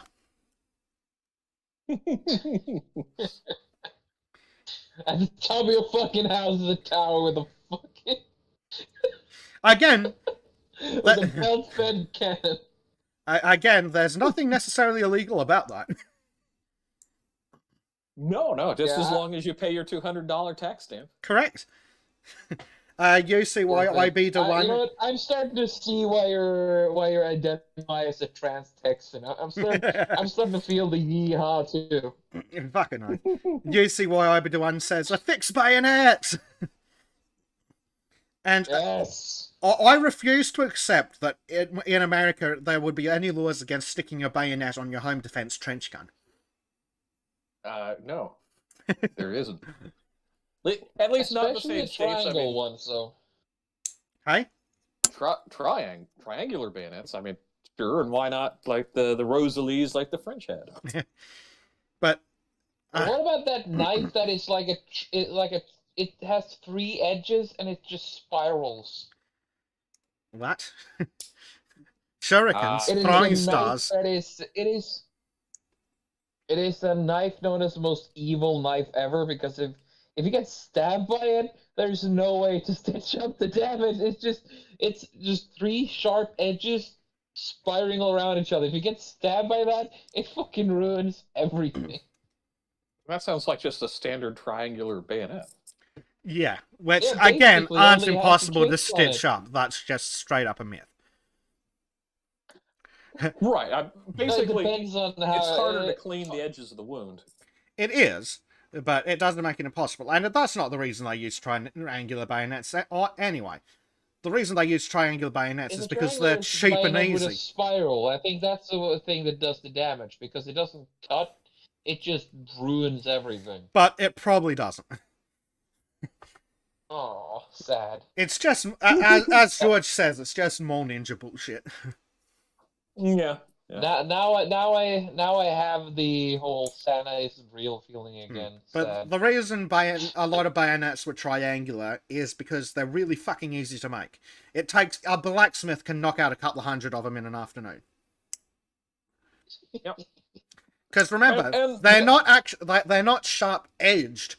You just need to make the point sticky, and then you just shove the rest of it through the other man with the weight of you and your charge behind it. And here's the other thing. It's easier to withdraw a triangular bayonet from something or someone than it is a single straight blade. This is true, but I'm sure that the reason that they were used was just money. Why go to the effort of making they wouldn't go to the effort of making a high quality blade, because if you want a blade to be useful, it needs to be at least reasonable quality, not too brittle. Triangular bayonet, fuck it, just stab him with it. There's a little bit more technique to that, but we don't need to go into that. Well, I mean, you just stick it in and twist. It's not exactly rocket surgery.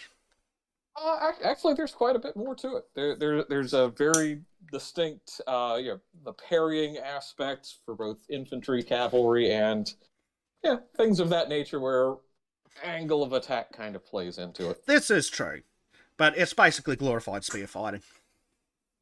Well, of course. It's which is my problem with a lot of modern military weapons, like the Steyr. Okay, fixed bayonets. I can still reach the fucker with my bare hands. No, if I'm going to get in a bayonet fight with someone, I want like a 2-meter gun and then another 1.5 foot bayonet. Screw you. Oh, so you're wanting the rifle also works as a spear. Well, that's where you take something like the SLR. A good, heavy, semi-auto or select fire rifle, and then you stick a big fuck-off bayonet on the end of it. Lovely. Although, ironically, that issuing bayonets with SLRs were more decorative and utilitarian than stabby stab. Mm-hmm. Still nice, though. True. What else have we got? Geod says firearms the way the founding fathers intended. Have a cannon mounted over the stairs to the second floor. Unironically, that's legal, and I guarantee that if the attackers were armed, you could get away with using that. Okay, so I'm just gonna show how un-American I am by asking this, but do forgive me in time. Was Virginia part of the southern states? Virginia or West Virginia? Both. Okay, so Virginia, 1861, joined the South, the Confederacy, because politically they were more aligned, and the economics of the situation kind of dictated it for them. And then in 1863, West Virginia separated from the rest of Virginia because of a lot of political maneuvering and became its own independent state. Really? And there's actually an attempt to do that in eastern Tennessee as well, but they didn't have the population base to separate from the rest of Tennessee. Oh, Yeah. But them yeah, old the cotton South, fields back home then. pretty much. Oh, well, minus the cotton field. Oh, And yeah, let's see. Basically, the South was considered the state of Maryland, and then south as well as the Ohio River and south.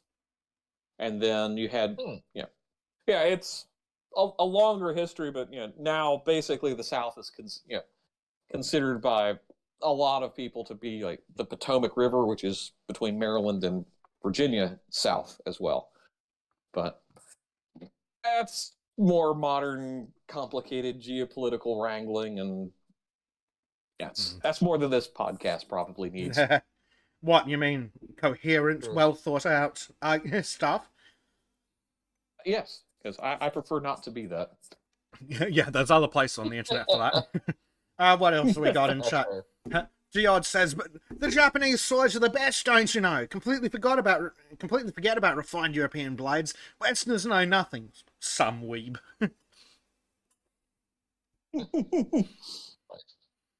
It's actually this one Viking blade that was really well made. I don't remember its name, sadly. Kind of disappointed in that one. Well, Like, what people forget about when they're talking about katanas, which most weebs don't realize refers to generally a specific type of weapon. the weebiest of fucking swords. Well, yes, but like katanas, if you were to take a katana and a Western sword from the same period, obviously both made by master smiths, and put them up against each other, chances are the Western sword would be better. But when you consider the starting materials, what the Japanese swordsmiths could achieve was fucking phenomenal. Yeah. Japanese iron is really low quality, which is why they had to fold it so many fucking times to force out the impurities. That I mean, explains a lot. Vikings just decided to do the fuck it, we're just gonna make a lot of it and break it as we go. True, but that's what they wouldn't waste. They wouldn't have wasted that much time just fucking folding metal if they didn't have to. No, they folded it that much because they needed to. Their iron was so crap that if they just made it and then forged with it, that's where you'd get the fucking movie shot of two swords smashing together and then one of them flying across the battlefield in pieces. Well, I mean, if your swordsmith is that incompetent, you deserve to die. Mm-hmm. But yeah, the really brittle And iron is dramatic my fucking understanding. weird flutes in the background. Sorry.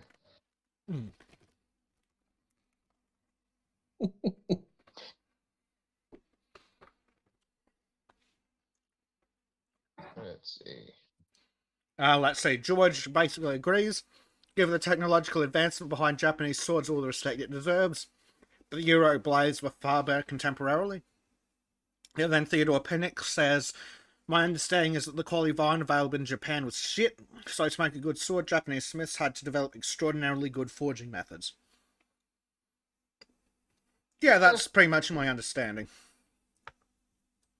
But yeah, they came up with some brilliant forging ideas. Like, the Japanese were the one of the ones where I can't remember what the technical term is, but you coat the blade, either the blade or the back of the sword in, I think, clay or something similar, so you can heat treat them to different hardnesses. So you've got a softer back of the sword, so you have some flexibility, but also have a razor sharp edge. Because, as most of us already know, I assume because we're that kind of history nutter, a hard blade is really, really good at holding an edge, but is more brittle. A soft blade can bend and flex more, but won't hold an edge as well. So what happens if you take your piece of steel and you've got a really hard blade and a softer back, well, it gets most of the benefits of both. Exactly. Yeah. So where in a regular sword that's hard all the way through, a strike to the blade might cause it to crack all the way through and fail. On a sword that's been heat treated this way, if you do end up with that crack, it might only continue out to where it softens. So instead of your sword snapping in half and you going, ah, fuck, you might get to the end of the fight, go back to base game and go, ah, shit.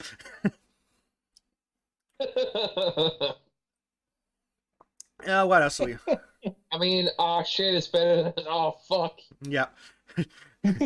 well, it's more to do with the timer when you say that. That is also true. What else have we got? Theodore Pinnock's like rocket surgery? Yes, I said rocket surgery. It's kind of advanced shit. It's when you do surgery in a rocket. Yes. Because some dumb fuck decided to open the wrong hatch, and then everything just went around, and somebody got shanked. What else we got? Theodore Pinnock talking about bayonets. Well, yes, that's why bayonets were invented, so a rifleman could simultaneously act as a pikeman, so you didn't need to reduce your firepower for defensive power. Yeah, I can't believe that the pike and shot period lasted so fucking long. Like, the fact that it existed at all. Oh, yes, we'll have this man with a gun and this man with a pike. And then some genius went, but what if we stuck a pointy stick on the end of the musket, and then both of them could have pointy sticks that go bang? but yeah, the early non-socket bayonets basically just jam it down the barrel. Yeah, that was the design. Which was a phenomenally fucking stupid idea. Like, I really can't understand the fact that, like, even time when you only could fire one shot per battle, though. Yes, but even still, like, there's a better way of doing that.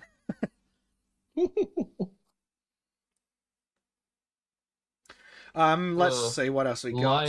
Line fire combat. That's some. It looks cool, but it's fucking stupid when you get into detail about it. Yes. To a point. Well, interestingly, in the American Civil War, the British sent over military observers, and they were horrified at how many people were dying unnecessarily, because in the European standard is you form your ranks, you fire, then you charge with your bayonets, and the other side usually fucks off. In America, they were just sitting there shooting at each other and not using bayonets. Oh yeah. So more people were actually dying per battle, rather. Yeah.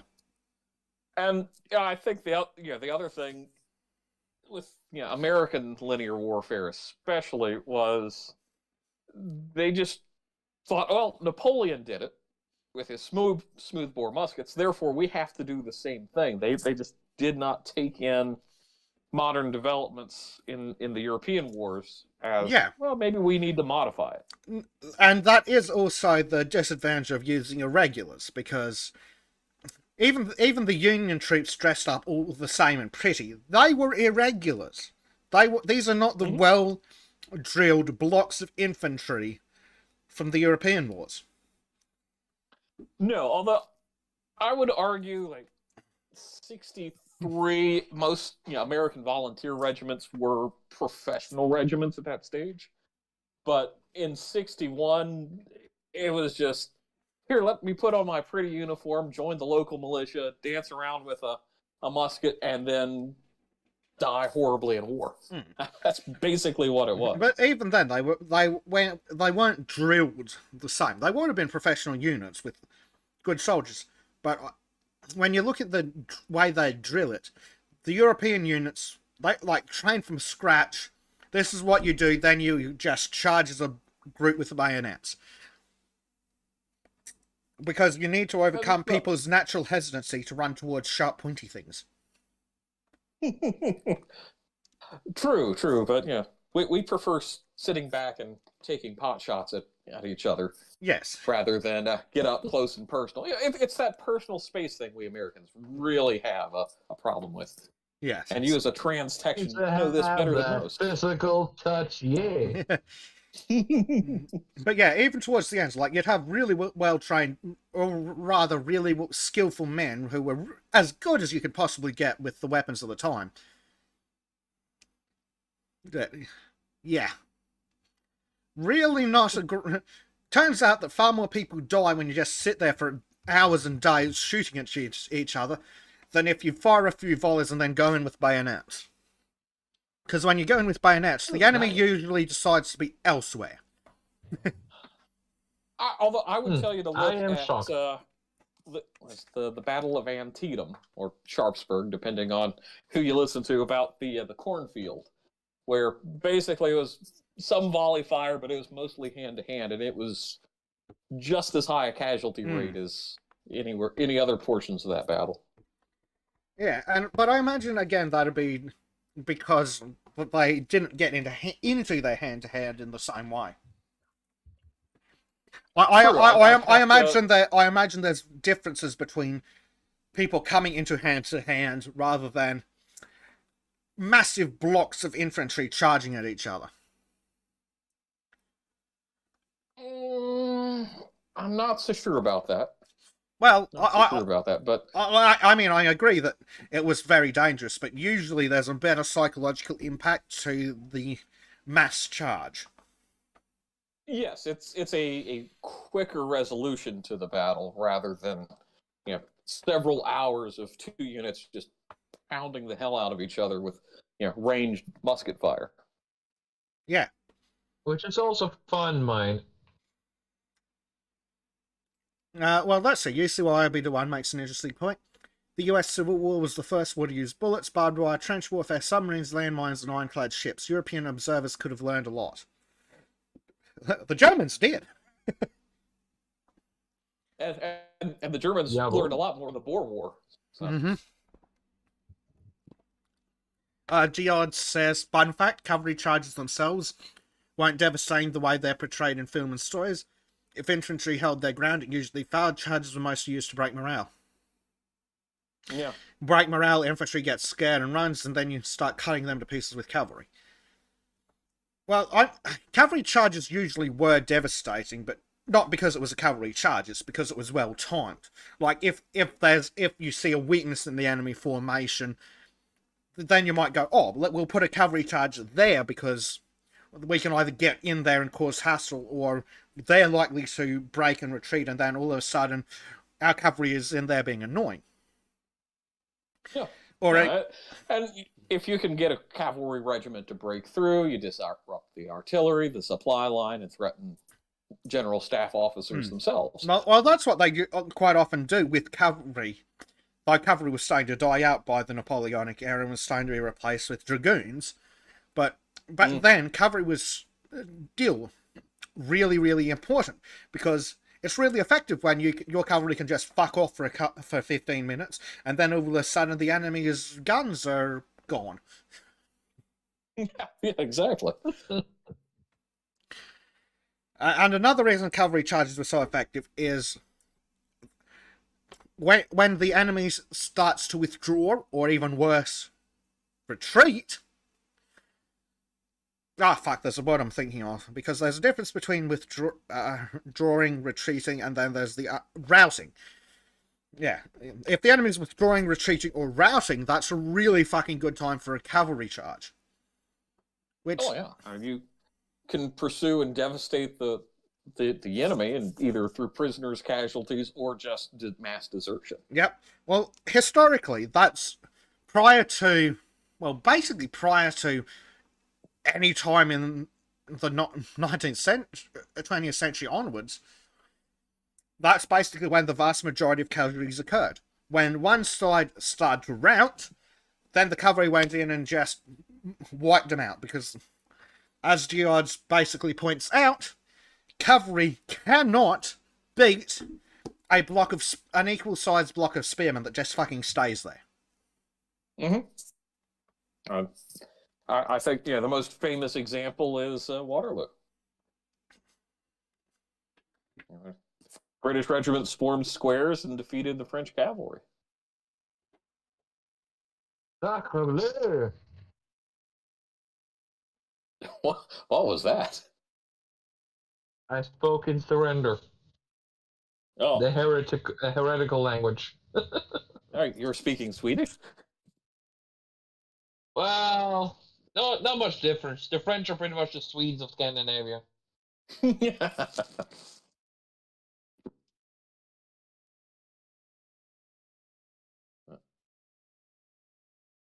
Yeah, no, it's Wait, what? No, the Swedes of Europe. Fuck.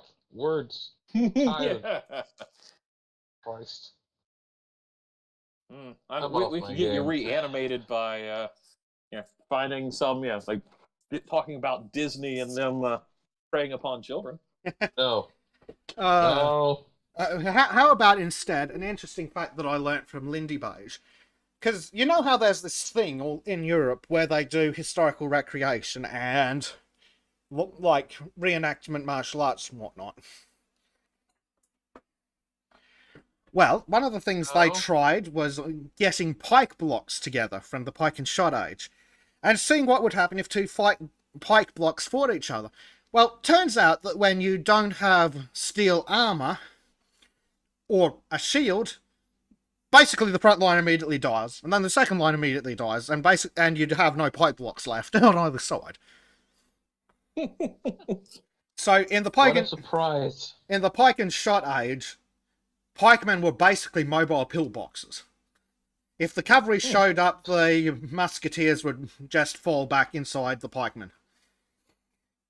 Which is why eventually they went to bayonets on the end of their muskets, because you're fucking wasting half your army. Half your army is not fighting, because pike blocks don't fight pike blocks. They might occasionally, if they end up in the right position, fight against muskets, but a pike block isn't going to be able to run down a cavalry. And they're not going to fight each other because that's just suicidal.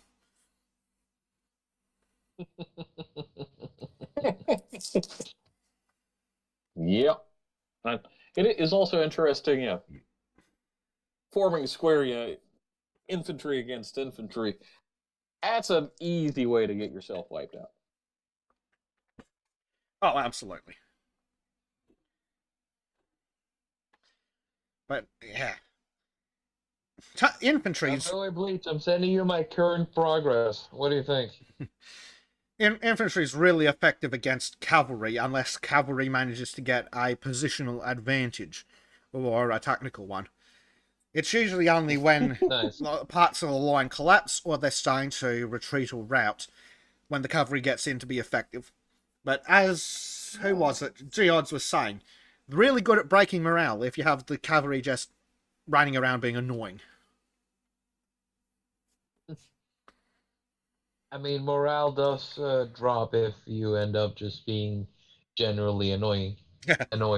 But, yeah, I mean, you get a good pike block, and the cavalry's not going to run in there because the horses aren't that stupid. Exactly. Like, even if you can get the men to do it, the horses aren't that dumb. No, I mean, they're more intelligent than your average Democrat. Yeah, but so's the dead horse you're beating there.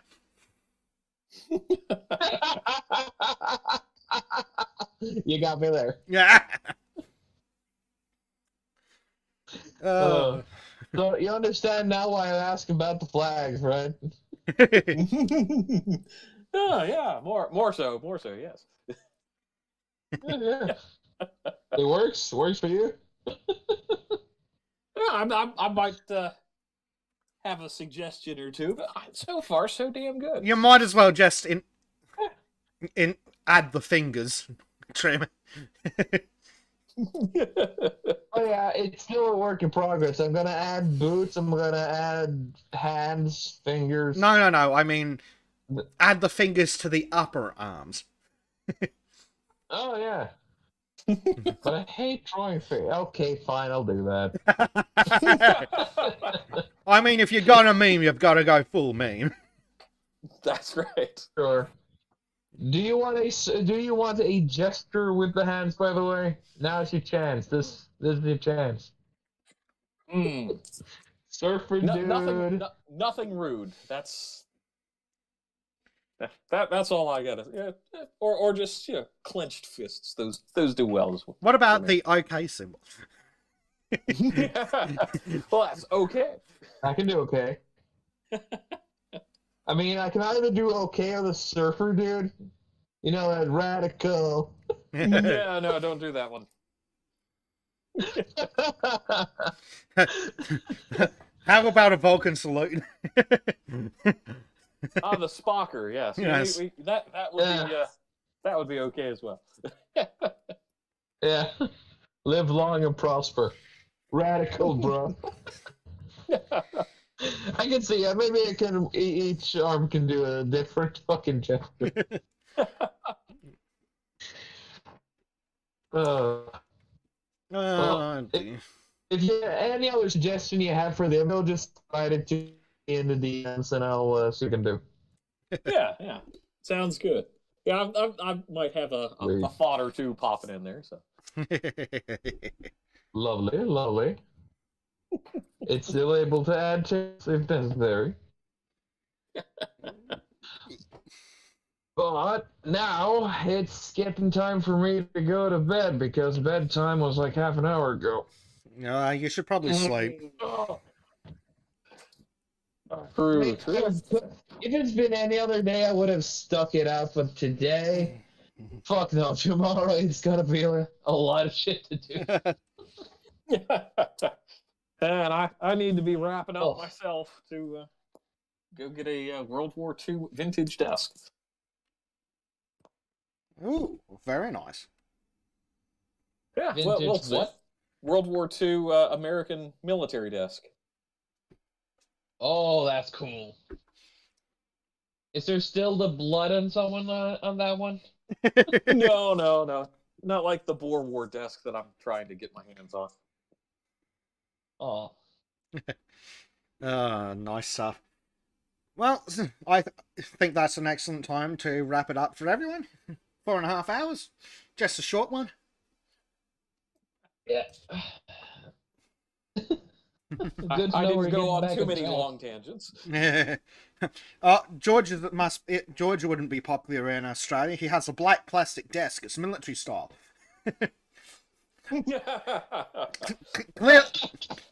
Clearly, that's an assault desk.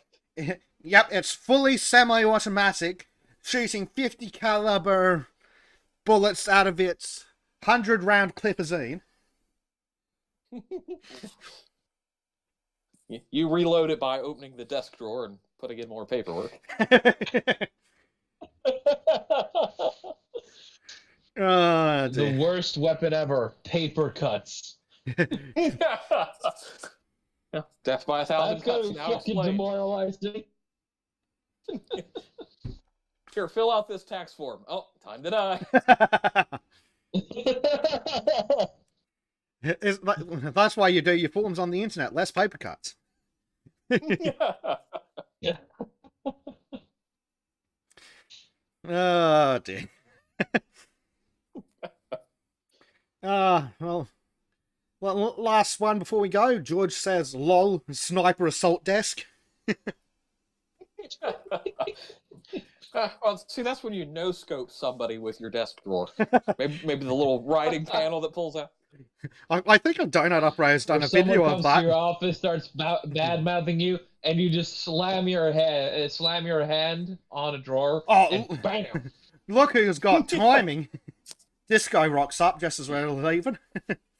Uh-oh. Oh, great. Actually, that's not Disco. That's George typing on her behalf. The cat has achieved power. Ultimate power.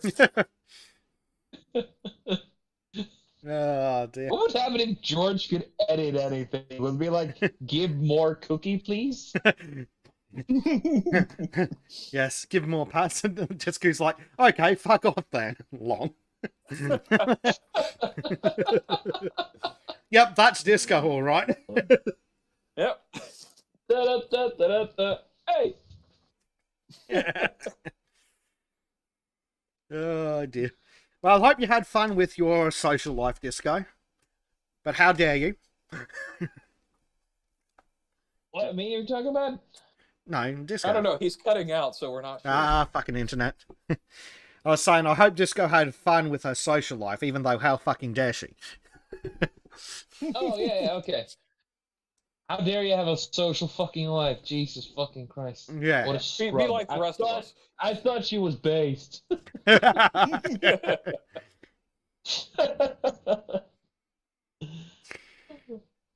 Oh, dear. Well, are we winding down for closing now? Because I gotta go. Yeah, so- we are winding down for closing. Cool. I'll just stick it out until the end then. UCYIB1 Yes. says, selfish AF for having a social life. Exactly. Mm-hmm. Social life server scrubs. Well, we'll call it there before we accidentally trim into another hour and a half of podcasting. It would happen. We fucking know. Oh, it it's too. happened before, we know this. Well, the worst part is you leave and then come back. Which has also happened before. And- I will not deny that. All right, I'm then. not a Democrat. I don't want to lie. Disco says make him stream. Oh, well, you missed the news, No. Disco. He's going to be doing art streams eventually. Yes. When he gets back from the I boat, we're just going need- to set some stuff up. Yeah. I just need someone to help me with my crippling case of boomerism. Hopefully one day my disease well- will be at least somewhat alleviated. No, No. it's terminal boomerism. Well, Bezek, looks like you have a full-time gig then. Yep. Oh, well, between Disco and I, we should be able to... Well, one of us is seeking therapy. The other should be able to continue assisting with tech issues. Well, just don't get surprised if your computer suddenly catch fire. Just from association. Disco says, yay, I told him to do that. Yes. We're looking forward to A the... lot of people have been telling me to do that. Yeah, we're looking forward to that one. All right then, folks. Yeah, Before we sure. just accidentally an hour and a half, we might leave it there. So, thank you very much, Bleach and Trim, for joining me. Thank you to Second, who is currently off being based, but who did join us for a bit. And thank you, of course, to the lads in chat for joining us and being a blast as always. Indeed. So that is all from me. Well, that is all from Trim. That's probably not all from Bleach, but he Shadilay, has to go everyone. anyway. And that is that. Shadilay, folks. Catalyst. Shadilay.